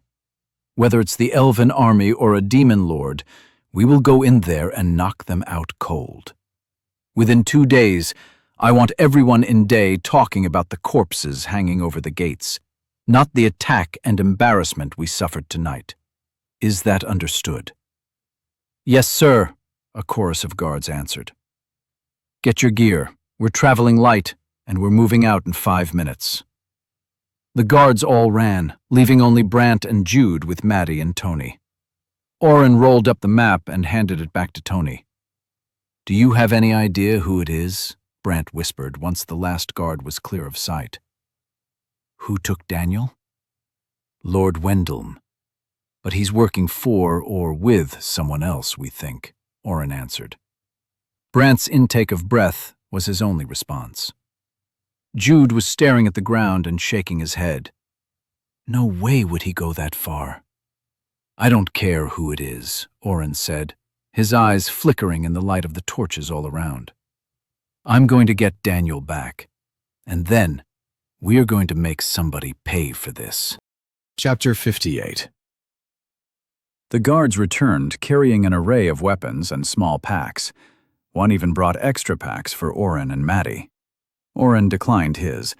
Dimension Hole held all he would need. Brant helped Maddie strap the quick-drop harness over her shoulders. The entire bag could be released in an instant for greater mobility in a fight. Jude introduced Oren to everyone. The guards coming with them were a strange group. There were 3 women, each wearing contrastingly different styles of armor. Alicia stood in half-plate and a tower shield, a longsword at her side. Lee wore ringmail and held a longbow. Het twirled a short wand in her fingers, wearing padded armor under a long robe. They all nodded at the introduction and went back to stuffing their packs. The other 5 guards were men. 2 mages in robes only, Ephraim and Brooks, shook Oren's hand. Charlie, Shu, and Ryland were in the Catanzano colors. Each had a short sword and a long dagger strapped at his side. "You're the one who got in her way while we were trapped inside," Shu said with a look. "You couldn't have stopped her from getting away?" Jude growled low and took a step toward the man, but Oren stuck out his arm and blocked him. "I did my best, but I'm only level 12. My spells bounced off her. Tony thinks she must have a high constitution. Is that going to be a problem for you all?" Shu let out his breath in a huff. "Sorry, I didn't mean to sound like an asshole. We all felt useless stuck behind the door, except for Ryland here who got a chance and blew it." Oren recognized him as one of the 2 who had charged the kidnapper. The tall man scowled. "She got lucky with that whip. I didn't know her reach, but I'll get her this time." The other 2 members of the expedition held the uncommon class of locationist. Oren knew that teleporting wasn't rare, but to have a class dedicated to it was. A man and woman stood arguing a few steps away from everyone else. They wore normal clothing and would have been indistinguishable from any other citizen of Day. As Jude explained, teleporting yourself was easy enough, but most people didn't build out to have the mana needed to move groups of people. These 2 worked for the guild and made a decent living making quick jumps around town. They plied their trade in anything from an alarm to a letter. Oren and Jude wandered over to the couple just as the man pushed the woman hard. She stumbled back only a bit. "Open your ears. Do you realize what they're asking? We are going to be stuck 10 miles away from the gates and have to walk back alone," the man spat. "Oren, meet Jack and Jillian, the worst siblings you'll ever see." Jude interrupted the fight. "Jack, you've already agreed to the terms. Are you trying to squeeze more pay out of a rescue mission?" When Jack's eyes left his sister to glance at Jude, Jillian took the opportunity and sucker punched him in the stomach. The man doubled over.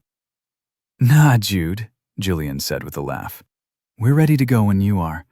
We can always sleep under the stars tonight." "Are you 2 not coming with us?" Oren asked. Jack spat on the ground and straightened. "The contract is to ferry you lot as close to Dock Haven's fields as we can. You can all find your own way back." "But you could help us. I could buy you mana potions. I've only got a few hundred MP mana potions, but I'd share.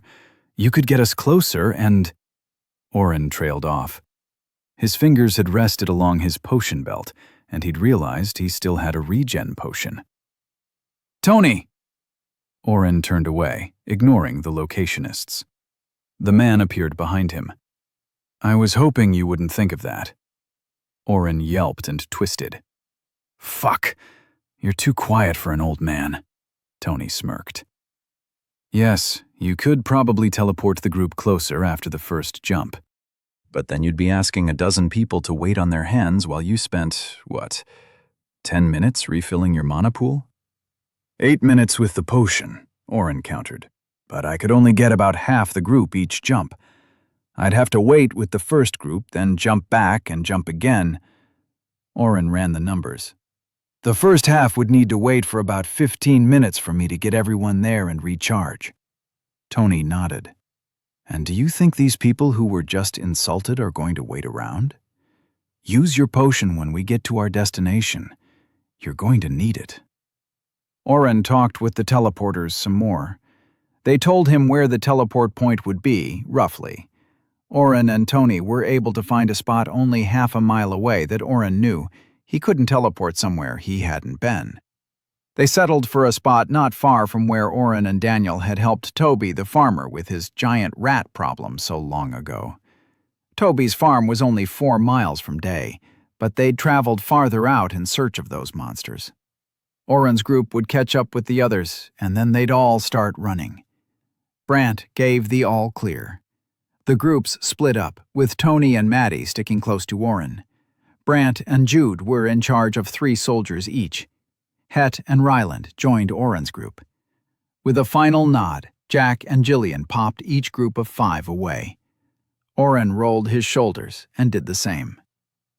"Hold on, Daniel. We're coming for you." Landing in a field with rotting animal corpses was not a pleasant experience. At least I wasn't as unlucky as Maddie. She'd landed after the teleport with both feet stuck through a maggot-ridden corpse of a dire rat. While she yelled at Oren, he ignored her and used map to find the other members of his party. Jude and Brant were closer than they'd thought. "This way," Oren said, not seeing Maddie's hand slapping his head until sidesteps triggered. He jerked to the side, and she fell down, nearly missing another pile of rat bodies. "Nice," Oren muttered sarcastically. "Maybe you should hit me some more. I haven't leveled that up all the way." Het let out a single chuckle, but quickly stifled it. They moved on and connected with the group. "The siblings left already?" Maddie asked, distastefully. Brant nodded. "They took a potion and teleported right back. Everyone, gather up. We run in 2s, side by side, and staggered. Keep another group in sight at all times. Oren and I will take point. If you need a break, hand signals only. We don't know how far out they'll have scouts, but you can bet we aren't going to sneak all the way in. Full engagement upon contact. Lord Catanzano requested the one who attacked his house be taken alive, but the rest are fair game." Jude looked up at the starry sky. "I won't be pointing fingers if she doesn't make it." Brant gave Jude a stern look. "Move out, people." Running. It always ends up being running, Oren thought, as he kept one eye looking forward and another on his map. Brant had set the pace at first, but had to slow down for Oren and Tony.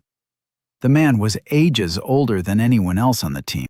As everyone else stood waiting, Oren, Tony, and Maddie squatted and tried to catch their breath.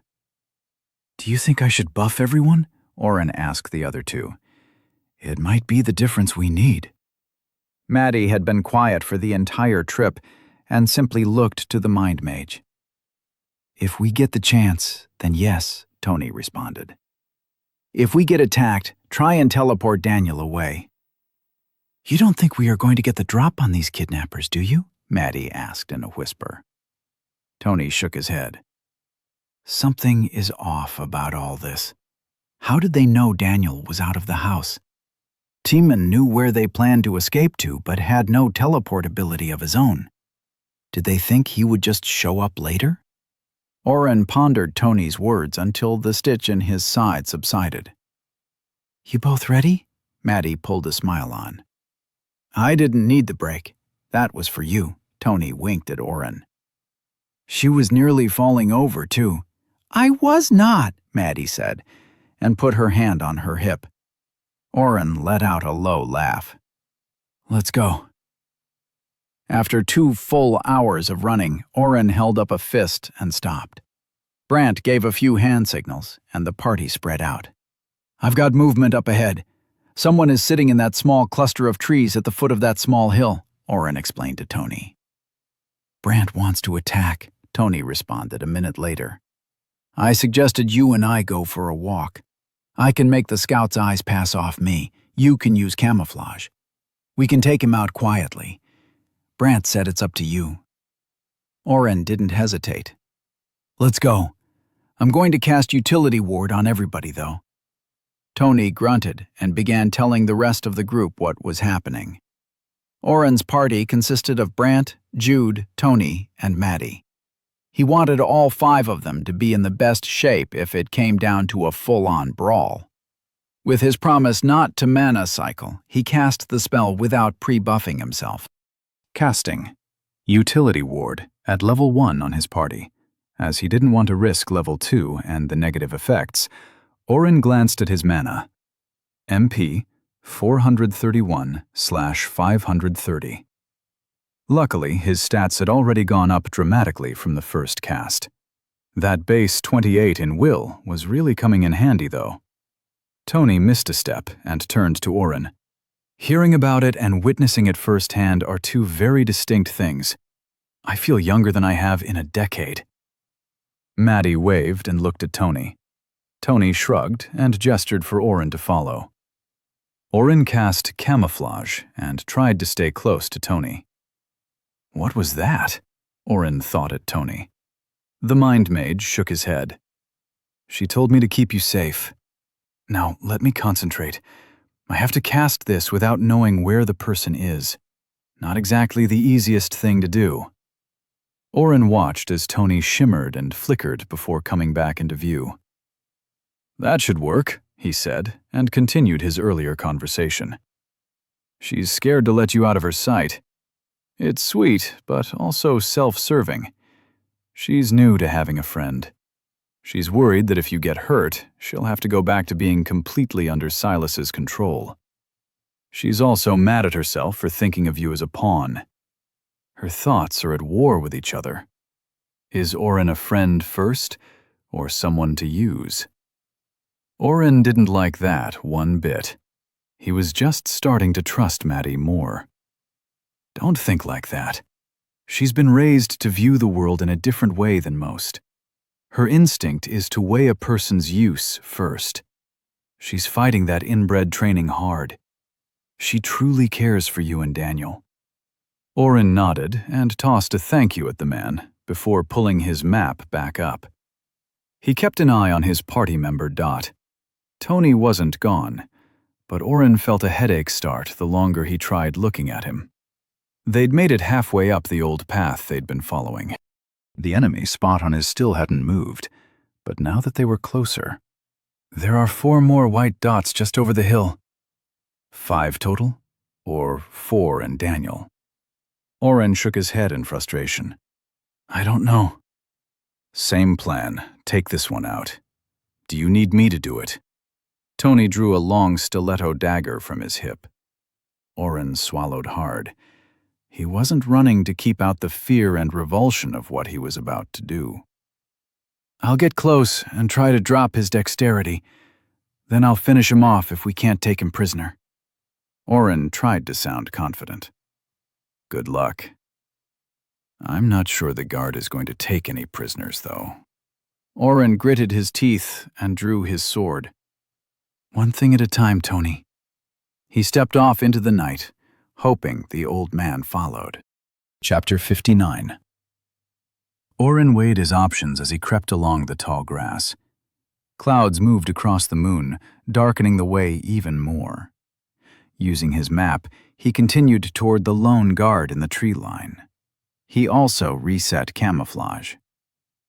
I'll use Identify first, and then hit him with a few inversed dexterity debuffs, he thought. Tony's comment continued to nag at him. Oren had killed already in this world, but always with Mind Bastion running. He doubted whether he could do it without the logical blanket of the skill covering his feelings. For Daniel, Oren muttered to himself. Shut up, Tony demanded in his head. Oren kicked himself and checked the map. No movement. Moving slowly so as to minimize the chance of getting caught, Oren steeled himself. He would do what he needed to protect his friend. After 10 minutes, Oren could make out the trees and pinpointed where the scout stood.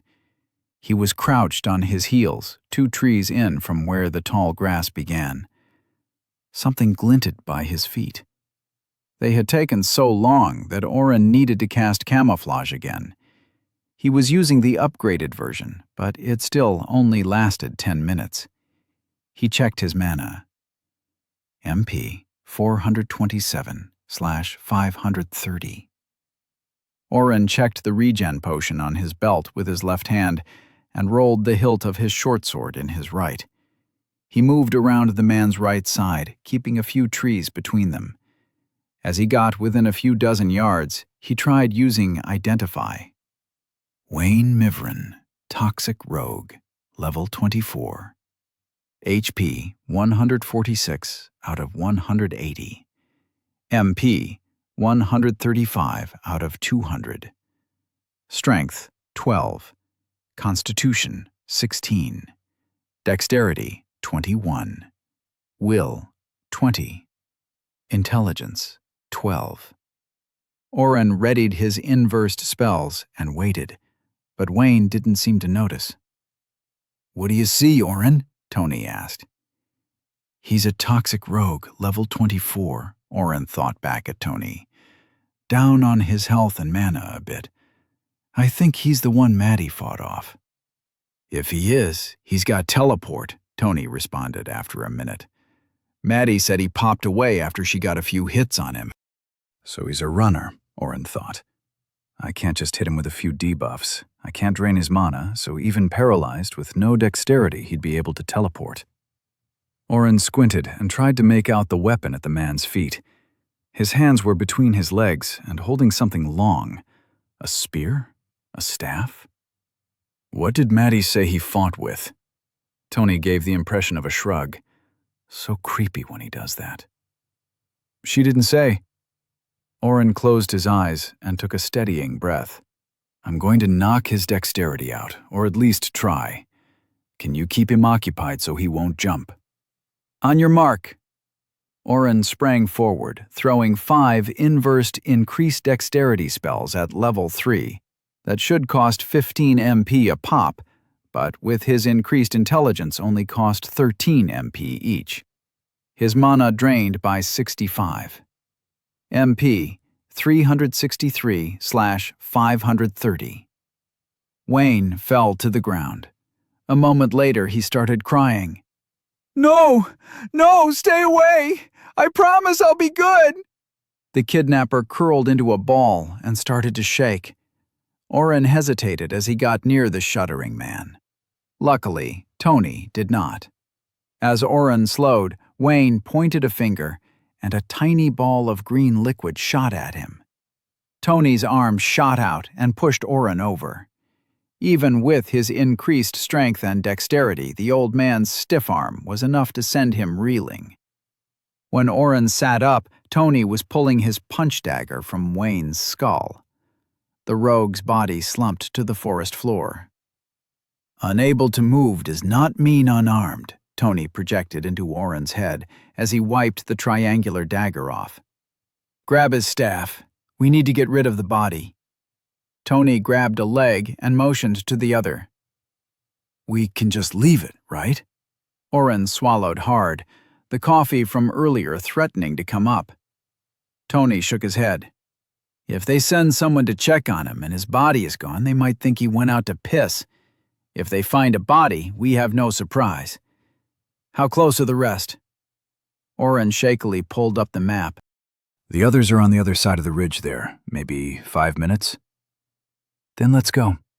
I need to go about halfway back to signal the group. We should hit them as the sun comes up. Oren stared at the blood draining from the puncture wound. I thought I could do this. Tony dropped the leg. He moved slowly toward Oren and put his hands on his shoulders. Look at me. You can do this. You will. I've seen your heart and mind, boy. You hesitated not out of weakness or fear, but because you care. You wanted to give him a chance. Tony sighed. That is an admirable trait, and you should hold on to it dearly. Tony slapped Oren. But right now, your friend needs you to kill all the bastards who are trying to take him. Deal with the body. Carry it into the grass, and make sure it can't be seen from here. Try not to leave any drag marks and scuff up the ground around his blood. You won't be able to get rid of it all, but do your best, okay? The slap jolted Oren back to the present. Yes, thanks. Sorry. I got it. Tony turned and shimmered away again. I should be able to keep in touch with you the whole way. Don't do anything stupid. As Tony left, Oren knelt by Wayne, a man whose life was over so quickly. He ran his hand over the dead man's eyes to close them. "You shouldn't have taken my friend. I'm sorry." Oren stood and grabbed a leg. He took the man's arm and started to pull him up when he had another thought. If this works... 25 minutes later, the entire party arrived. Oren heard them before he saw them. "Quiet," Tony ordered, and the guards stepped more lightly as they neared the small forested area. "There are 4 people on the other side of the ridge here," Tony explained, drawing a rough map in the dirt.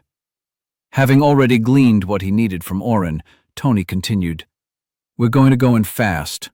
Oren and half the group should figure out which person is Daniel and get him out. Oren will teleport both of them away at the first sign of danger. If we start getting our asses handed to us, run. Don't be cute and try anything stupid." "Why are you looking right at me?" Oren whispered, barely making a sound. "What did you do with the body?" Oren pointed to his pants. "I don't get it," Jude muttered.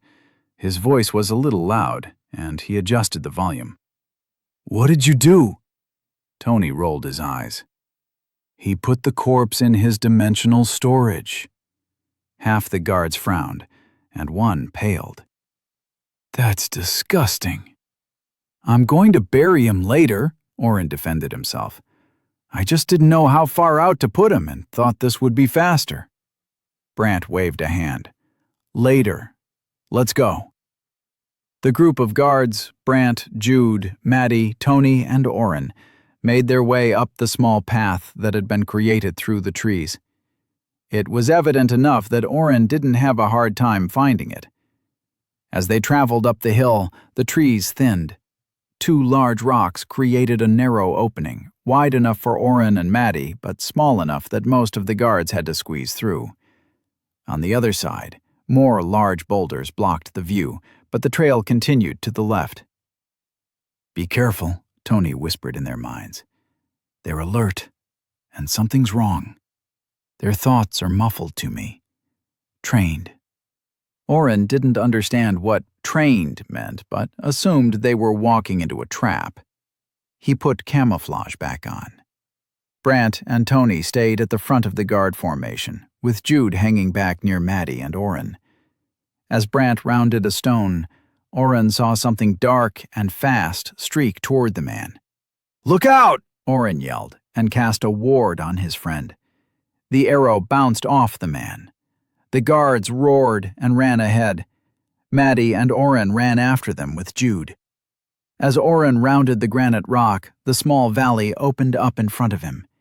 3 small tents had been erected, with a small fire burning merrily in the center. 2 hooded figures stood near the fire. One held a bow, and the second had a set of whips out in hand. A third male, hood down, was swinging a battle axe that rivaled Jude's hammer.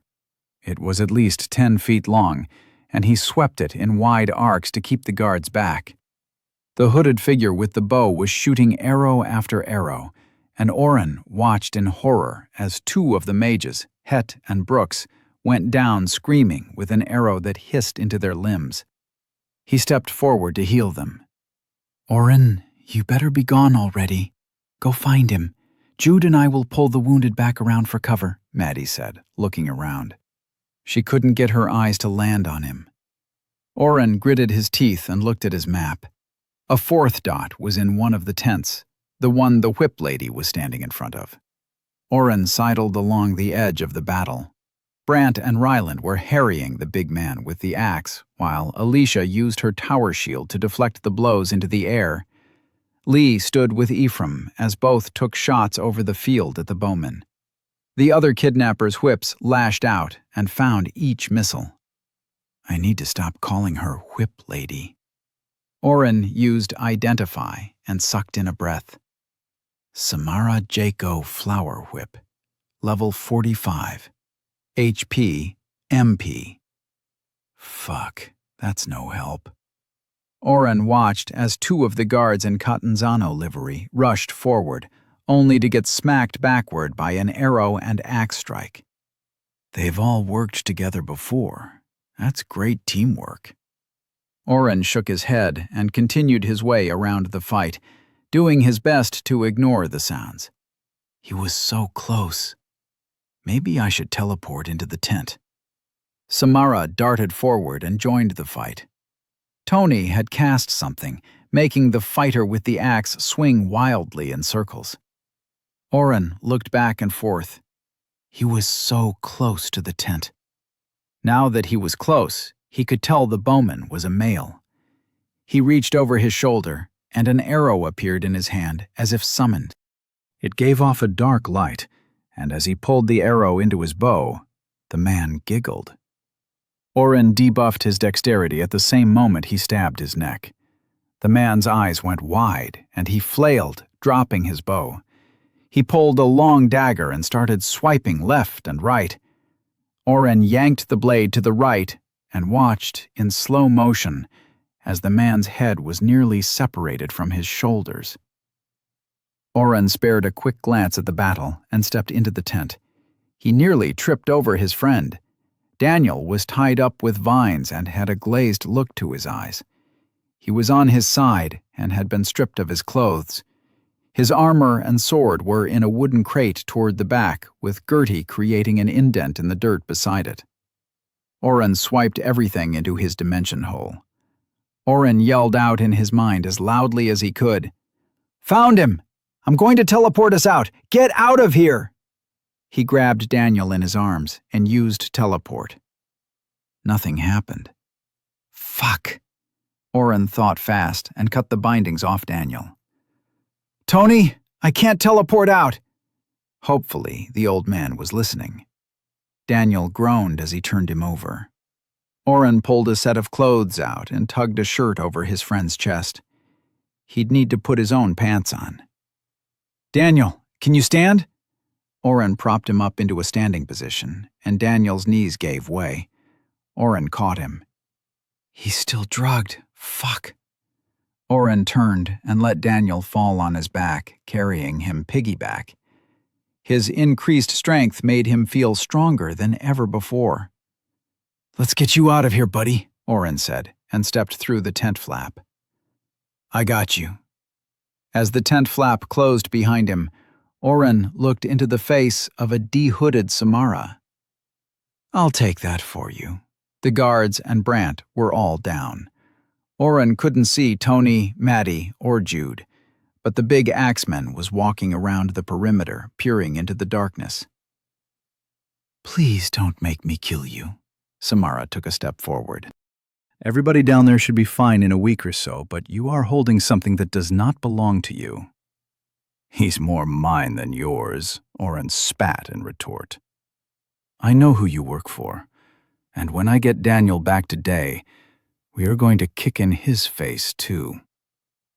Oren really hoped the system responded to his thoughts alone.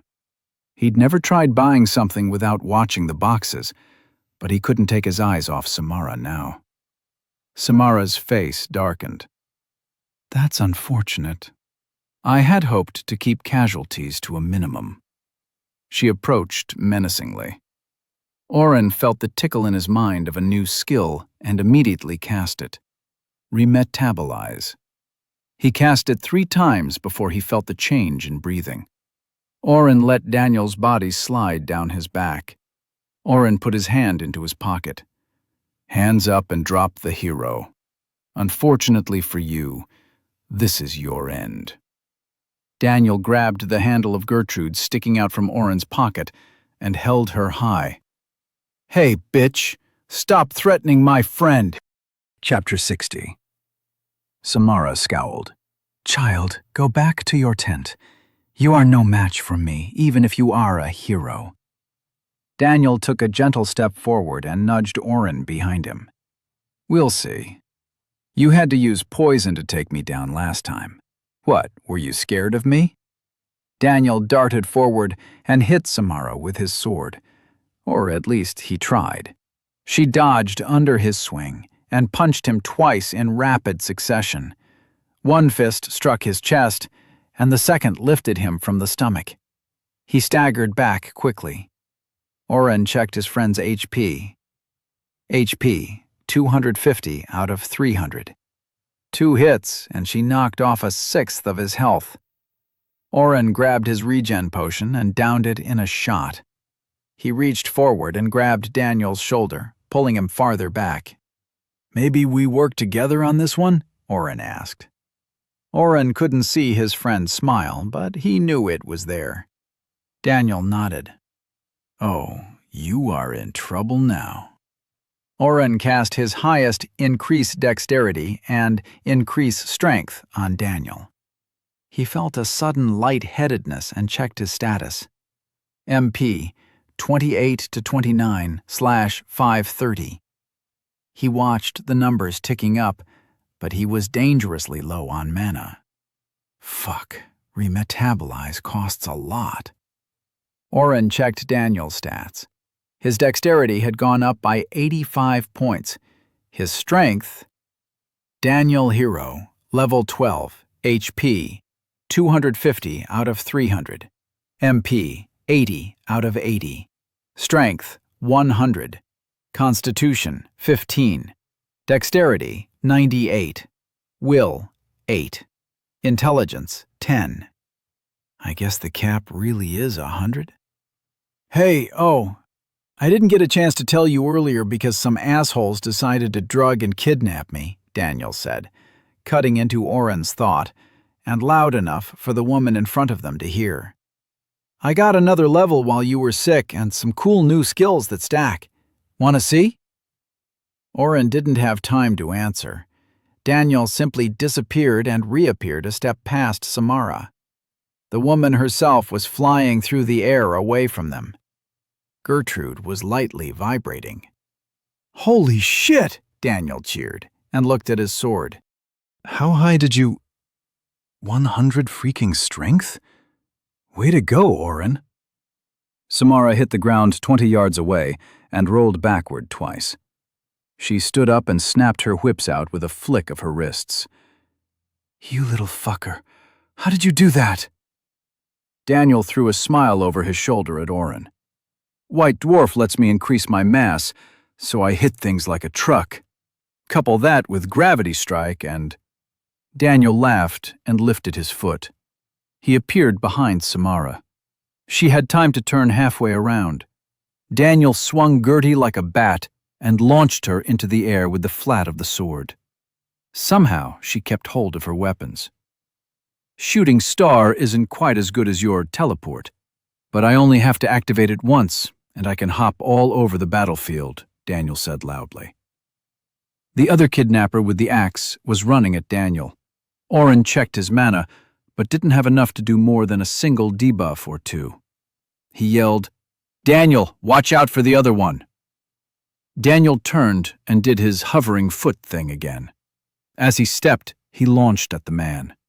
The only problem was, Daniel hadn't quite gotten used to his new strength yet. His sword cut cleanly through the axe first, and then continued through the man's chest.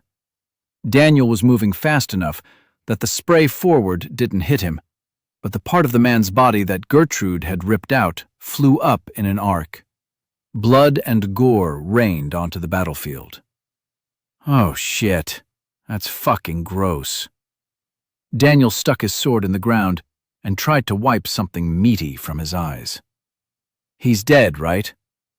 Oren didn't respond, but heard a scream from where Samara had landed. You bastards!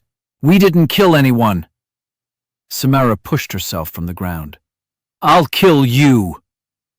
Oren watched as Samara's face went wild with anger. She snapped her whips out in an increasing cadence.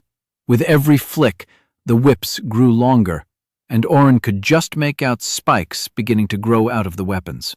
You kidnap me and attack everyone trying to rescue me, Daniel started, as he wiped his hands on his pants.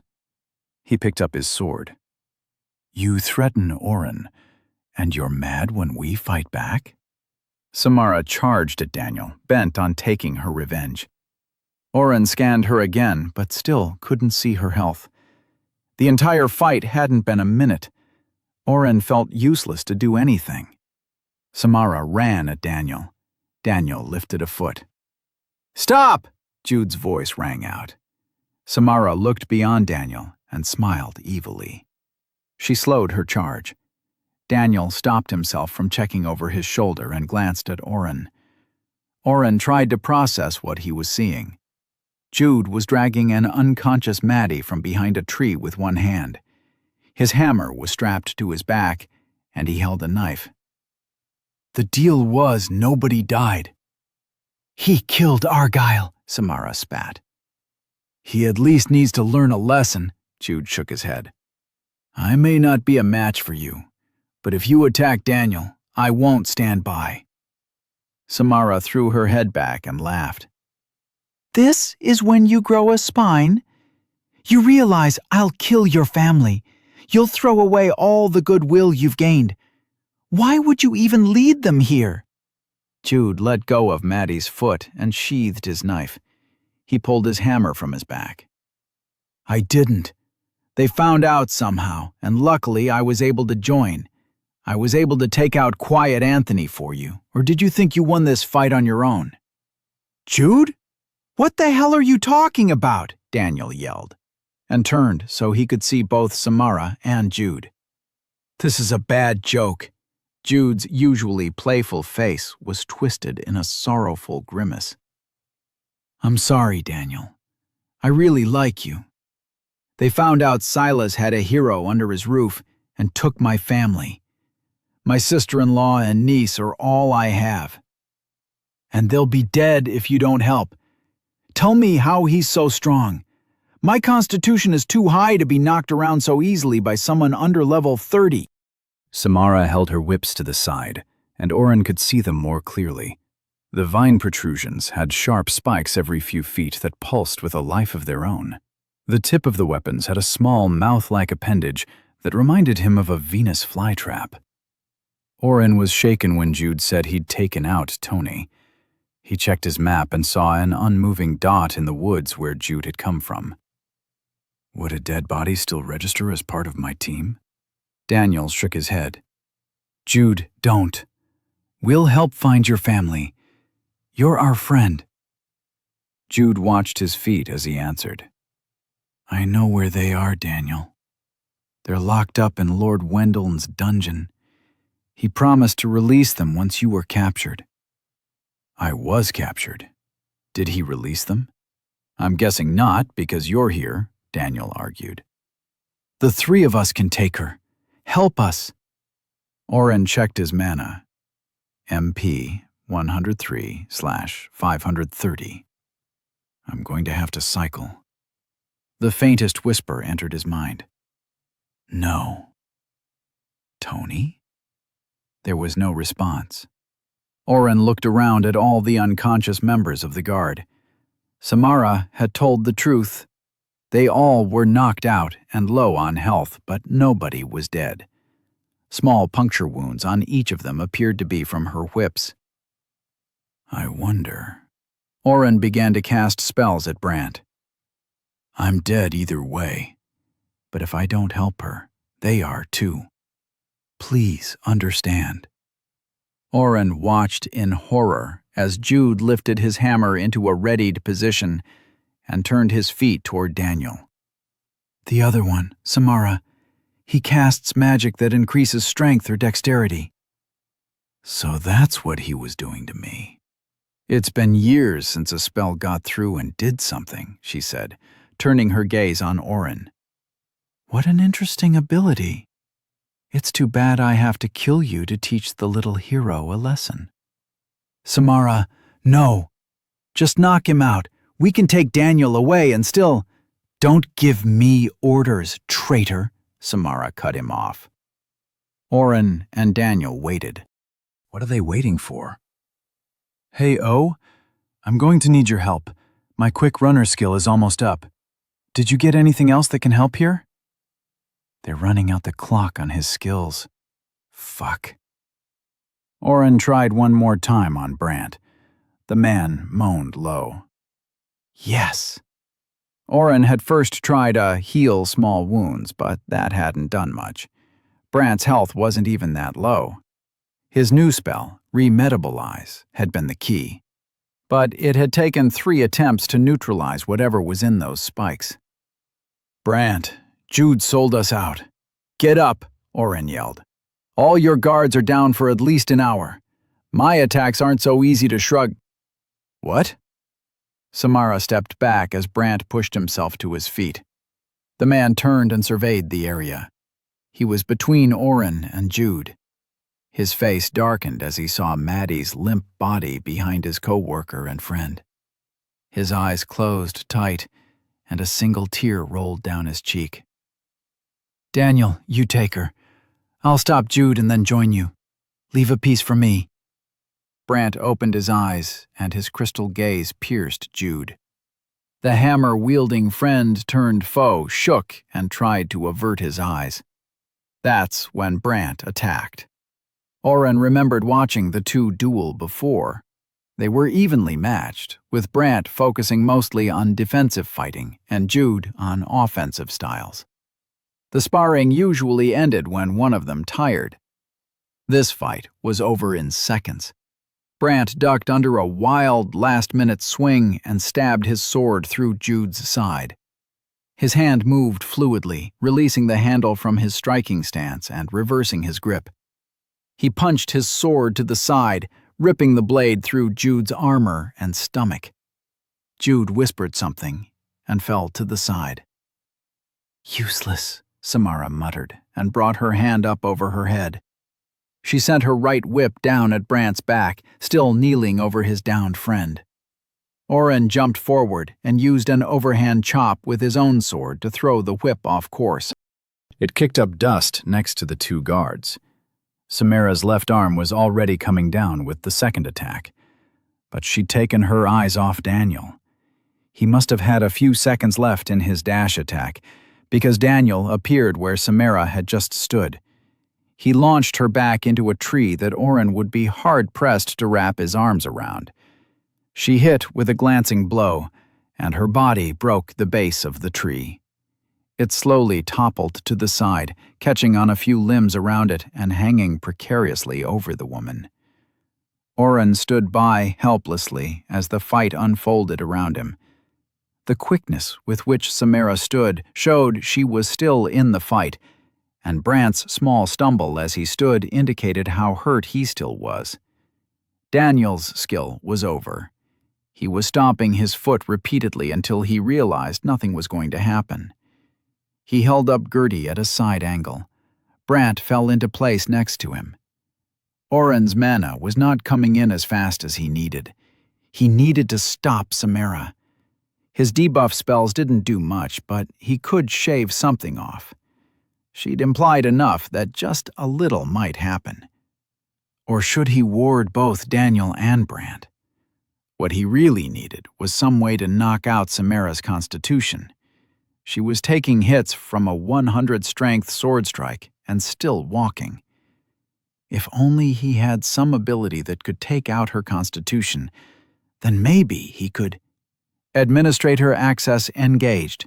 Reset target constitution. Yes or no? Chapter 61. "No way," Oren gasped as he quickly pressed the yes button. "Confirm. Decrease target's constitution by 10. Yes or no?" "Yes." Oren felt a rush of power surge through his body and out toward Samara. She stumbled, and her eyes went wide in fear. "What have you done to me?" she screamed, and looked between the 2 standing members of the rescue squad and Daniel. Daniel and Brant exchanged a quizzical look and attacked. Not missing a chance to get within her guard, Brant slashed at one whip as it fell at him. He pushed that cut into a pirouette, spinning and stabbing at the leader of the kidnappers. Daniel tried to do the same, but his larger sword was easier for Samara's whip to grab. Luckily, with his increased strength, Daniel was able to rip the entire whip from her hand.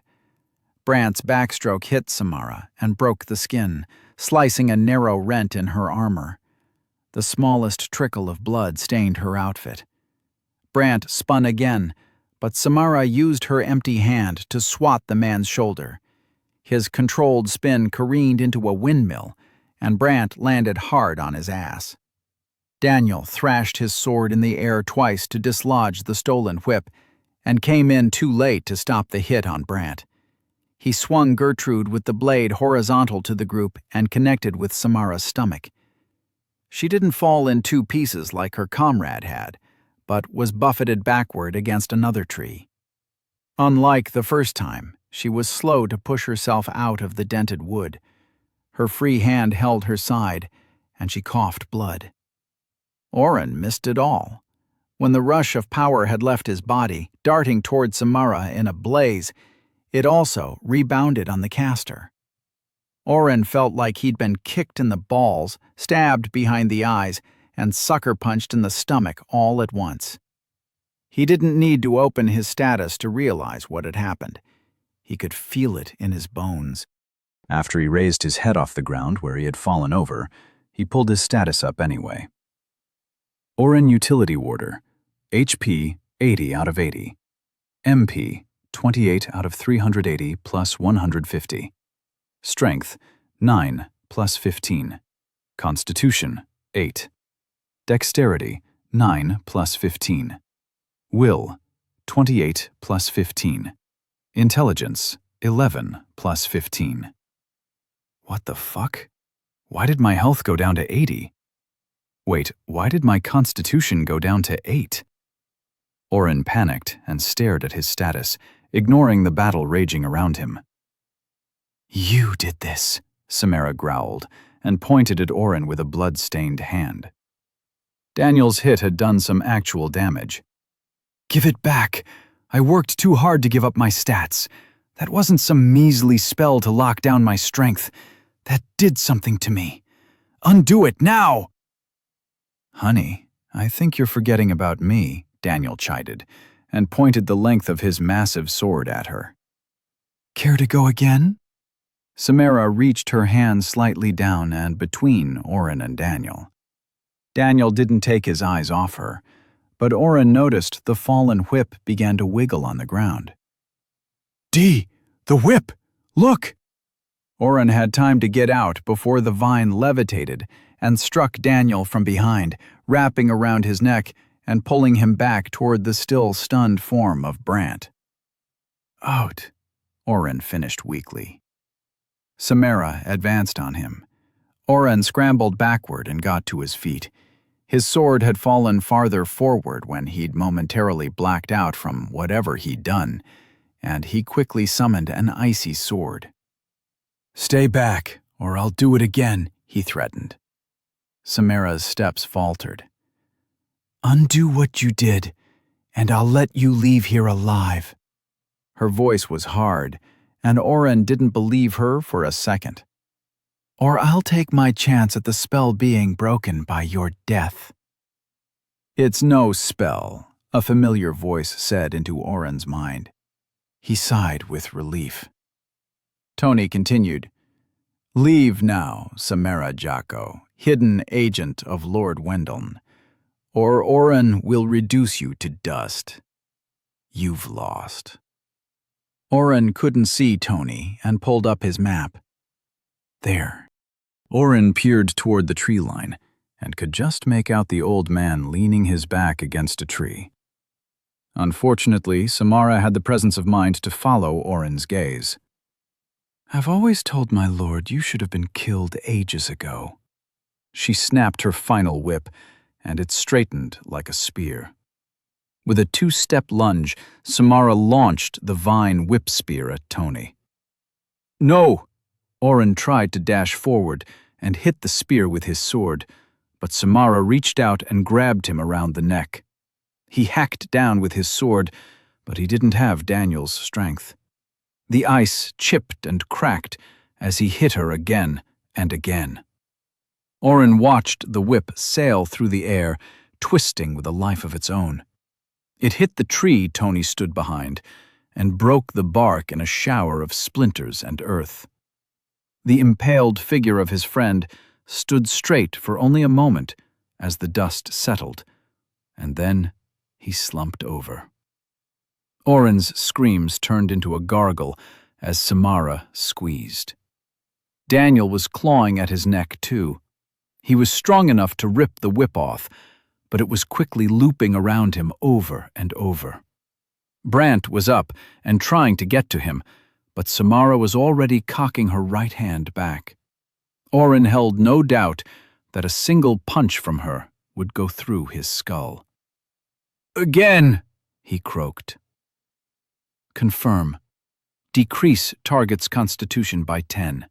Yes or no? Yes. The pain was worse this time.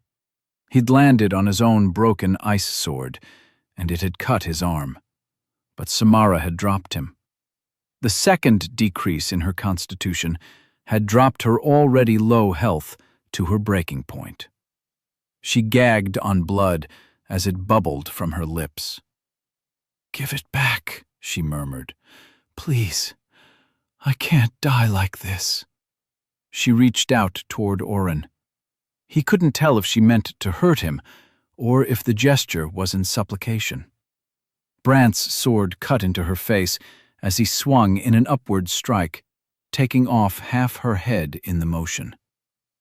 The fight was done. Daniel was safe. Oren watched leaves fall as he closed his eyes. What did he do to her? I don't know. That wasn't the normal debuffs. Mr. Anthony, do you have any idea?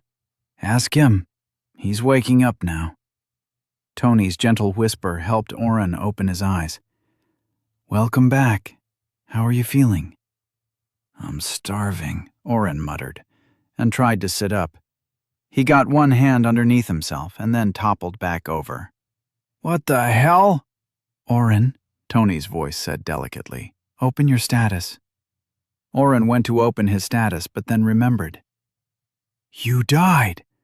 I saw her throw a spear vine thing right through the tree and kill you, Oren almost shouted. His ears rang with the loudness of his voice. I let her see what she wanted to see. Tony's calm voice entered his head again. Oren felt a twinge of something else in the words. Are you casting something on me? Tony's smirk, like a kid caught with his hand in the cookie jar, told Oren everything he needed to know. Quit it. Tony shrugged and stood up. I'll go help the rest wake up. That whip attack had a strong tranquilizer in it.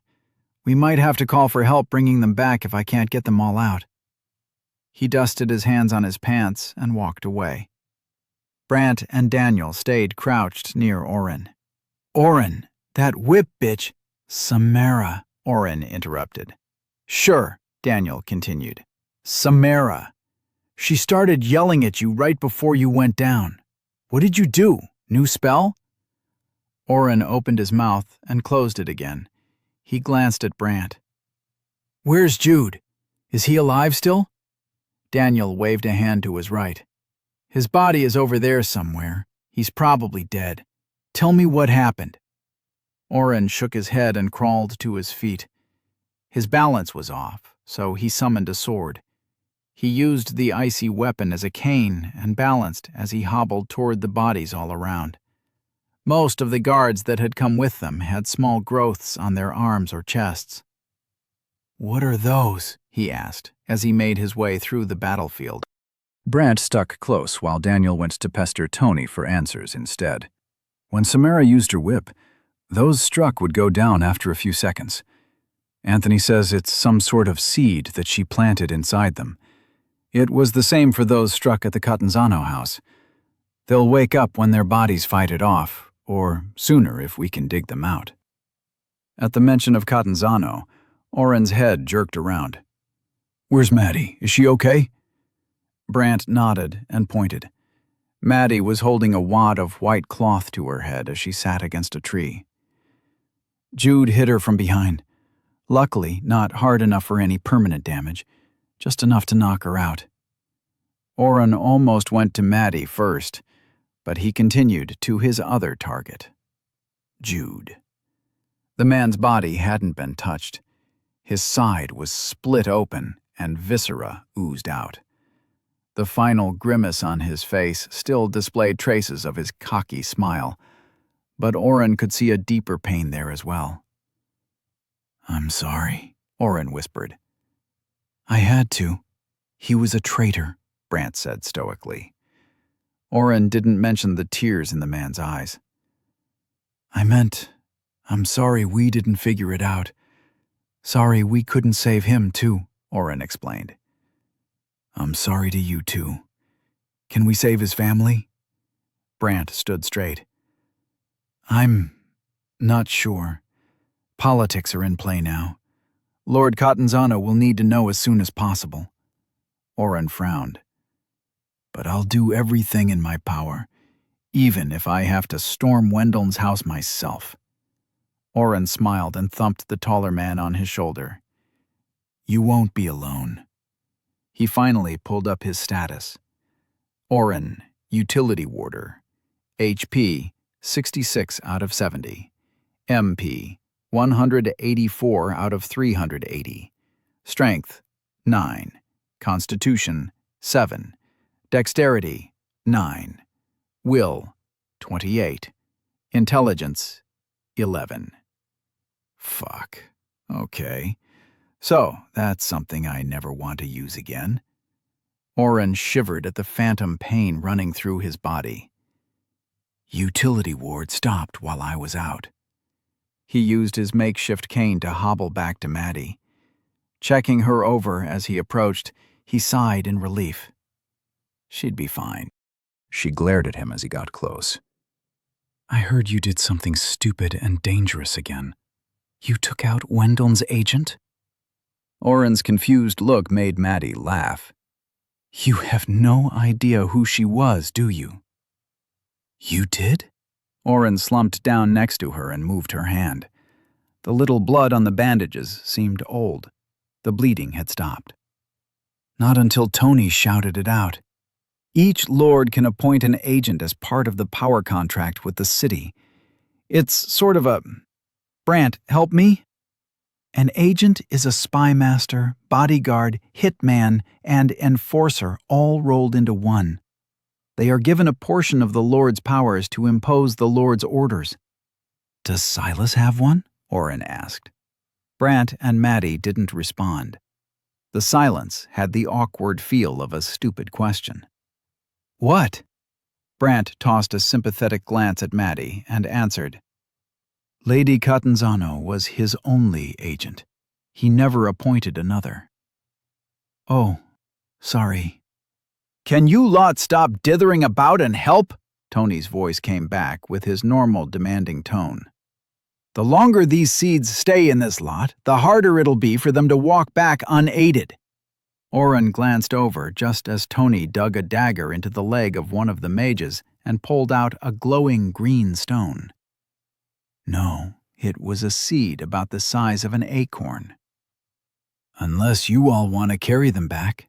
Oren's dizziness was fading as he made his way to another guard. He spotted his sword on the way and let the icy sword fall to the side. Brant stayed by Maddie. Daniel joined him. Anthony said to just cut an X and pick out the seed with the tip of a knife. Most of the guards should be able to heal without a scar. Oren nodded and looked at his friend. Daniel was practically dancing in his attempt to not ask the questions on his mind. I'll tell you about it later, I promise. He found the first raised wound on Alicia, the fighter with the big shield. The whip had struck her on the top of her unprotected head. Fighting sucks, but this is worse. Oren made the cut and flicked the small seed out. Alicia's breathing grew less ragged. Who's next? Chapter 62. It took about 20 minutes to get the rest of the party relatively taken care of, but Tony hinted it would be a few hours before some of them were able to fight off the toxic side effects and wake up. I could try healing them, Oren offered. Tony shook his head. You need to rest. Stop pushing yourself. A little sleep will do them good.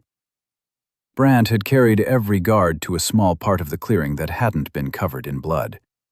When Oren offered blankets from his dimension hole, he'd gladly accepted and covered each separately. Brant rubbed the fabric of the last blanket between his fingers. This is good cloth, and looks familiar. Oren laughed and slapped the man's armored back. Good thing I've got it, huh? No need to look closer. Tony and Oren sat down next to Brant. Maddie was checking over the guards, making sure they were all comfortably positioned. Daniel had pulled Samara, the huge warrior, and the archer over to their tents and was going through their belongings. At a cough from Tony, he left the bodies alone and began to get firewood. It's so weird watching Tony mind speak to just one person, Oren thought, as he scratched his arm. He had healed the slight cut he'd gotten from falling on his own sword, but the skin felt fresh and itched. Brant frowned and covered his own shoulders with the last blanket. I still don't get how we took down Wendel's agent. I was able to knock her attacks away, but any hits I landed did nothing at all. Daniel dropped a pile of small twigs and sticks he'd collected between them. I'd also be interested in that. Mind you, I was doing damage with everything I had turned up to 100, but that lady could take a hit. What did you do to her? Maddie wandered over as the discussion turned to the new topic.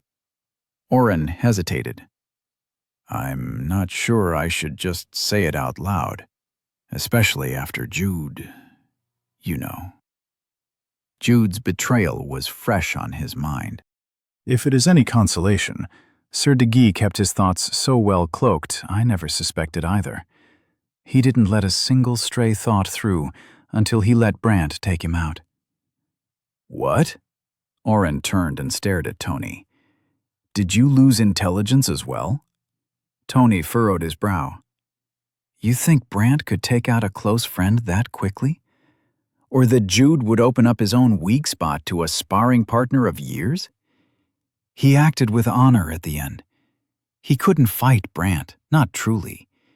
He knew that his death was the only hope that his family had of not being killed immediately. Daniel sat close to Brant and put a hand on his shoulder. Is that true? Brant kept his head down as he answered in a quiet voice. I've made that same attack against Jude in practice for years and never landed it. I helped him come up with a counter.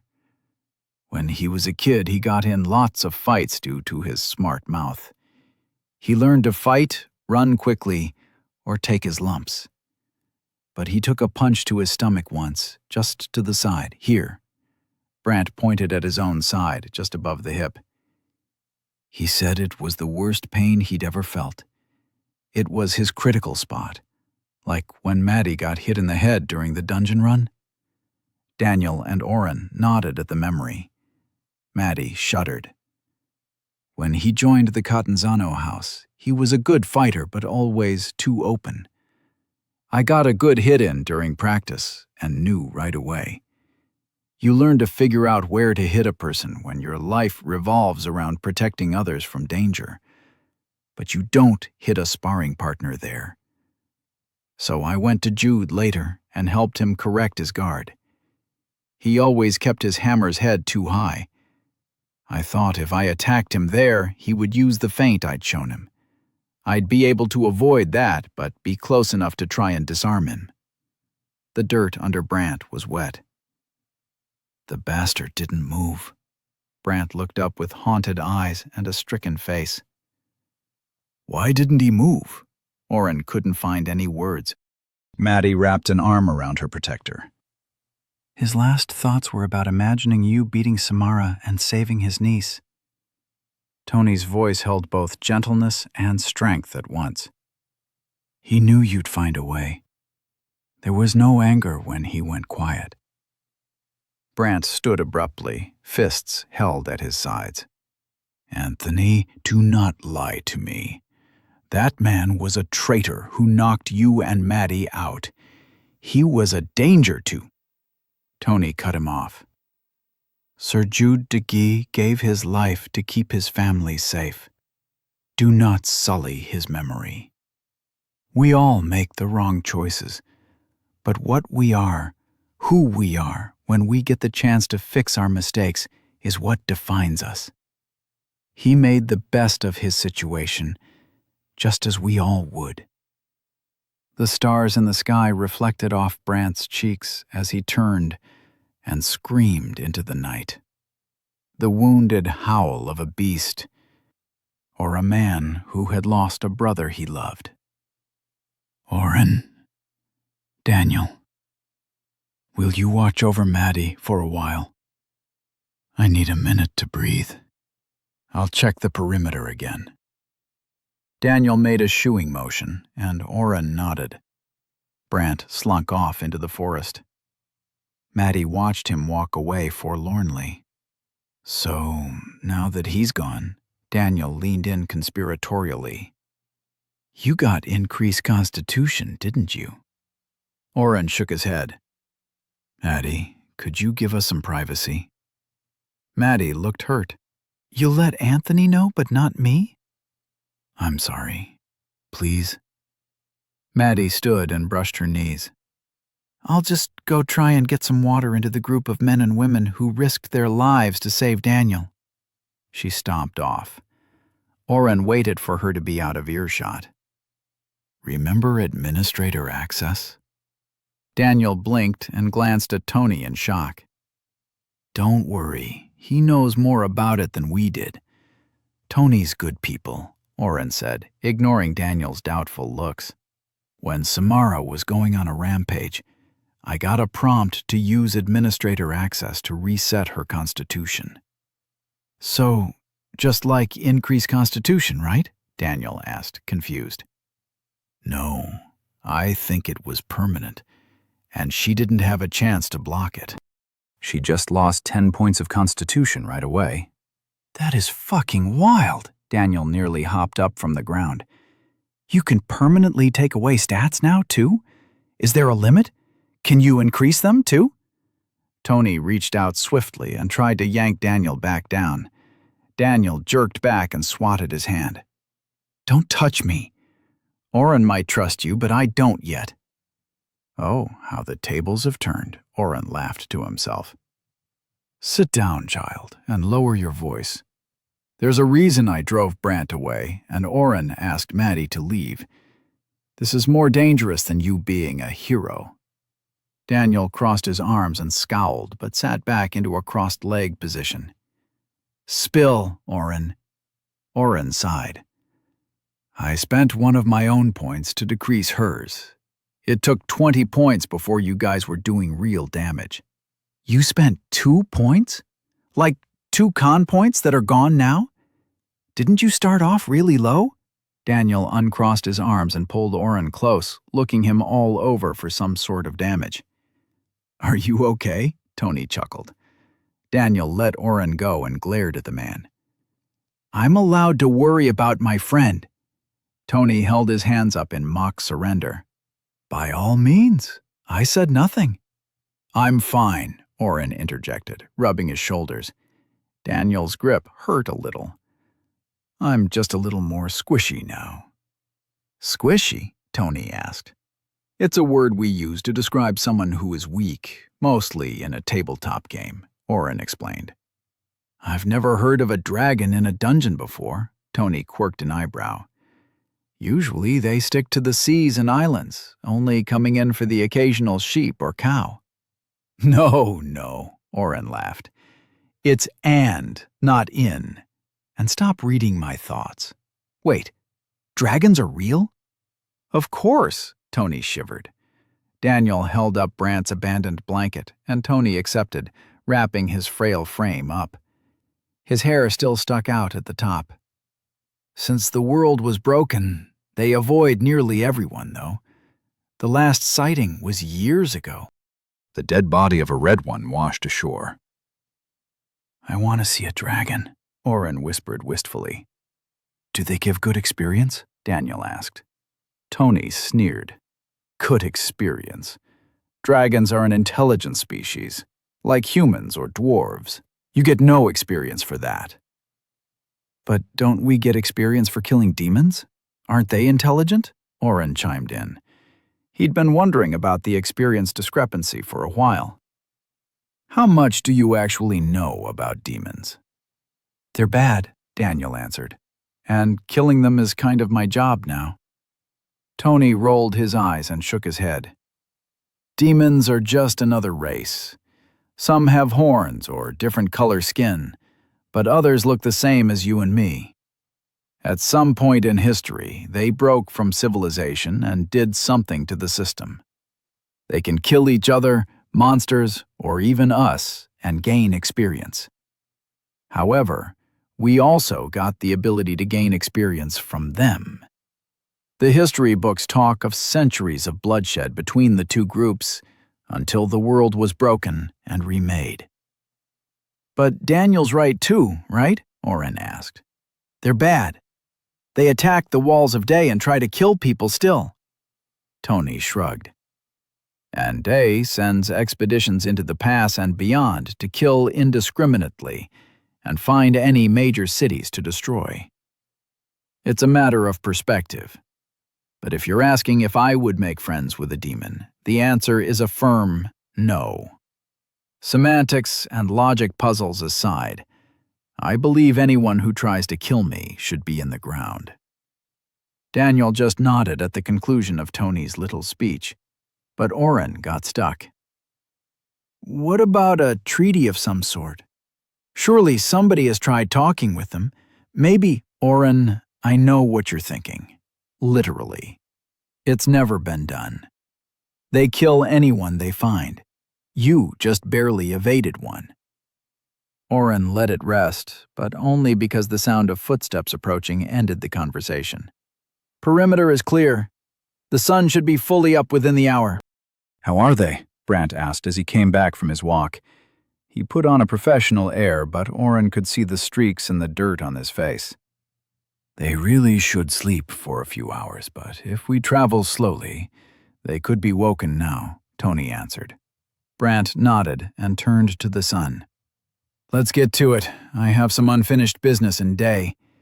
Hey, Daniel and Maddie, do you want to help me strip the bodies? Oren, can you carry a few extra things in your spatial storage? Daniel stood and nodded, running back to the task he'd already started. The few times that Oren had gotten Daniel to play tabletop role-playing games with him, he'd always been a murder hobo. No surprise he wants to loot. I'll carry what I can. I'm not totally sure what the limit is, but I'm guessing I'll find out soon enough. Oren stood also. He stretched his arms over his head and bent. I'm guessing we are going to have to travel on foot? Brant's smile peeked out for just a brief moment as Maddie headed to help with the plundering. Yes and no. They had a cart and a few horses. I think we can let the injured sit in shifts. But I'm not hurt. Exactly. You get to walk with us. Isn't that great? Brant smacked Oren's shoulder as he passed. Oren fell hard on his butt. Brant was on his knee immediately, helping Oren back up. I'm so sorry. You are hurt, aren't you? I'm putting you on the cart. That was barely a love tap. Tony stepped in and grabbed Oren's other arm. He's just a little mana tired. So many spells. Go help the hero and young Catanzano. Brant hesitated at being directed by Tony, but quietly conceded.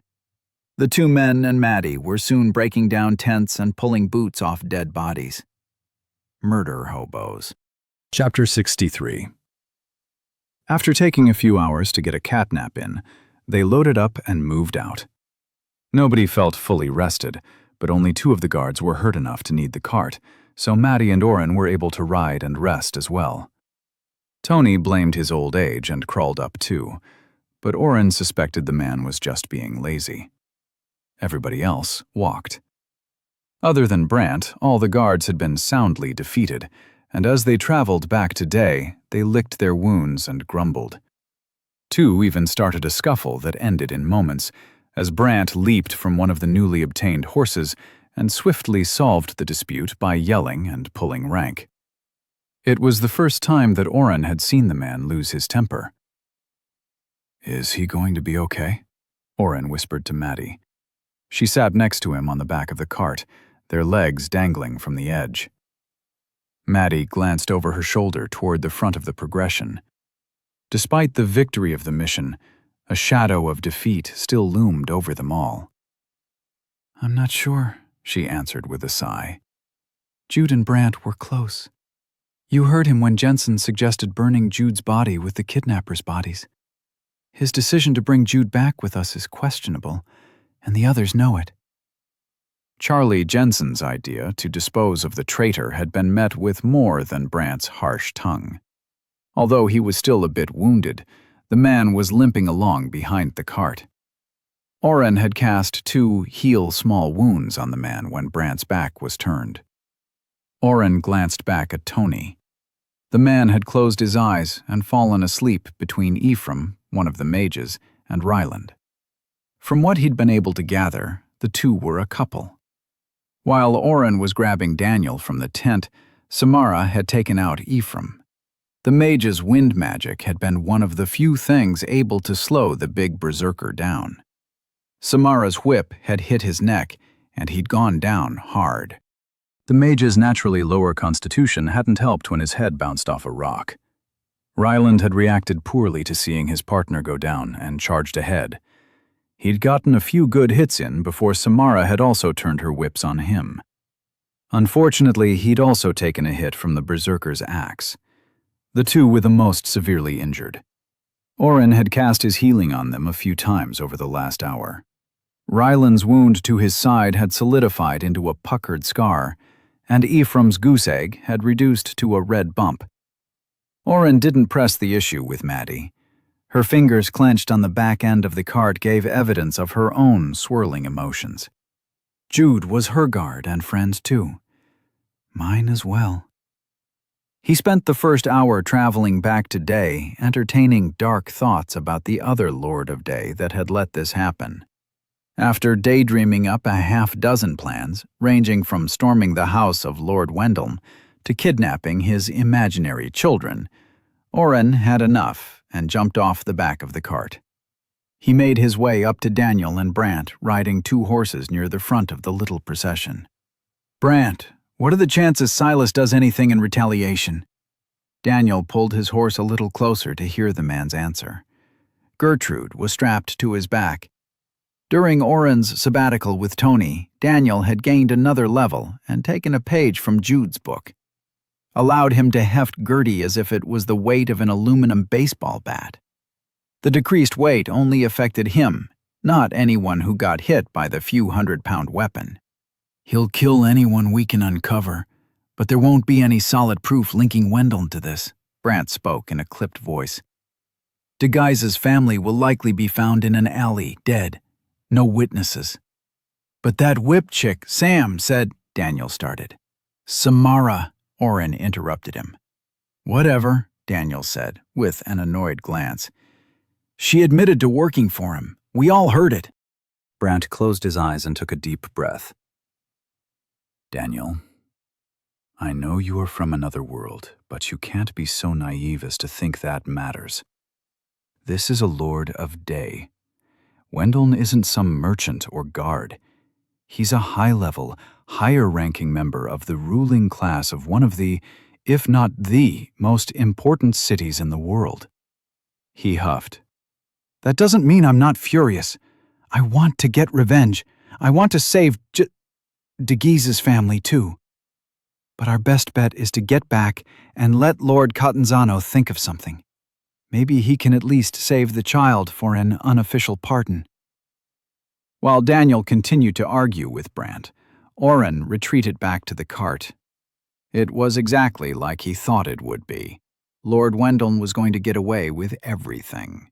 Kidnapping Jude's family and turning him would be a footnote in Silas's mind. Stealing the hero and almost killing a dozen guards would be swept under the rug. All because of who the man was.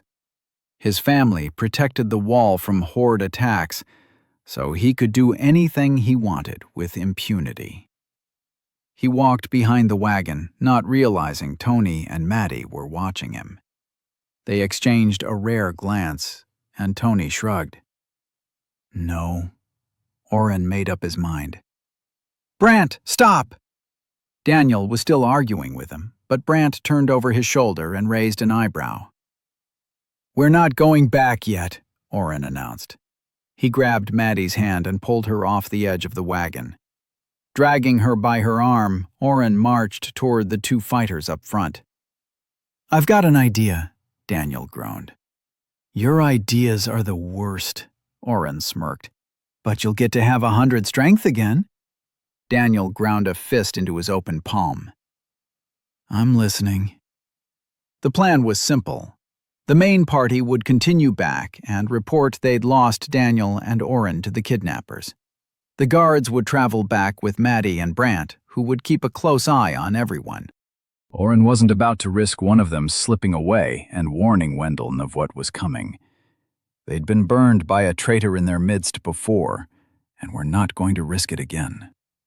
Oren and Daniel would teleport to the Wendell Keep, a small fortress built near the westernmost wall. Each family had a keep they'd live in during their wall rotation, but the Wendells usually used their mini-castle as a permanent home. The two friends would sneak inside, rescue the disguises, and get back to Maddie's home and her father's protection as quickly as possible. Hopefully, the decoy would give them time and the element of surprise to complete the rescue mission. "I still think I should come with you," Brant argued for the 10th time. "How will you know what they look like?" "We'll bring Tony," Oren said with a smile. "They'll never expect that, and he'll be able to find them easily." The Mind Mage shook his head. "I'm sorry, but I can't." Oren's plan crashed and burned. "Why? Without you, how can we figure out where to go?" "You have to come, Tony." The grizzled man scratched the back of his head and turned away. "As much history as I have with Silas, I have more baggage with Wendell. I have to stay far away. I know myself.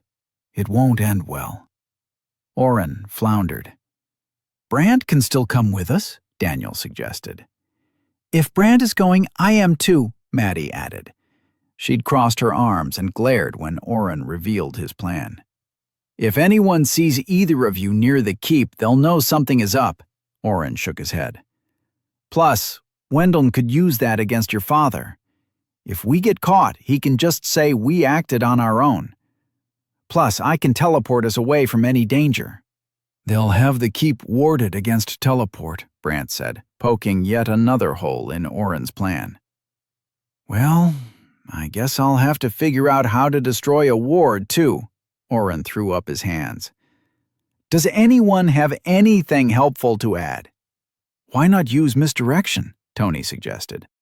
He peered back at the guards milling about behind the cart, waiting for the group to finish talking. "While Daniel goes in loud, Oren can sneak in.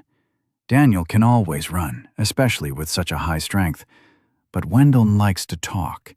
He'll brag and monologue and tell you all his plans if he thinks he's in a position of power. He's a decent fighter, but focused more on large groups, like a horde of monsters. I think Daniel could hold his own for a few minutes, despite the level disparity." Brant was nodding along.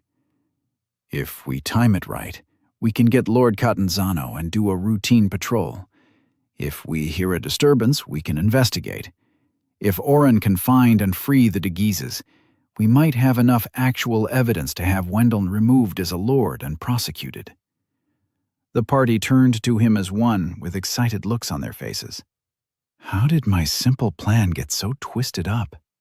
Once the group could see the wall of day rising in the distance, Oren used teleport to move himself and Daniel. They'd picked the spot near the wall they'd teleported to with Ira. They wouldn't try for the wall itself, but just inside the city. Luckily, with no current horde coming, the wall's guard would be running on a skeleton crew. The chances of running into a guard were low.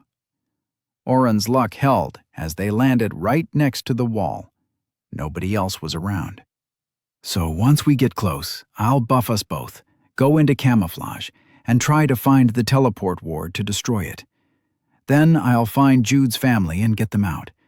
Maddie said the entire keep is only 20 rooms and a cellar, which is where I'm guessing the prisoners are." Oren didn't need to go over the plan again, but without Mind Bastion, his nerves were flaring once more. "Oren, I've got it," Daniel said peevishly. "You don't have to keep going over it with me. I know what you have to do. I know what I have to do. Let's get this done. I want to sleep in a real bed and eat something other than the jerky they kept feeding me. Daniel spat on the ground and started walking. The Wendeln Keep was located about 600 feet from the north gate. Oren scrambled to keep up. I'm sorry. I wasn't going over it for you. I'm nervous. Tony has made me stop using Mind Bastion, and all these emotions I've been keeping down bubble up a lot faster, Oren tried to explain. It's like everything hits twice as hard now. I was so scared attacking that camp to find you that I almost froze right outside the tent. I kept thinking, what if he's hurt or not there? Daniel's angry stroll softened, and he turned back with a sigh. I'm sorry too. I'm still pissed off I was taken out so easily. After we kick ass and save the day, we are going to start leveling for real. Maybe get back into that dungeon? Daniel held his fist out, and Oren rapped his knuckles against his friends. They smirked at each other. The house is right around the corner, Oren noted. You ready? Daniel nodded. Oren cast Increase Will at level 3 on himself once, and then slapped a utility ward at level 2 down as well. The two stood there for a moment, basking in the morning sun and going over their heightened stats. You are such a cheat. I love it. Daniel chuckled and reached over his shoulder. He pulled Gertrude off his back and tossed it once, spinning the sword. Let's go fuck up this guy's life. Chapter 64. The Wendeln Keep made Silas's house look like a small beach bungalow. 3 stories tall, the plastered brick shone in the morning sun. Towers pierced higher at 3 of the corners, with the last side left bare toward the wall. So he can watch for a horde breaking over the wall, Oren realized. This guy takes guarding the city pretty seriously. He's got a goddamned moat, Daniel complained. There is a flipping drawbridge. This is inside the city. Just how pretentious can you get? Maybe you can break the bridge, Oren suggested. That should get everybody's attention. I'm going invisible. Good luck. Oren cast Don't do anything stupid. Get in and out. Daniel glanced back and sighed. And he's gone. Oren slapped Daniel on the back of the head. Not yet. Same advice to you. Get out if you need to. Daniel rolled his shoulders and started to jog toward the mini-castle ahead. One of the 2 guards standing at the foot of the bridge near the front gate yelled and took a step forward. Daniel accelerated. The first guard pulled a mace from his hip, while the second turned and knocked on a small door set into the heavy wooden gate. Then he turned also, and a small crossbow appeared in his hands. A bolt jumped out at Daniel. Oren almost yelled, but his friend swatted the arrow from the air with a casual flick of his wrist. With a small plop in the shallow water below, Daniel had survived first contact. Oren tried to teleport, but felt the growingly familiar sense of a ward. He stepped lightly on the drawbridge and crossed slowly, watching Daniel bat the first guard's mace out of his hand. Daniel followed up with a flat-edge love tap to the man's helmet. His bell rung. The first guard went down in a slump of limps. Another bolt leaped at Daniel, but he slapped it away. The increased dexterity and strength made him into a one-man wrecking crew. 2 swings, and the guard's crossbow was in pieces at his feet, and his arms were in the air. "Open the gate," Daniel growled. "It only opens from the inside," the man said, with a far calmer voice than Oren would have expected. He was near enough to see the man's green eyes under his helmet. "You're not getting in, and you obviously aren't going to kill us. You could have taken Jorgen's head off, but knocked him unconscious. Who are you, and what do you want?" Daniel also seemed to be taken aback by the composure of the guard. "I'm here to get revenge. Lord Wendeln had me kidnapped, and I'm here to even the score." He'll beg for mercy before I kill him. Oren cringed at Daniel's hokey speech. The guard shrugged. Like I said, the gate only opens from the inside. Guard changes in 2 hours if you want to wait. Although, if Jorgen wakes up, he's going to be mighty pissed. I'm not waiting, Daniel announced. I'll just break it down. It'll take you all day, and you'll blunt your blade. Daniel pushed the guard to the side with the flat of Gertrude, and then held his sword over his head.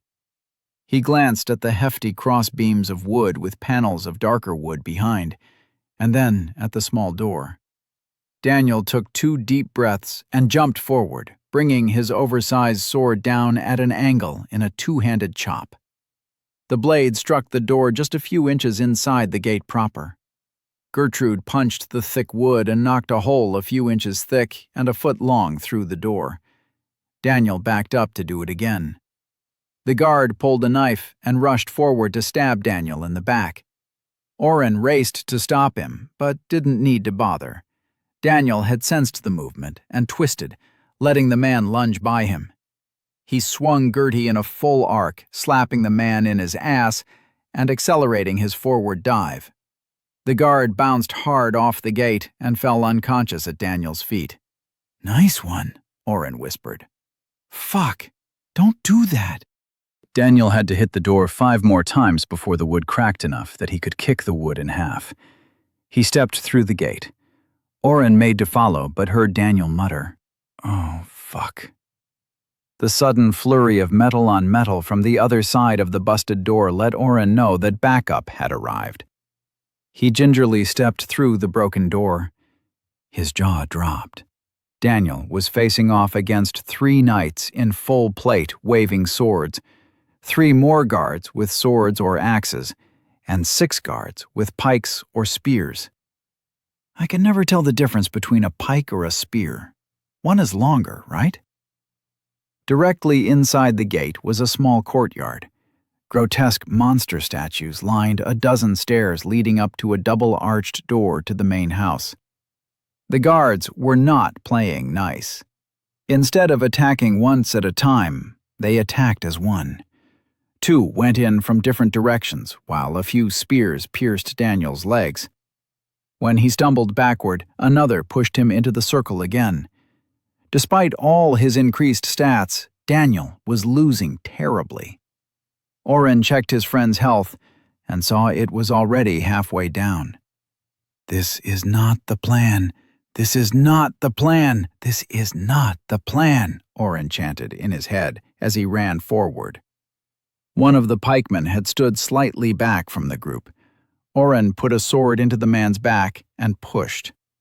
His sword must have nicked the man's kidney because his scream of pain stopped most of the other guards from attacking.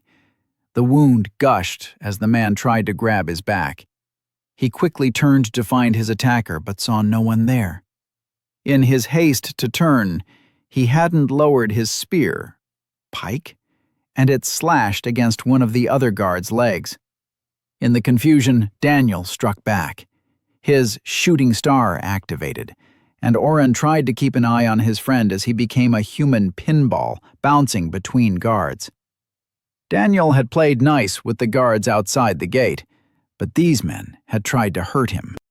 The guards not wearing plate were in pieces within seconds. Arms and legs were strewn across the small courtyard. Some men went down in shock, passing out quickly. Others were screaming. "Why is that door still closed?" Daniel yelled as he blocked a strike from a still-standing guard. "Shouldn't Lord Wendell have come out for a chat?" None of the guards seemed up for chatting. One guard, who had only lost a hand, raced away, slamming the door open as he ran for help. Oren knew the words were for him, though. "Get going, numbskull. Daniel can handle it from here."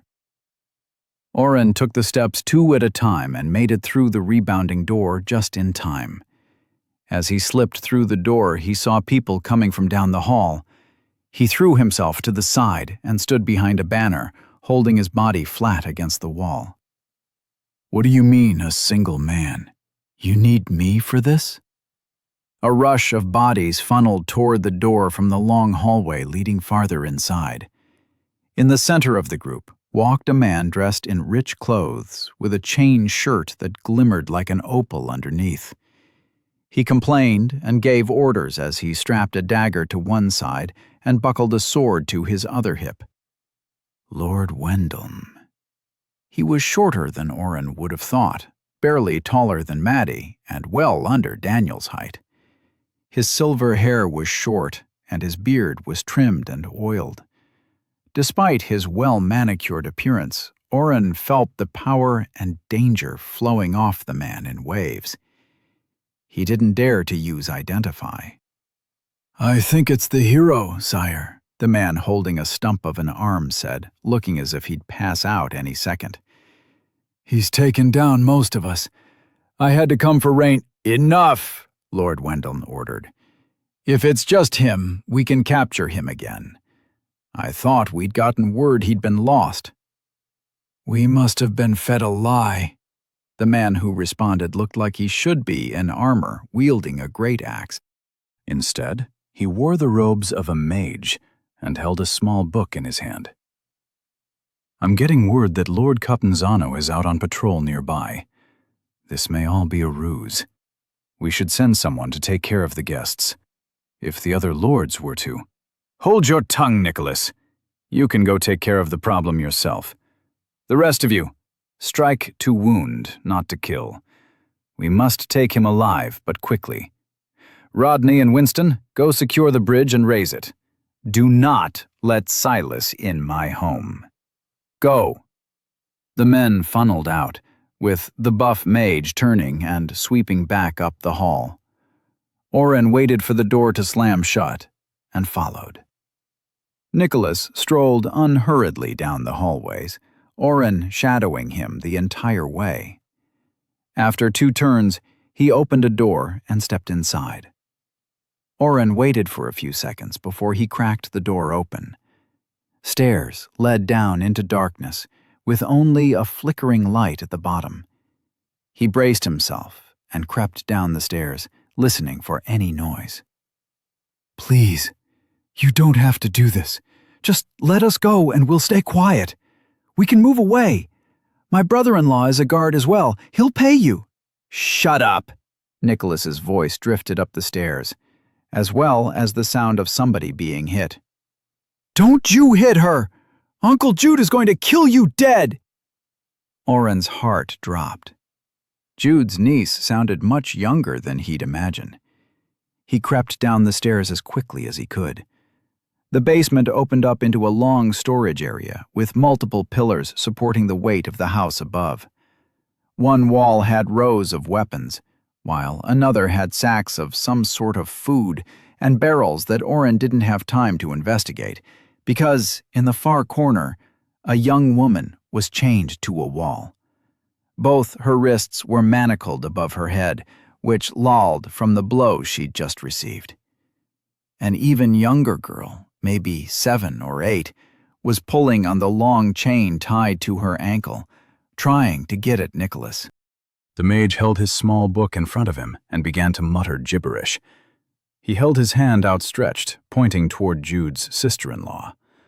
Oren chanced "identify" and scanned the man's status quickly. He let out a sigh of relief. Nicholas was only a few levels higher than Brant. His class of Beastmaster also made Oren feel more at ease. He saw no beasts in the room. Nicholas might be an easy mark. He crept forward and prepared to strike. He needed to save his mana to be able to teleport everyone out. I hope Brant gets to Daniel in time. Oren raised his sword to swing. However, he'd misjudged a nearby pillar, and his sword clanged against the stone before he started his downstroke. Nicholas reacted quickly, ducking and rolling backward. His head darted back and forth, looking for an enemy, but he saw no one. He turned a few pages in his book and pointed at a spot a few feet from Oren, muttering his gibberish again. Oren kept his sword down and close as he circled to get on the other side of Nicholas. "I know you're in here," Nicholas spat out quickly, and then continued his mutters. "You should leave now, while you still can." Oren didn't answer, but ran forward and struck. His sword hit the man's chest, but the robes hid high-quality chainmail underneath. Chainmail that looked similar to Lord Wendeln's. It turned Oren's blade to the side. Oren glanced at the man's status with more care. Nicholas Wendeln. Damn it. Chapter 65. Nicholas swung a fist through the air, almost striking Oren. He felt the air rush by his cheek. Was still running, but after he'd hit the younger Wendeln, the man had an idea of where Oren was. Oren backed away and put his back against one of the pillars holding up the house. He checked his mana. He'd cast Increase Will at level 3 with a base of 28. 2.8 times the +4 of a level 3 Increase Will gave Oren an extra 11 will per cast. He'd only increased it once, trying to save his mana for the needed getaway. He'd also cast Utility Ward at level 2. That had increased his will by another 3.9 times the +2 of a level 2 spell, or an extra 8 will points. Except Utility Ward was for the maximum possible increase. 5 casts for the price of 1. An extra 40 will, strength, dexterity, and intelligence had been added to Oren's stats. 79 will gave him a lot of mana, 890 MP to be exact. Of course, the initial costs of casting a few spells had driven his overall amount down, but with a quick math check, he didn't need too much to get the Deguises and himself out of here using my intelligence is up to 51, so my spells should cost about 40% of the normal cost. Oren hoped his on-the-fly math skills would hold up, because he was planning on doing some heavy lifting with Inverse to debuff this goon. Nicholas hadn't followed up after his single swing, instead focusing on his book and low chanting. Oren knew he was casting a spell of some sort, but Nicholas wasn't even looking at him. He was focusing on a spot in front of the little girl. Oren peered around the corner and almost used Inverse with increased dexterity, as he'd done before against others, but switched it to Increase Intelligence on a hunch. It was Nicholas's highest stat, after all. Nicholas had finally finished his long, drawn-out casting. A section of the floor between him and the huddled women had turned inky black. A darkness so deep, Oren's mind saw it more as purple, with streaks of murky blue. Nicholas smirked and rounded in the general direction of where Oren stood, preening in triumph. A 3-clawed red arm reached out of the growing hole and scrambled for purchase on the stone tiles. The room was filled with the sound of nails grating as the claws scratched for a grip. The silence when the arm found a hold on a small crack in the tile was deafening. A second arm reached through the dark chasm, followed by a third. With a name like Beastmaster, Oren had thought the man would control wolves or horses. He'd had a slight idea that Nicholas was trying to summon something, but what crawled from the pit was more terrible than anything he could have imagined. More arms joined the first two, as an insect-like red form pushed its body out of the ground and stood tall. 2 legs held wide over the gaping hole that was slowly disappearing supported the main body.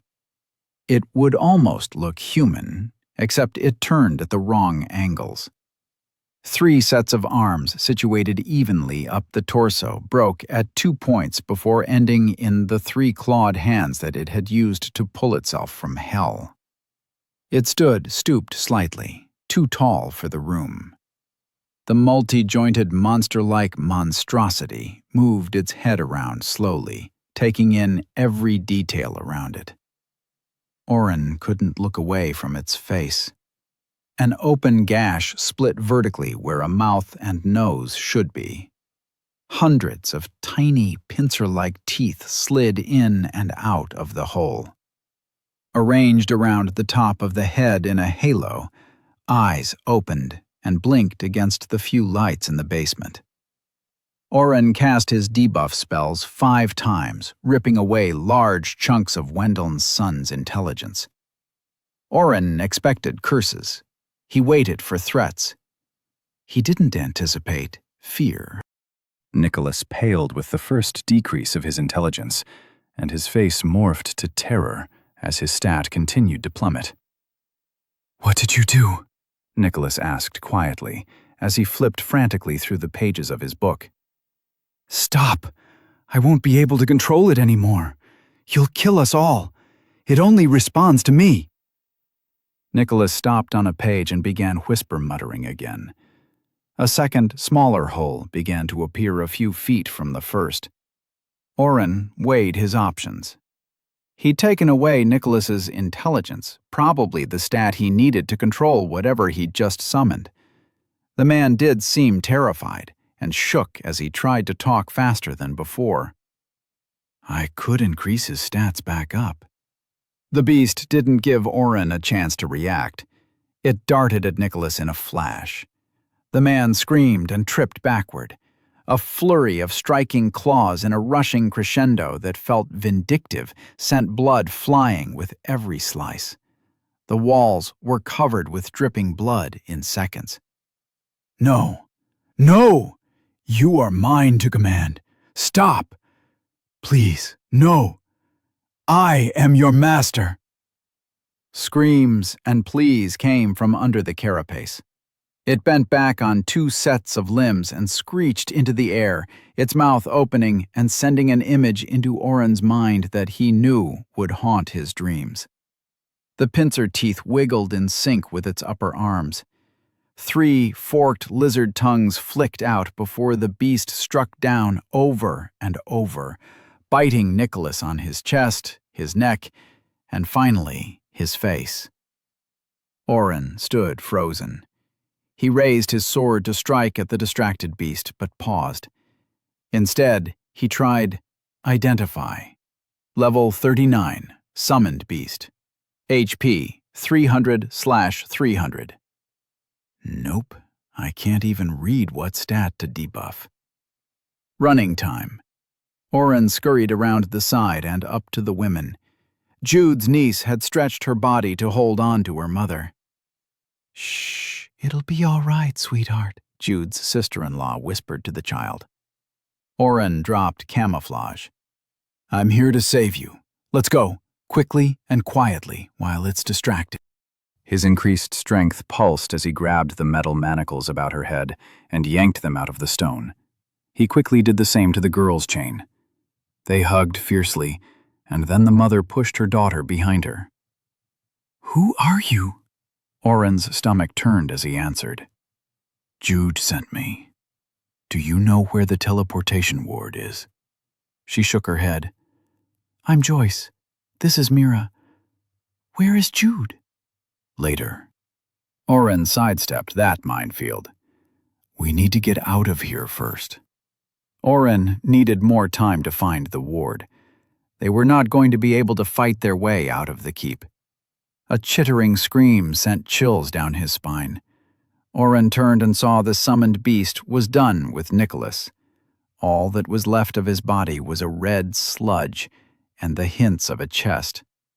The beast had eaten its summoner. Oren had no plan ready for this fight.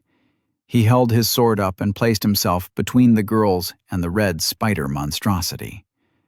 The monster's eyes blinked. Every eye in the circle opened and closed one at a time in a perfect circuit.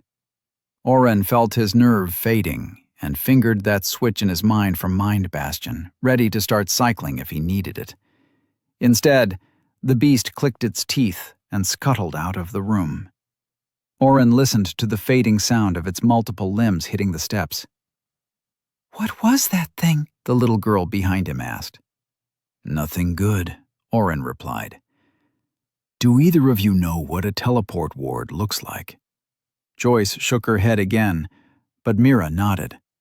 "I heard one of the men who brought us food talk about turning it on. There's a real-life hero in Day. They were worried about him for some reason."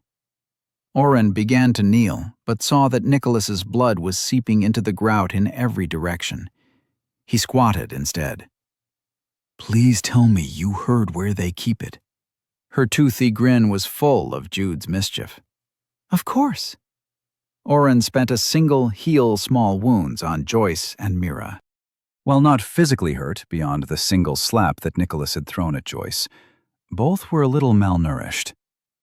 Joyce had picked up a few different hand axes and tested their weight before settling on two she liked. She'd gently taken a hammer out of Mira's hands. I need to protect you, The child had cried. It's my job. Joyce rolled her eyes. Your job is to stay behind us and run if there is danger. Oren coughed and pointed. Behind her back. Joyce spun her child and tutted as she pulled a small dagger from her other hand. Mira threw a look of betrayal at Oren. Now I'm not going to help you. Oren groaned. After some negotiation, Mira led the way up the stairs, holding a training sword. It was wooden and held some weight, but at least the kid wouldn't cut herself with it. Oren felt like a fool letting a little girl of 8 take the lead, but she'd smooth-talked her way through rapid-fire concessions with both him and her own mother. Joyce mouthed, sorry, as the child climbed the stairs. As they entered the ground floor again, Oren could just make out the sounds of an ongoing battle outside. Daniel was still holding up well, hopefully. Maybe Brant had arrived with reinforcements. With the distraction at the front gate, they ran into no guards or even staff. Likely all the cooks have run or gotten themselves to safety. Mira walked the halls as if she knew exactly where she was. You do know where you are going, right? Oren whispered.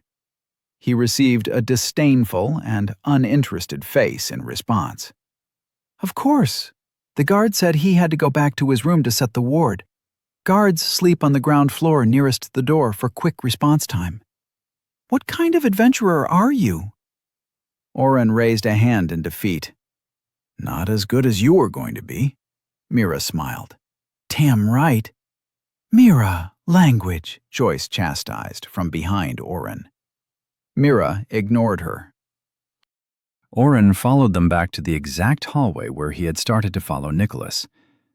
Mira pointed across the hall at a door Oren had missed when he came in. There. Stay here, Oren commanded. I'm going to disappear and break the ward. I'll be right back. He turned on camouflage, and Mira gasped. Shit. What's the ward look like? Mira and Joyce shrugged in unison. He shook his head and crossed the hall, catching a glimpse of more than one person fighting outside. A full-out brawl was happening. Oren slipped into the room and looked around. A half-dozen bunks were set up down the left side, with racks for storing weapons and armor on the right. The room was empty, and the racks were bare. Nothing stood out. There was no magical box or stone, no big switch or magic writing on an item he could see. Each bed had a small footlocker, but he didn't have time to search every one. Oren pulled up his map. He tried to ignore the dashing colors and focus on the room he was in. Surely they have some protection for something so important. Yes, there, pinged off a table at the end of the room. He hadn't even given the simple wooden circle a second look. Now he approached it carefully. Oren crouched and found what he was looking for almost instantly. Without knowing to look, he would have passed over the slight outcropping that was just a bit thicker than the rest of the table. He found the keyhole on the back of the small block and did the most expedient thing he could. He slammed his sword down on the table as hard as he could. The wood splintered and the box fell. Oren cheered just as the box let off a click and several small darts sprang out in random directions. Sidesteps activated, and Oren's leg moved an inch to the side. Too close. Oren stomped on the box until it broke and a small metal circle fell out. He picked it up and inspected it. Runes ran in small curls around the edge of the bracelet-like device. This has to be it. Oren ran back to the door and opened it slowly. Mira and Joyce looked at the door opening, and Mira waved. He hurried back across to them. "I think I've got it," he said, dropping his spell and holding the metal circle up. "If you can teleport, break it and get Mira out," Joyce said quickly. "Please!" "I'm getting us all out of here," Oren responded, and tried to bend the metal with his hands. It barely moved, but small flecks started to appear in the runes. "This is strong." "Here, hit it with this." Mira pulled a small hammer, not even a real weapon, out of her boot. Oren shook his head but took the tool. He placed it on the floor and brought down the hammer. The circle bent at one end, and the metal shimmered once before blackening. For good measure, Oren hit it again and then snapped the circle open with his hands. "Okay, let's get you out of here." Oren sheathed his sword and took a hand in each of his. "We did it," he thought, as they teleported away. Chapter 66. Oren caught Joyce as she stumbled out of teleport. Mira landed like a cat and smiled around her. "This is where Uncle Jude works," the young girl said, running ahead to the Catanzano house. "Hi, Jefferson." She waved to the guard on duty. Oren dragged Joyce as they followed the child. The guard smiled and waved back before turning and yelling into the front door. Maddie appeared at the door and ushered the group inside. "Brant and my father went to help. Did you see them?" Maddie asked. She was still dressed in her traveling outfit, her spear in hand. "Was Sir Brant fighting the bad men who kidnapped us? Is Uncle Jude with him?" Mira asked in response. Maddie gave a stricken look to Oren, who shook his head. "We didn't see anyone, but Daniel was keeping all of Wendell's guards occupied," Oren said. "I did make out a few people fighting, but couldn't tell who it was." Maddie nodded and helped push Jude's family inside. She set 2 guards outside their door and spent 5 minutes using her social training to calm them down. She answered questions with dodges and gave assurances without promises. Maddie closed the door on them as Mira helped her mother get into a big, comfortable bed. Joyce had been standing for days, and her legs wobbled as she finally let them rest. "They'll be fine with some sleep," Maddie whispered as they backed away. "I'll make sure my father keeps them protected. Although, with their testimony, I can't see a way that Lord Wendell gets away with this. Kidnapping a guard's family, attacking my father's house, trying to kidnap Daniel. The list goes on." Oren let Maddie ramble. She was worried about her father, Brant, and Daniel. He was too. Oren's buffs wore off, except Utility Warder. He still had a lot of mana and itched to get back to help, but knew he needed to trust Daniel. He could wait a bit longer, right? "Of course you can," Tony's voice entered his mind. "Yes, I'm still here. I'm warding the surrounding area. Silas can throw a fit all he wants, but I'll be damned if that bastard Wendell takes those women back." The feeling Oren experienced was new. A group of people helping him, taking care of problems before he even thought of them. Competency in a team? "What's the plan?" Maddie asked. "Should we stay here, or—" She trailed off. Daniel was going to escape back here as soon as possible. He should be back by now. The plan was to get out once your dad and Brant showed up. There's no way he's fully recovered from being kidnapped, Oren answered, feeling the stress he had been pushing down start to rise up. "I hope he's okay." Maddie stood next to him and put her arm on Oren's shoulder. "Our boy gets into trouble a lot, doesn't he?" Oren's lips pulled into a grin. "I don't know if he's just dumb and runs into trouble or if he's unlucky and trouble finds him." They waited together, watching the sun rise firmly into the sky. Daniel and Brant popped out of the air and fell a few feet from where Oren had teleported. Daniel had used his home base skill. Maddie let out a sigh of relief. Brant had Daniel's arm over his neck and was keeping him up. Both were alive, but also hurt. Oren started throwing healing spells on him as they ran to their friends. Are you both all right? Maddie asked, beating Oren to the question.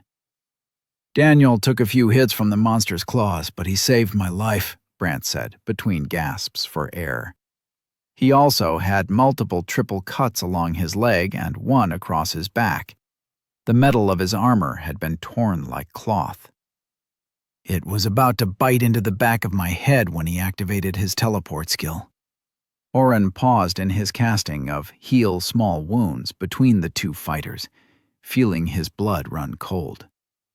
The monster? Something that Wendell did, I'm sure, Brant continued, handing Daniel off to Maddie. But it went wild and started trying to kill him. Half his men went down trying to contain it as he retreated. It wasn't a red spider-armed monster, was it? Daniel groaned. I knew it. What did you do?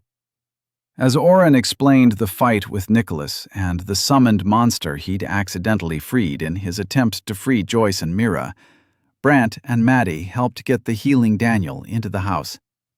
Brant's wounds had closed quicker, with Daniel having sustained the majority of the damage.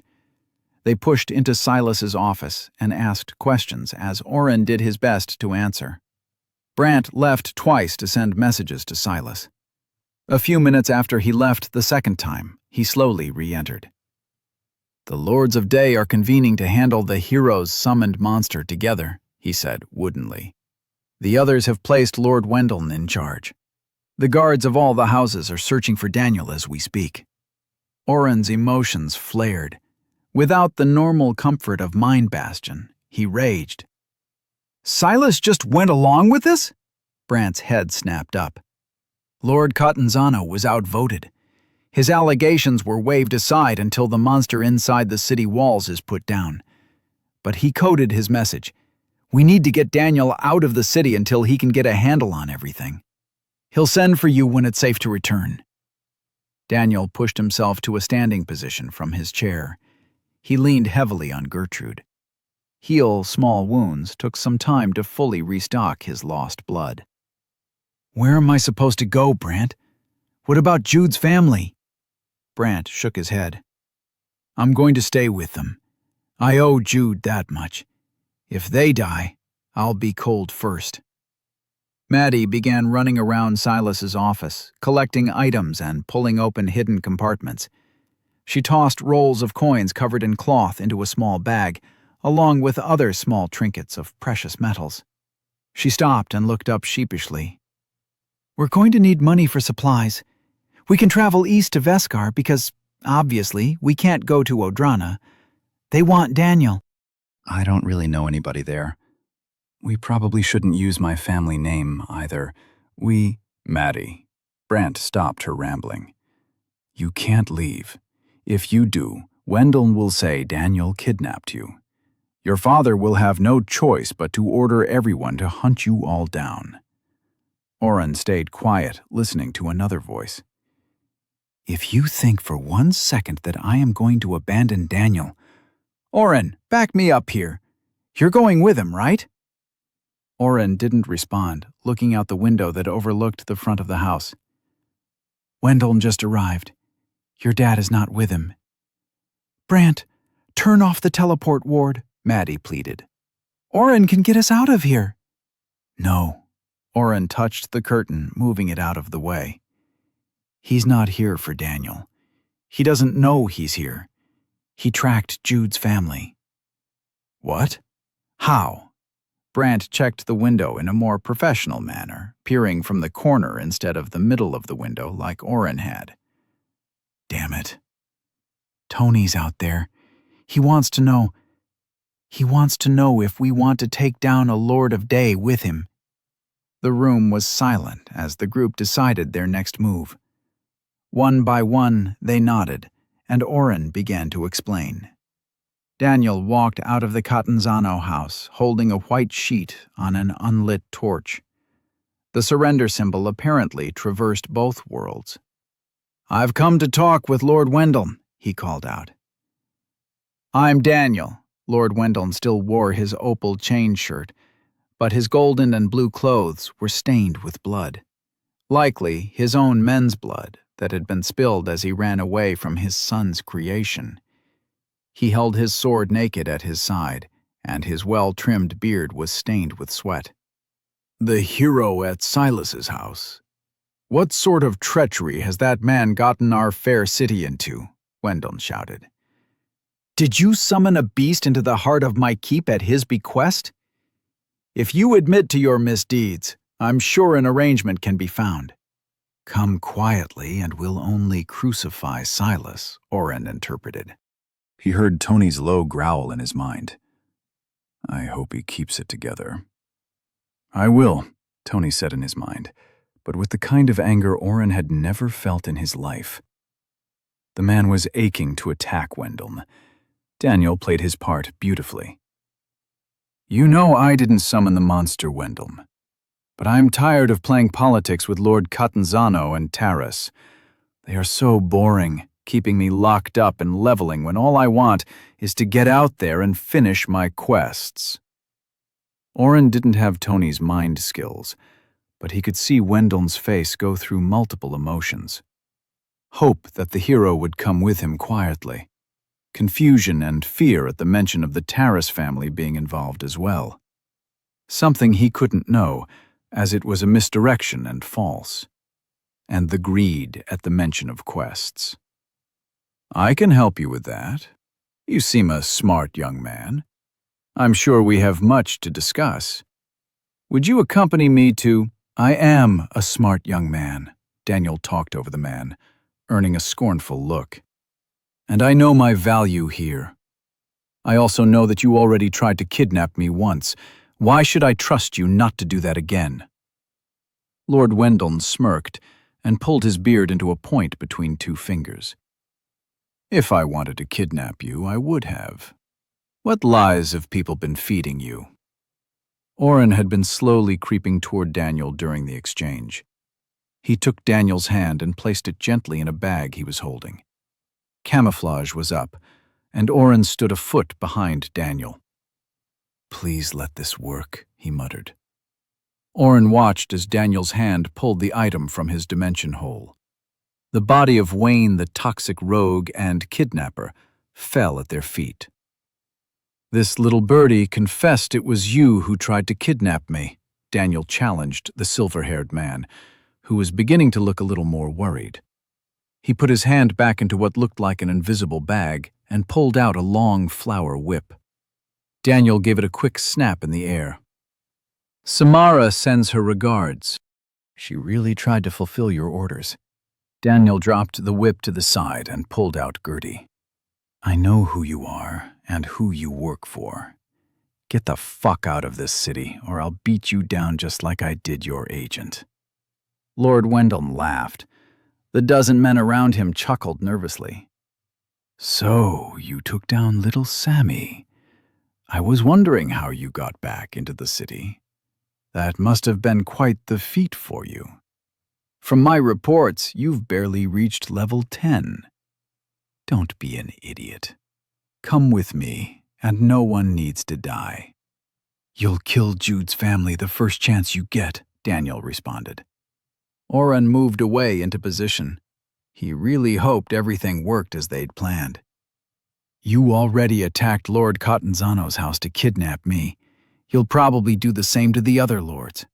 "I don't need to kill them if I have you," Wendell answered, sheathing his sword. "I don't need to do anything to the other lords of this small city. If you work with us, we can have so much more than the meager scraps of a wasteland guardhouse. Do you know the kind of power the elves hold? What kind of power you can hold?" Daniel shrugged. "I think I have enough. I don't work with people who kidnap children and threaten my friends. You admitted to kidnapping me and Jude's family. You admitted to breaking your own laws. And yet you still expect me to trust you? What kind of idiot do you take me for?" The feeling in Lord Wendell's eyes dimmed. One that I didn't want to dirty my own hands over. I guess that time has passed. Wendell folded his arms and nodded at Daniel. Take him. No, Shaw. That won't be happening today, Silas Catanzano, Lord of Day, announced as he dropped the magical veil he'd been hiding behind. 2 others stood beside him. Wendell choked and tried to figure out what was going on. Oren smiled. Tony's plan had worked. While Brant had turned off the teleport ward, Oren and Maddie had teleported to her father.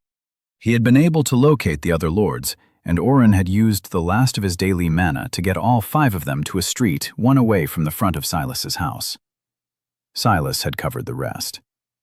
His class of Allure Sorcerer gave him the ability to use minor illusion spells, including a powerful veil or magical screen to hide behind. He'd muttered something about not using it in a long time when Oren had asked him to use it. Tony's plan had been simple. Let the man brag and talk, thinking he was confessing only to the hero. Silas would get a front seat to the admission. Lord Terrace and Lady Timpy as well. Shaw? Lady Timpy started to talk but turned her head. I vote that Shaw Wendell be stripped of his title of Lord of Day. Lord Terrace, a tall man in a robe with thinning hair and glasses, shook his head. Seconded. Silas rolled his wheelchair forward. Carried. Lord Wendell, you are hereby stripped of your title and lands. Your men will be removed from your command, and you will be banished from Day. If you are not gone within the hour, your life is forfeit. Wendell cried out and moved his hands in a similar fashion to his son.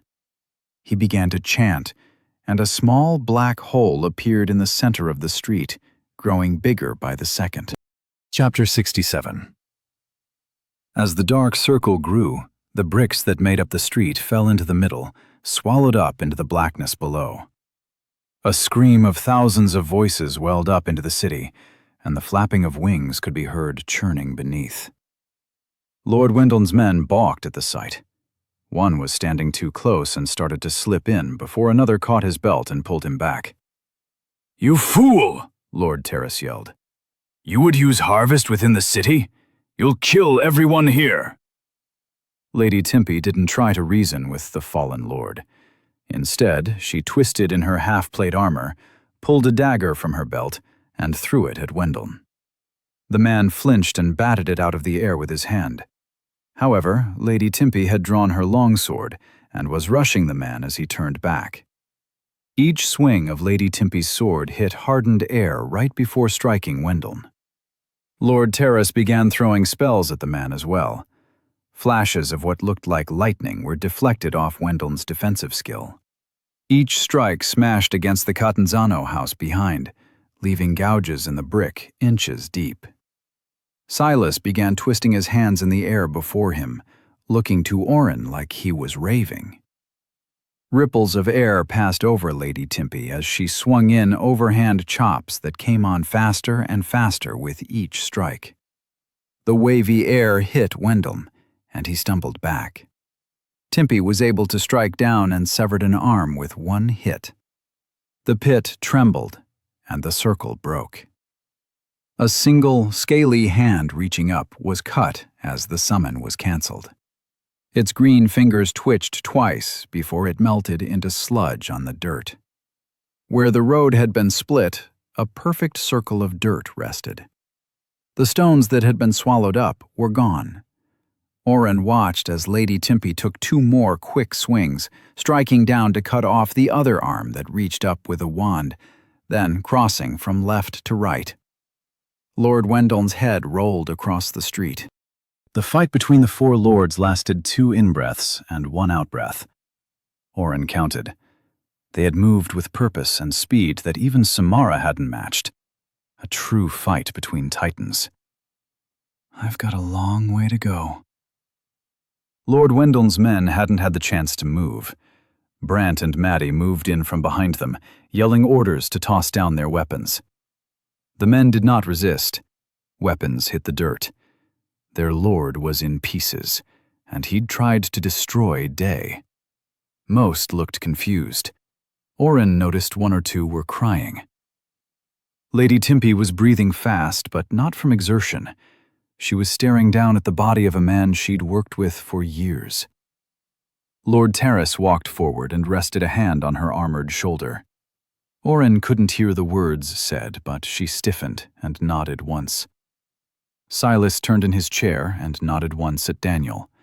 His eyes traveled to where Oren had dropped his camouflage, and a small smile played across his lips. He mouthed, "Good job." Oren smiled back. If only Silas knew this had been Tony's plan. The 3 remaining Lords of Day ordered the group about, but Oren was thankful that he didn't have to think for a bit. When is the last time I slept? As more troops arrived in the area, Silas let them go back to the house. They'd earned a rest. It was firmly morning now, and Lady Timpe and Lord Terrace had left with a large contingent of soldiers to box in the now correctly termed Wendeln summon. Oren made sure Daniel got into bed first, not trusting him after the last few weeks. He took off his armor and boots and fell on his bed. Sleep took him quickly. Oren woke once more to the glorious smell of coffee in the room. "Wake up, sleepyhead," a voice sing-songed. "You've slept almost an entire day." "Go away," Oren murmured into his pillow. "Leave the coffee." Daniel chuckled and sat on Oren's bed. He waited for Oren to turn and growl. "I brought the entire carafe and a cup for you." Daniel offered the cup in one hand and placed the pot of godly fluid down on the nightstand. "They took down that monster. Only minor injuries that the hospital was able to heal up." Oren grunted and took the cup. He slurped some into his mouth and sighed. "That's good. Everybody in the city knows I'm the hero now." Oren flinched. "Not as good." Daniel shrugged. "It was going to happen sooner or later. At least now I can practice more. Silas told me the other lords—" He paused. "And Lady?" He shook his head. "The powers in charge granted me and my party access to the dungeons. Of course, I've been invited to like 100 dinner parties, training sessions, and even a poetry reading." "I guess the cat's out of the bag now," Oren said, starting to feel the fuel hit his veins. "What do you think we should do first?" Daniel smirked and threw a blue box at Oren. "The war quest? Why? We don't even know where to start for that." Daniel cut him off. "Revenge." Oren thought it through. The name of the aggressor country, Odrana, had come up a few times. They'd apparently paid for the hero, leading to all the recent trouble and the downfall of a Lord of Day, and leading to the death of a friend.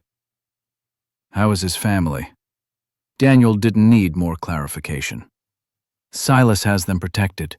He's promised they'll be taken care of for life, even after what Jude did. He even said thank you to Tony." Daniel smiled wide again. "You have no idea how funny that was to watch. Tony kept mouthing what and cupping his ear, but Lady Timpe was there, and Silas had to play it cool." Oren laughed with his friend. Daniel hadn't slept as long and filled him in on everything he'd missed overnight. "Knock, knock. I heard somebody finally woke up." Maddie peered around the corner of the open door. "You boys decent?" "Daniel's never decent, but come on in," Oren said, sitting up and pouring a second cup. "He was just filling me in on what's next." Maddie pulled a chair over and sat by the two of them. As they chatted, laughing and planning, Oren felt a knot loosen in his chest. He'd spent so many days in a row saving Daniel, running from problem to problem and battling, that he'd forgotten to rest. "What is that face he's making?" Maddie whispered. "Is that a smile?"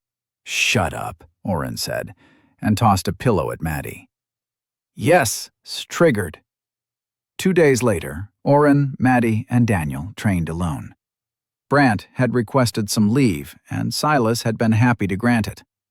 Brant had apologized to all three of them repeatedly until Daniel had told him to shut up. "Take all the time you need," he said, hugging the man. Brant stood stiff. "We'll be waiting." Maddie kicked off the wall and swung her spear at Daniel, who dodged under her attack.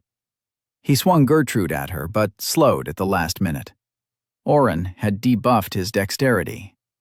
"Not fair, I almost had her." Daniel laughed and ran after Oren. Oren threw light strikes at both of them and threw a fist in the air. "I won, you're both dead." Daniel laughed and then hit Oren with a wide swing, knocking him back. Ward protected all of them from taking too much damage, and Oren was maxing out all of his spells each day. The quiet of the practice was enough to distract them all from the riots in the streets. Some of Lord Wendell's men had started rumors that the hero had killed him. The Lords of Day put out the truth, but when the news spread that the heir to the Wendell seat was missing and presumed dead, the city had turned. Maddie had not been able to even speak with her father. He was out of the house, putting down looting and burning attempts. She'd quietly put back the money she'd stolen from his office. "You are both getting better," Maddie said with a laugh, throwing a towel at Daniel. Oren walked over and took another towel from her. "Thanks," he said. The city of Day, which had once felt so grand and peaceful, was beginning to feel like a cage. "Do you guys think we should wait for everything to die down? I'm not sure how Silas is going to feel about it if we just leave." Daniel wiped sweat off his face. "We're going to write a letter. Besides, you know he'd refuse to let Maddie go too." The three had begun planning a trip north toward the Elven Forest. Oren had no idea what Daniel planned to find, but Maddie seemed primed for an adventure and backed all his ideas. "And we'll have the hero with us," Maddie chimed in. "What could possibly go wrong?" Oren groaned. Daniel laughed. "Don't worry so much, Oren. We still plan to level a bit before we head out. It's not like we're leaving tomorrow." Oren shook his head and looked toward the setting sun. Something inside still felt off to him. He just couldn't put a finger on it. In a small house, tucked away far from others, a shadow knocked on the door. "You summoned me, illustrious one." The figure in the chair sat by one of the many windows, looking out at the view. He waved his right hand at the single guard, gesturing for him to approach. "Lianthan, my nephew." His voice was smooth, if old. "I would send you today to find this new hero. Learn everything you can about his powers. Something old and new is stirring in that area. Something I've not felt in a long time. Change has come to our world." Lianthan saluted with crossed arms across his chest and bowed. "As you wish, sir." He paused before asking, "Is there anything else you can tell me? Will I need to take care of him?" The figure smiled and stood from his chair, stretching his back. The sunlight flitted through the open window and lit up the face of the old man with pointed ears. A small circlet of wood ran around his head, and his eyes were pale blue with a deepness that made even Lianthan hesitate to look too long. "No, nephew. You will not need to harm him. I fear not the hero. I've seen countless of them come and go." "I don't understand." The younger elf's face was puzzled. Why send him to learn about another hero if there was nothing to fear from him?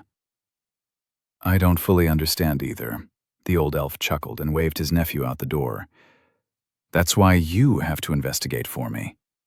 A hero has been summoned, but something more powerful has arrived on Asmia as well. Find it." The old elf stood on his porch, watching one of the last members of his family climb down his tree. His small house was usually ignored, and he'd spent hundreds of years living away from the bustle of society. He was normally at peace with his life. Yet something inside felt off. Hopefully, Leanthan would find an answer.